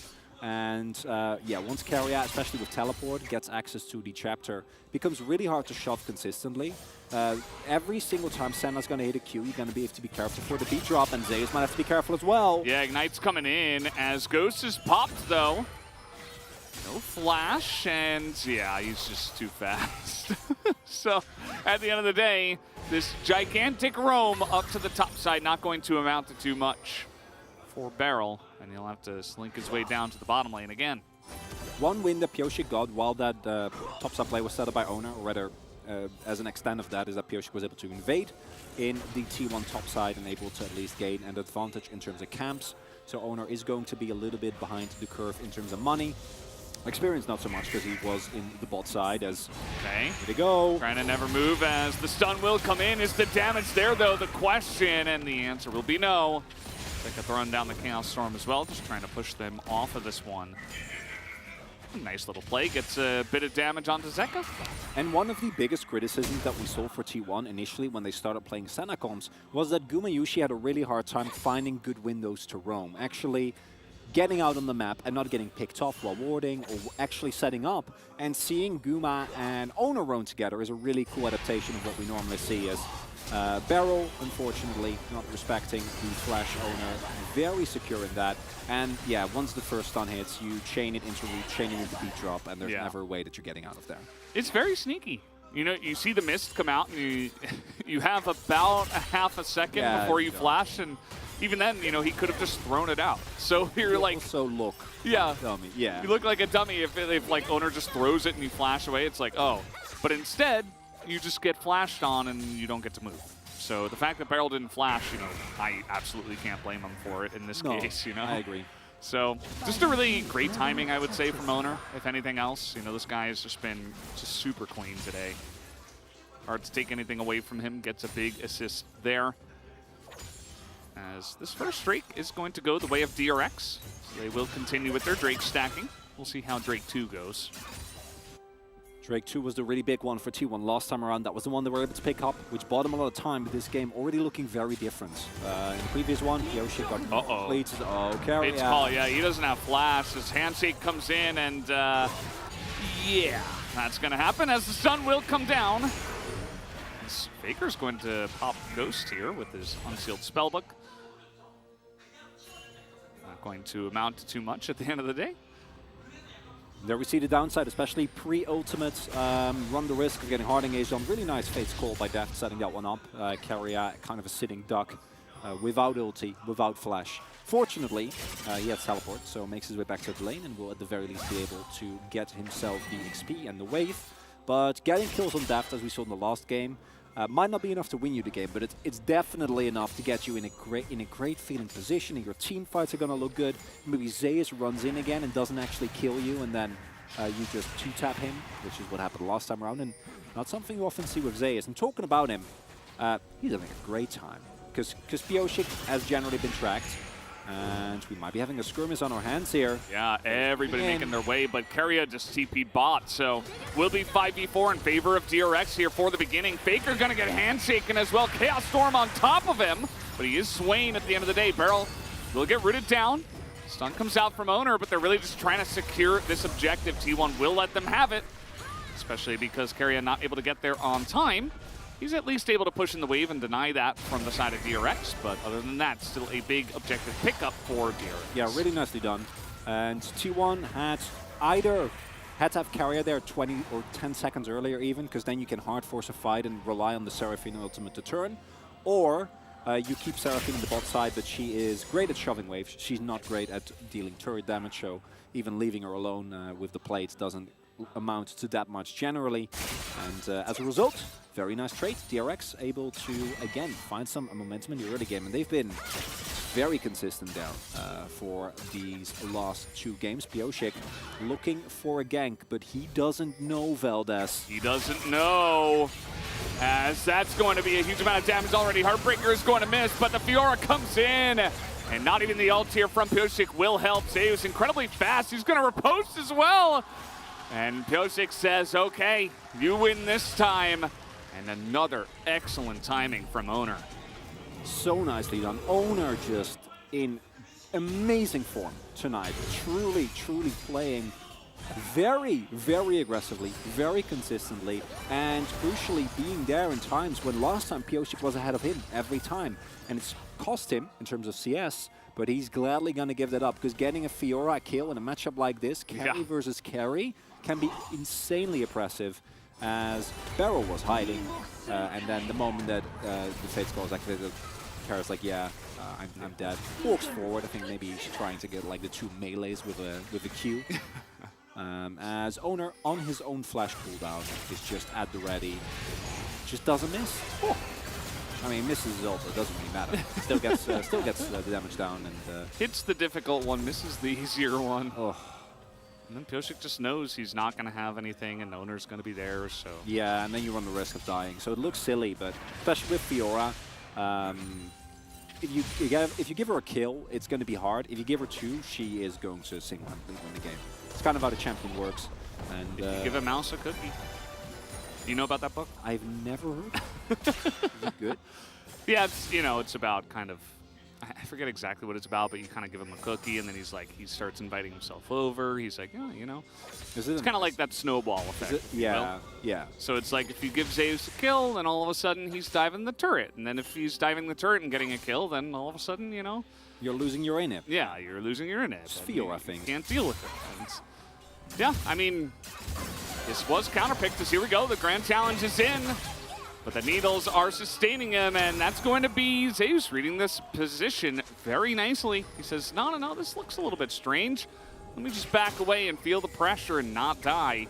Ooh, Barrel was here too. Yeah, I don't think he saw Barrel. We do see T1, maybe they did. We do see the entirety of T1 moving towards Drake. Picking up an early Drake would be really, really big, as... Oh boy. I am not sure. I am assuming Valdez is trying to listen to Korean casters. I couldn't get any relevant information. Unfortunately. We did zoom in on Kingen, so perhaps... I don't see any... There's one behind Zeus, so maybe some... they're also zooming in on Gwen, so maybe it's an issue with the vitals. We'll see. We did get word that it was a Zeus issue. Yeah.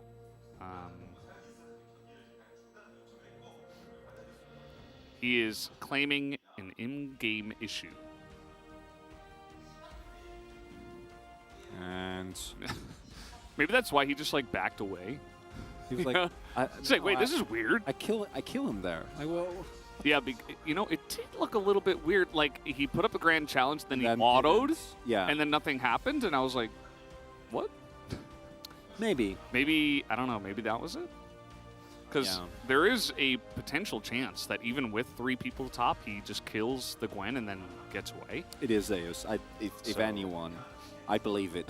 He's like, I've been in this exact situation at least 449 trillion times. Like, I know exactly how this is meant to play out. As we have not had any swap bugs, which is great for everyone involved, really. But we do now get the chance to look at a little bit of fan signs, which is nice. You know, we've been lacking that a little bit. And it's one of those things where if if you haven't done it for long enough, you might actually think that it's super enjoyable. And you're like, oh, I missed that. If you do it every day, like exactly 4 to 6 times, then it gets a little. It gets a little old. A little bit much. But now it's great. Now it's pure entertainment. As says Deft, while she was watching Deft kiting, she was clapping and she killed a mosquito. Wow. So Deft is just helping the world one mosquito at a time. Thank you, Deft. I knew Deft had good aim, but that's wild. Sniping mosquitoes left and right. Well, it was her. She was clapping for Deft while he was kiting, and then she killed the mosquito. I see what you're saying. Yeah, I get it now. Yeah. Well, I thought I wasn't actually trying to be snarky. I'm so used to Atlas. Really unaware. Yeah, that was me. That was me with the Ezreal joke. It happens to the best of us. Teddy is real. Will forever haunt me. What do you think this sign is about? T1 being great and Kirby being cute. Yes. Going to eat all the kills. Yeah. That's what it says. 2020 Worlds fan from America. Wow. Washington, D.C. That's cool. It's very far away. Awesome. I'm so glad we have fans back here, especially that now, travel restrictions are kind of down. We get all the global fans as well. It's just very nice. Feels like we're going back to the way it was. The way it was. There are a lot of great. There's obviously Defty Alpaca. There's Chovy Skitty, and this one is high on my list as well. Psyduck Zeus, because it always looks vaguely confused, and Zeus as a player is not confused at all. But I see the expression, like I get it, and that just makes it very funny. It's really nice. So if DRX wins, then Section B, Row 5, Number 9 will buy barbecue tonight. Okay. Very specific. We've been having a bit of this where, people, it's difficult to get tickets. So, like, maybe you can get 2 tickets, but they're not together. So it's like, oh, my friend is over there and, number whatever.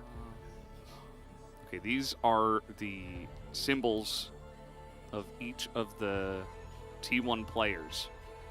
Zeus is a bolt of lightning. Makes sense. Checks out. Owner is a tiger, I guess. Faker is a penguin. Lucaria is a puppy, but what is Guma? What is that?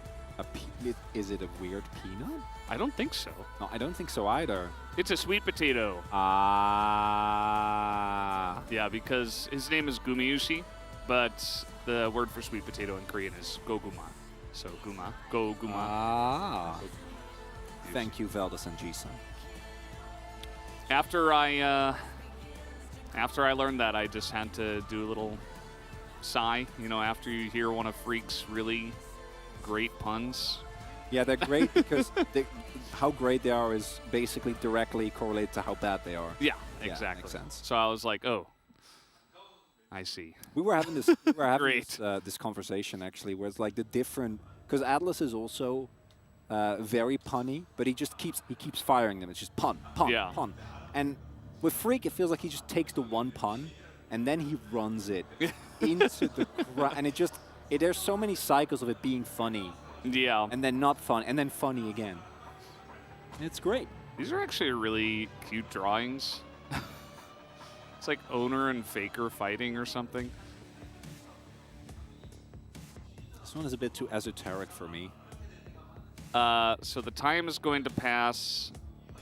Okay. The Apaka is going to carry. Yeah. They're going to take the dragon, and they're going to get the money, and also DRX is going to win.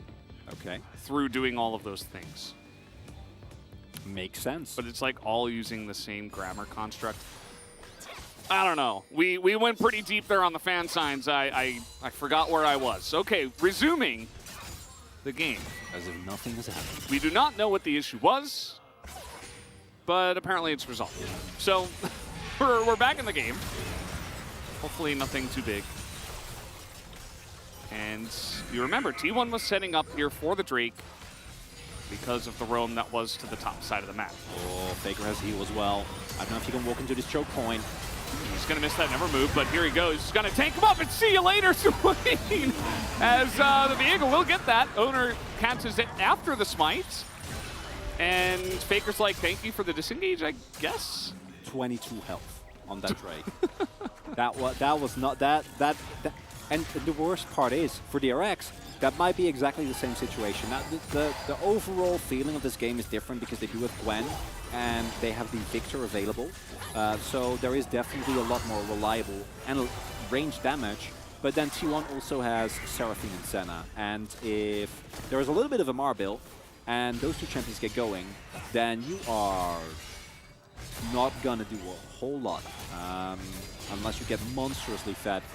And that might still be the win condition here for DRX, as Zeka has indeed gone for the Leandries. And like I said, I think a full nuke, pure damage build is ideally what you go for, as the more sustained types of damage run into a lot of issues later in the game in team fights, into the just Senna and Seraphine will be enough, but there's also Swain. It's actually just everyone. Everyone heals on just the team. everyone. Just everyone. It's man. Yeah. Not only was the Victor pick questionable, but Get now that we have Morellos. Get it. Now we have a Leandries Victor.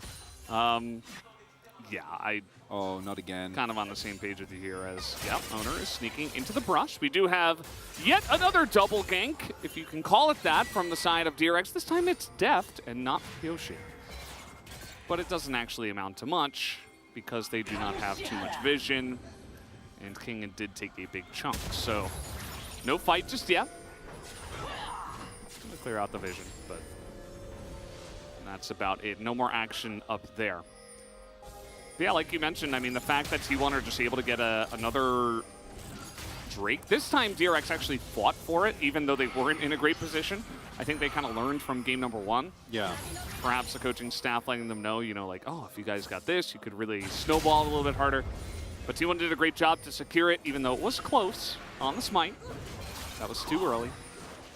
But either way, T1 able to buy themselves some more time. DRX trying to push in a bit more with this second Rift Herald, but TP now coming in. They're going. Yeah, 5 members of T1 will commit to this one. As in goes Faker. Let's see the knockback this time from Pyosik. A huge encore onto 2, and the follow-up of the Dawning Shadows is massive. Able to burst a couple of them down. Deft is getting a lot of damage, but he cannot burn through Faker. He nearly kills Zeus. He was so close, but it was not enough at the end of the day. As Owner's looking for more, he's not done here. King in. Oh, he's going to land it perfectly in the shadow. As Owner will pick up yet another kill, and just like that, T1 are on the board early. And incredibly close fight there, but in the end, everything comes up for T1. Zeus makes it out alive. Owner gets even more fed. Carrier hits a really big ultimate. And end result, Harold going over. Turrets all gone. We're not going to take a look at that fight. First, we got to check out the one that happened to Drake, which was Faker, as you pointed out, saying, thank you, I really appreciate it. And 12. Wow. 12. Even less, yeah. 12 health. So that must mean it was like AoE damage, and then Owner actually auto-attacked it on 12 health. Yeah. Or maybe Q'd it. I didn't quite see. Looks like an auto, but yeah, now to the replay we wanted to see. Yeah. Which was this one. Because there is a couple of components here. There is the lack of damage initially, as Zeus doesn't actually take that much. Faker is tanking multiple people, and if that's look at itself. Yeah, at the end. Yeah, no, it's if that ultimate from Barrel doesn't happen, if he doesn't hit like, well, I think it was 3 people and keeps them busy for as long as they do, then it's good luck. Like, the fight is way worse. And it was already not great. The team fighting power of this composition already showing its full force. And as a result, I think it's going to be an uphill battle for DRX.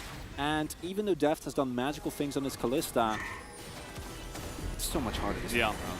It's so much more difficult. I mean, you consider the fact that, okay, DRX did pick up this objective at least. So they are going to take down the mid turret. They're going to try to use this pressure to pick up this first Hextech Drake. Consider there's no Hecarim this time. There's no Ari. There's a lot less setup here on the side, but Faker might just walk straight into multiple members. Nope. Just Pioshik Hex flashing away. Where is Pioshik? Looks like we found out. Who are?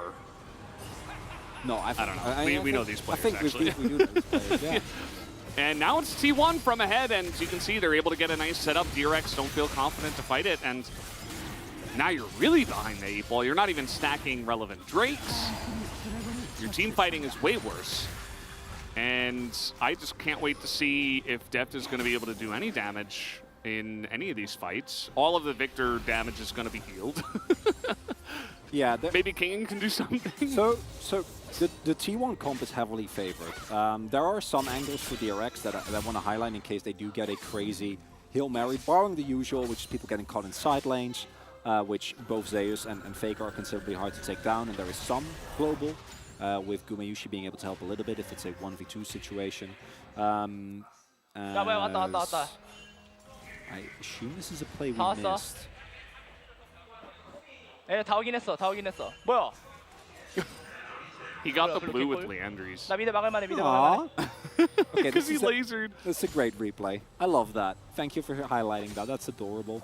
So Zeka got blue. That's nice. But to the possible win conditions for DRX in a fight consists of one of two things. Either Pioshik gets a great hammer down and is able to get Guma and or Carrier, and ideally a combination of one of those two, and Faker out of the fight, the more the merrier, and is able to then clean up the subsequent fight.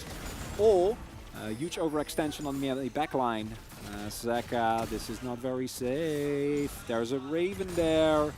He didn't have any vision. There was one on the blue, but that was about it. He's going to try to teleport out, and it will actually work. As Never Move was pretty close, but not quite there. I think Faker was actually backing away to make it so that the root would come in earlier. Because if you if you throw it from closer, like I thought he was giving up, but actually it makes sense because he's moving away so that it hits at the edge of the E. It's actually really smart. Turns out he's pretty good at this game. The Felt analyst, common and hot. Yeah, I'm all about those micro interactions, you know. You are a mid laner. That is true. I did play a lot of Swain. Still do. Fun champion. And if you're winning. If you're not, then if you're not winning, then kind of not so much. Feels a little bit useless. Not as useless as the Victor damage in this game. We'll have to wait and see. I mean, he did go double mask. Yeah. Well, his numbers are probably going to look good, and maybe it is going to be enough. Very far down the line, but I have a hard time seeing it happen. And oh yeah, the side laning. That's another thing. The T1 can fight and side lane. Joji is here, but Guma does an excellent job of just zoning him away with the root, as the damage will be enough. Even Guma able to skirt around there. 80 stacks right now, 81 for Guma. 20 minutes into the game. And this one feels a lot safer for T1. They really had to work in game number 1. DRX made it close. They had a clear win condition. They got an early lead. This time around, T1 are holding the reins. And as I was saying, the problem for DRX as well is that in terms of side laning, they have one champion that in theory is very strong, which is the Gwen.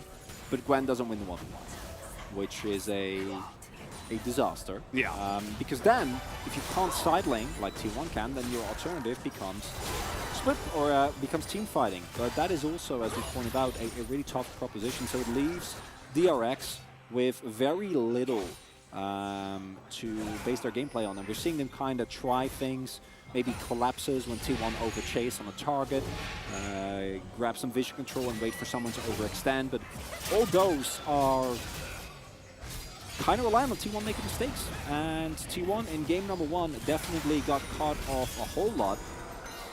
As I say that, owner.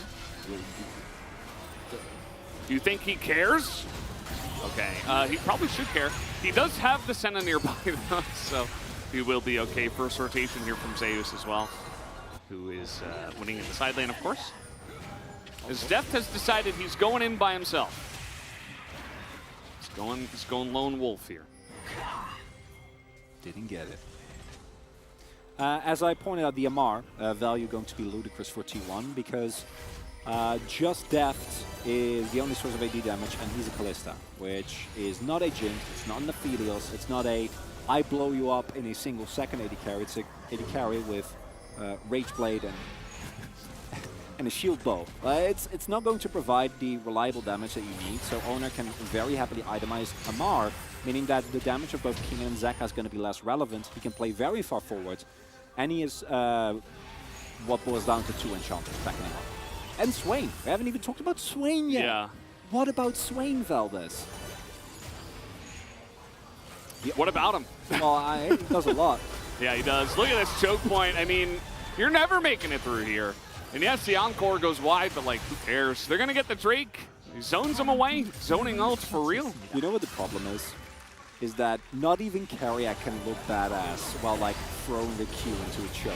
And we know what it's doing. It just doesn't look as impressive. That is true. Pioshik down a couple of levels here, and he's trying to get something done. The flash handshake is just desperation at this point. I mean, if you could potentially pick off Guma, then, you know, perhaps you go into a Baron or you try to flip it somewhere, but not going to do much. And that's another problem. The DRX comp actually has a very low amount of CC. It's Deft's ultimate, Barrel's handshake, and his ultimate. And then Pioshik as with both his stun and his ultimate. But all of those are either telegraphed or have a hard time actually getting on top of the opponent, or are relatively easy to play around. There isn't really a champion like a Rakan, an Alistar, an Ornn that can just say, you are in a bad position right now, we are fighting. Because every time that DRX have tried to collapse, anyone on T1 can stall for so long. And every time it feels like if the stalling comes through, T1's going to get it done. Certainly are stalling very nicely here. Yeah, it is. We've had 2 Drakes without a real fight. It is Senna Seraphine. Yeah. And maybe this is one of those be careful what you wish for moments. I mean, I think if it is really as strong as we believe it to be, I would assume it would just get banned all the time. Or, you know, we'd see one without the other. In terms of like Senna Seraphine, of course. But when you add in the Swain piece as well, like, I could definitely see in like 3-4 weeks, if we continue with this kind of power level, these 3 champions just never being able to be picked together ever again, you know? But we'll have to wait and see, as Zeus has had enough. He's like, yeah, let me just almost kill you in the span of 1 second. And they have ultimate range advantage with the center root and the beat drop. Just going ahead and poking in. Zeus will return to this side lane. Doesn't have his ultimate right now though, and he's on item parity, so needs to be a little careful. Ignite also available for Kingen, and even though Kingen is behind, doesn't mean that Zeus is going to win by default. Gwen is still very, very strong as a duelist, so still need to make sure that you properly respect. Also, Faker's barriers to lane show his dominance. Yeah. Zeus is going to get close to getting that ultimate available, and deceptively low cooldown. It's 5 seconds.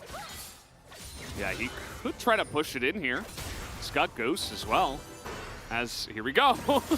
Speaking of which, there's 1, 2, 3, 4, as the Grand Challenge will be complete, and even Owner's here, as the Needles will come in. The Ignite is not going to do nearly enough. Absolutely didn't need Owner. Even Faker's there, you know, because why not? It's not like DRX are going to rush down the Baron at this point. And T1, after getting beaten with a Seraphine comp, not only pull out the Seraphine themselves, also pick up the Fiora, which has been very, very underutilized. Of course, we are not the LPL, where there feels like you can't throw a rock and hit a top-tier Fiora OTP that's like, I don't know, a million LP on the Super server. Yeah. There's a lot of those. But fortunately, Zeus looking very comfortable in the champion as well. Fate's Call's forced, and that's going to be a turret here for T1. Yeah, Faker popped his ult too. Definitely didn't need to. Ooh, nice. Well, there's one thing that the Victor is good at, and that's apparently securing blue buff. Yeah. Do you think this game would have turned out any differently if they had the brand? No. No, I don't. Based on the way the game has played out, right? I don't think it would have. It might have, but I don't think it. The upside of Brand is obviously that his laning phase is a lot stronger into this way, and that he actually is really good into teamfight comps. I just don't really know the damage thresholds. Like, is Brand's teamfighting damage enough to offset the healing that Sarah does? I think it I've is. already seen it. And you can go Morello's pretty early. True. On a champ like that. I think it would have been really nice. I definitely would have liked it way more, even if it lost. Because Like, this was always gonna. based on the way the game played out, obviously I think T1 have just kind of outplayed them, especially with the way Owner was able to get basically 2 crucial picks to get T1 ahead early. But yeah, would have really liked to see that pick, as now DRX, they are going to attempt to stop the Hextech Soul from being detected here, as the root will be flashed by Zeka. And Zeus is on the backside. That is very scary. Here comes Faker. The hammer down, not going to hit. And that's a double encore again as a massive Berserk comes in, but that does not matter at all. As the flash comes in from Keria, still trying to keep them at arm's length. As you see Zeka and Pyosik. Zeka and Dev still trying to lay down that damage, but they don't have a front line at this point. Pyosik is going to be burst down as Keria just boops him on the head with the Q. And now they don't really have a front line, so Zeus and the rest of the team will just run them down and take the Hextech Soul. TP's in the bottom side. Looks like T1 have secured the match. And unlike game number 1, where T1 was able to get put behind in the early game, DRX really bringing it to them this time around. None of that. It is T1 dominance, start to finish. Love the draft, love the way they played it out, and a very welcome look that I'm hoping that T1, you don't always need to play this way, but knowing it is in your arsenal is such a big boon to this team. So scary. How do you ban against this team? It's really difficult, as there's too much stuff to ban at this point. The exhaust comes in, the double root as well, because everybody is slowed. And that is going to be the end of this game. The encore is going to miss, but it does not matter. 2 more kills on deck here for the side of T1, as they're trying to pad their stats, as every team does. But they will eventually go ahead and take down the Nexus. GG 2-0 for T1 tonight. As T1 getting a important victory here. I'm not expecting anyone to be extremely surprised, even given T1's loss. But the important thing and the takeaway for me, and I hope for any T1 fan, is that T1 as a team has an incredibly high ceiling. And it's their adaptation, it's their variety, it's the diversity that they can really stand to work on. And seeing them win in this fashion, I think is very, very good sign. For DRX, just a little more adventurous in that second game. I think after game number 1, as you pointed out, I don't know if it would have actually changed the outcome. It's not as relevant to me as DRX. Just showing in game 1 that they can actually stand up to 2-1, which is a great sign. And then in game 2, defaulting to something that we know is probably not going to work. Could have worked out differently, but still, very, very fun match. It's 2-0, but this is, I think, as good as 2-0s get. Yeah, I thought it was pretty cool for the side of DRX, at least, that they were heavily investing into their bottom lane as well. I think that Deft and Beryl have been a huge boon for them recently, especially the Kalista, obviously, from Deft. So the fact that they were like, no, we're just going to try to body lane twice, I think that's nice. But the rest of the picks, you know, game 1 was good. But game 2, I think, as you kind of mentioned, was just very safe, kind of reluctant to put up the same fight. But yeah, T1, very nice couple of different drafts, as they are able to adapt very nicely to the situation. And the 2-0 is secured once again. T1, it's a big match for them because their next match is against Gen.G. And that's next Friday. They get a full week before they go up against Gen.G. That's you and me, Valdes. It is. Oh boy. It is a gigantic match. The second match of that day is Kwangdong Freaks versus KT. Also a good match. Should be pretty even, I would imagine.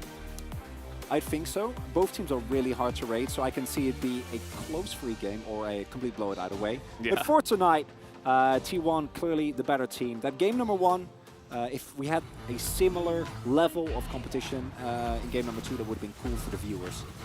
But for the fans and for the team themselves, pretty obvious, as it should be no surprise that I voted for Owner again, as he was so omnipresent in these fights, in these skirmishes. His overall impact was huge. Azaius was truly twice in a row surviving on sub 10 HP is all calculated, I'm sure, because he's just that good.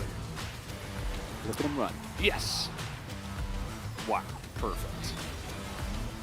And yeah, this was kind of the fight that broke DRX in this game, because after that, they didn't really put up a fight on the next two Drakes, and then the side lane was kind of a disaster for them, just because, of course, Zeus got those couple of early kills. And then from there, they tried to put up a fight here on this dragon. It was actually a little bit closer than I thought it was going to be, and it was still pretty dominant for T1. Oh, Pioshik not able to actually get Zeus, and he's not a great target. Barrel's ultimates were really good this game. It creates a really funny effect where, like, both you want to line up for an ultimate of the Seraphine, but also you don't want to line up into a Renata ult, and basically both happens. But unfortunately for Renata, it feels like the Seraphine ult does a lot more, and then the damage doesn't matter because they actually just stay alive throughout all of it. Unfortunately, not enough damage. Def's Kalista can't get it quite done. And T1, very deserved victory here tonight. Most damage in the game is Zeka, but the most on T1 is the Fiora. As towards the end of the game, he was just chunking anyone that he came into contact with, and that's no surprise given his early lead. Other than that, very even damage across the board. From the side of T1, they picked up the Hextech Soul towards the end of the game. You can see Def, even with a pretty nice start, you know, only 8.8 thousand gold. Obviously, the way the game went has an effect on that, but Kalista can only get you so far. Yeah, Seraphine, all the way. I don't know about next patch. She gets nerfed pretty hard, but maybe we can still keep trying. I'm on board. We can always keep trying. Keep it going. We'll see how far it can go. We are going to go over to the carpet space, so let's have them take it away for now. Thank you so much, gentlemen, and welcome to the Analytical Chairs and Collaborative Carpet Space. Yeah, that was honestly T1 breaking DRX in that game. What it kind of felt like. And also T1 adapting after their loss to Kwangdong. Using the Seraphine now on their side against DRX here. And as soon as the Swain came through, I think DRX probably should have identified this is the direction we were heading with the Senna lane. But they decided to ban away the Gnar and the Gangplank for some reason. So they kind of, I think, didn't really fully realize where this draft was heading. Obviously, T1 could have altered the draft a little bit, but when you see the Swain this early into what DRX have had, like, it's a pretty big tell, right? The Victor pick was the one that casters had the biggest problem with. I also didn't like it as much, but to be totally frank, as the casters also kind of concluded at the end there, I don't think the brand would have saved DRX based on how behind they were in tempo and how they played the game out. Yeah, and it felt to me like there are a lot of situations where DRX just kind of lost their mojo, right? Like, Kingin made Gwen look pretty balanced in those side lanes. Of course, the Fiora is a decent matchup, but we've seen even that fail at times. Yeah, she was nerfed on this patch, but it still didn't feel like the Kingin that we'd seen dominating in weeks prior. It was a little bit of a lackluster situation. Some of the ultimates from Pioshik a little bit sad, especially towards the end there. The one on Faker, quite decent, but it felt like a very muted DRX, which is not really what we wanted to see. On the other hand, I think Ona had the best day that he's had this season. His Viego this time around, just amazing. And as we bring up our first highlight here, T1 just found so many great moments. Yeah, they really did. I mean, and the thing is, when you watch these fights too, and how Owner handles them, it's just so beautiful to see. You know, this is another of those moments where so desperately Pioshik is trying to actually get a knock out. The Berserk here is pretty decent, but Owner just collapses on him, stops him from being knocked away by using his Heartbreaker here. And T1 just win the war of attrition because the way that they collapsed onto Pioshik and how required Pioshik's ultimate was there is just why, like, the fight is already lost, because Swain has done so much burn damage even at this stage in the game, and this is the end of this where Owner just is like, no mercy, who cares? Owner 100% kill participation, I think, throughout the entire game. Started here. It's just a beautiful fight from T1, and, like, the win conditions were so narrow for DRX in all of these fights. Yeah, exactly. And you might say, like, at least they got the Herald, you know? And they definitely did. They managed to lock that one down. It felt like smiting was a big difficulty for DRX during this game, but I think Owner was just feeling it today. Just understood everything, all of the thresholds, had all of the information at the ready. Like, it was very, very impressive stuff. And as we bring up our final highlight here, this fight around the Drake, it was. I mean, it was really just a... Yeah, it's hard to explain. I mean, look, the fishing they're looking for here with the Seraphine ult is so critical because they want to make sure this is the biggest one ever. And they get the extension here through Faker's stopwatch so that he comes out at full health during the charm. So even though the Berserk is here, he's already ulted, he's already got the charm set up. And like Chronicle mentioned, that ultimate of the two big layering ones ends up being the more impactful one. And even though you and I were like, okay, maybe, is it possible, like Zeka on Victor, like could he do it? He just can't proc his Leandries enough. There's too much shielding here in this fight. And just frankly, like he didn't build Morel and Omicron, which is something I was calling for, you know, back here, because I think you need some sort of heal deny if you're gonna want to win these longer sustained fights against all the AoE damage and all the shielding and all the Senna heals. They just didn't have enough. Yeah, and it's, you know, Grievous Wounds has been nerfed, but it's still kind of a good idea against Swain Seraphine. The problem is that that combination is just proving to be ridiculously strong. T1, of course, learned that the hard way, but this kind of adaptation, like what I'm taking away from this series is that T1 fell to Kwandong, and what we were asking for is adaptation and realization that things need to change.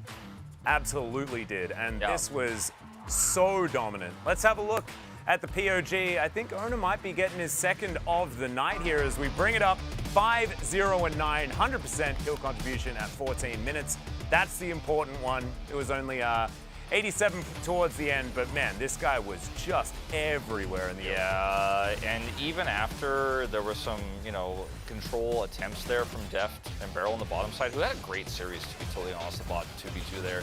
He just turned that one around, and then he also took away all of the Gwen power here topside, and Kingen didn't have the greatest night, sadly. Like, he is better weak side when he is on tanks. This is another play to shut down Zeka.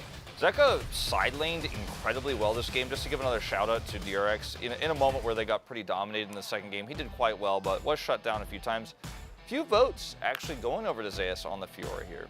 Yeah, and his Fiora was very strong in the side lane. I actually think that a few of those votes need to go over his way just for picking Fiora, because we don't see enough of it here in the LCK. We don't see enough of the like actual tech choices up there, and the Fiora is definitely a great one. I feel like now that Khan's gone, we don't get access to the Fiora anymore, but great to see that he's able to do that. And now it is time to have a chat with Ona. So here is Ji-sun for some translation. Thank you very much, guys. This is Ji-sun for the POG interview translation, joined by the solo POG of T1 owner. Congratulations! So today you guys are able to pick up the 5th victory of the split, creating a gap between you and DRX. How do you feel? I think we were able to learn a lot from the previous losses, and also DRX was on a winning streak as well, but we were able to kind of continue our presence over them. How are you? Were you satisfied with your performance today? Well, I don't think game number 1 was clean. So I don't think I'm fully satisfied. I was really fed in game 1, but my Q was not landing well, so it's a bummer. There's no way, because we were saying that like your Q was actually a targeted skill, so I mean, we had a very impressive play on Lee Sin in game number 1, where you were able to steal that Herald and started to create lead for T1. I mean, every jungler doesn't really kind of concentrate until the very end of the Herald, you know? They sometimes like look somewhere else when they're taking down the Herald, so I was able to just like take that away. I had no idea that he didn't have Smite, but Lee definitely can beat Hecarim in terms of the Smite fight, so I kind of believe that I have higher chances of stealing that away. And after that, you were able to get a solo kill onto that Ahri, and your lead so far in the LCK is 23-3. What makes your Lee Sin special? I mean, I like Lee Sin, you know, I played it a lot, but not only that, my teammates always kind of do a great job whenever I play Lee Sin, so it's a teamwork, I want to say. I'm really curious about the Lee Sin pick because Lee currently is not a top priority jungle pick at the moment, but T1 definitely has higher presence of Lee so far. If you have a high proficiency on Lee Sin just like I do, well, you can still prioritize Lee Sin right now. I guess this kind of reflects your confidence in that pick, right? Yes. In game number 2, we had a very high durability of T1's comp. Is that something you guys prepared for today's series? We learned about Seraphine by Kwangdong last time, so we started, ever since then, we started to kind of do a lot of studies and experiments around that pick, and we were able to kind of bring that comp today. This comp was not about, you know, playing or countering DRX comp. It was more about just good pick in general, you know. And your gank to bot lane was the start of T1's victory. It was more about hit or miss play for especially you, owner, because had that gank gone wrong, your entire jungle path would have been messed up. I think our bot duo made a call that they actually need my help to back. So I was just there to cover them. And then I was like, W Flash can actually make a kill. So I followed their call. I went in and we were able to get the kills. I guess Kyria and Owner were both pretty confident about the gank and play, right? I don't want to say that was the confidence. It was more about the luck.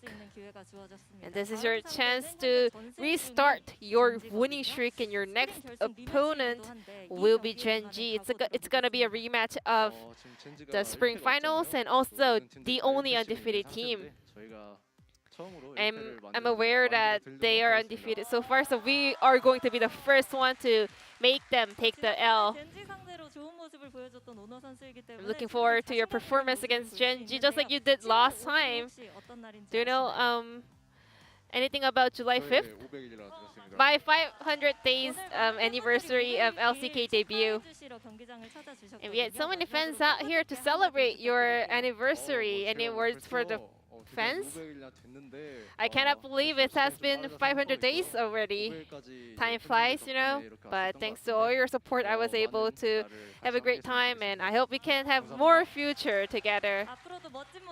And this will be the end of the interview with Owner, and back to the carpet space. Thank you. Thank you so much, Jason. Absolutely fantastic translation as per usual, and great to hear from Owner as well. You could see the fans so extraordinarily happy to celebrate his 500 days and able to pick up the 2-0 as well. Yeah, everyone saw that really famous picture of his back, and he put his team on it and carried them. That's why it's so strong! Oh, it's perfect. I've been waiting to make that joke all night. I'm like, I forgot that I just remembered. All right, standings, go. Yeah, move on, let's move on. Let's do the standings. Check that out instead of talking about Owner's back. All right, T1. Second place, they break the tie that they had with DRX in pretty outstanding fashion there, 5-1. And if in their next match they're able to take a victory, then they'll be able to equalize with Gen G theoretically as well. Although Gen G still one more match. They play tomorrow. Yeah, it is going to be up against Kwangdong Freaks in our second match. First one going to be Liv Sandbox versus Fred Brion, and we'll see whether Liv Sandbox can continue that winning streak and being one of our surprising West Side members here in the LCK. And also, will Kwangdong be the Kingslayers taking out T1 for the first time? Maybe they'll be the ones to take out Gen G as well. Yeah, maybe we could check out what CLG's been playing to figure out exactly what Kwangdong's going to do. But that'll do it for us this evening. Thank you so much for watching. We'll see you tomorrow for more LCK.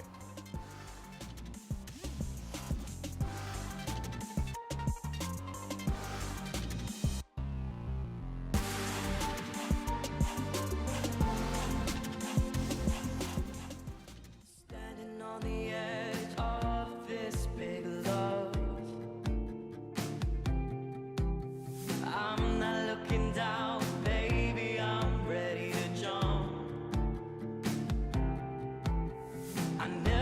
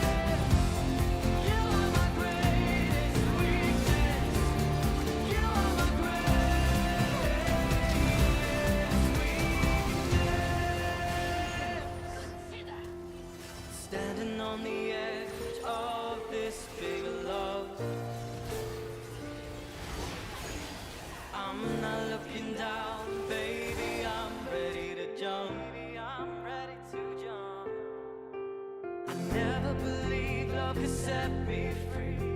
You break down the wall.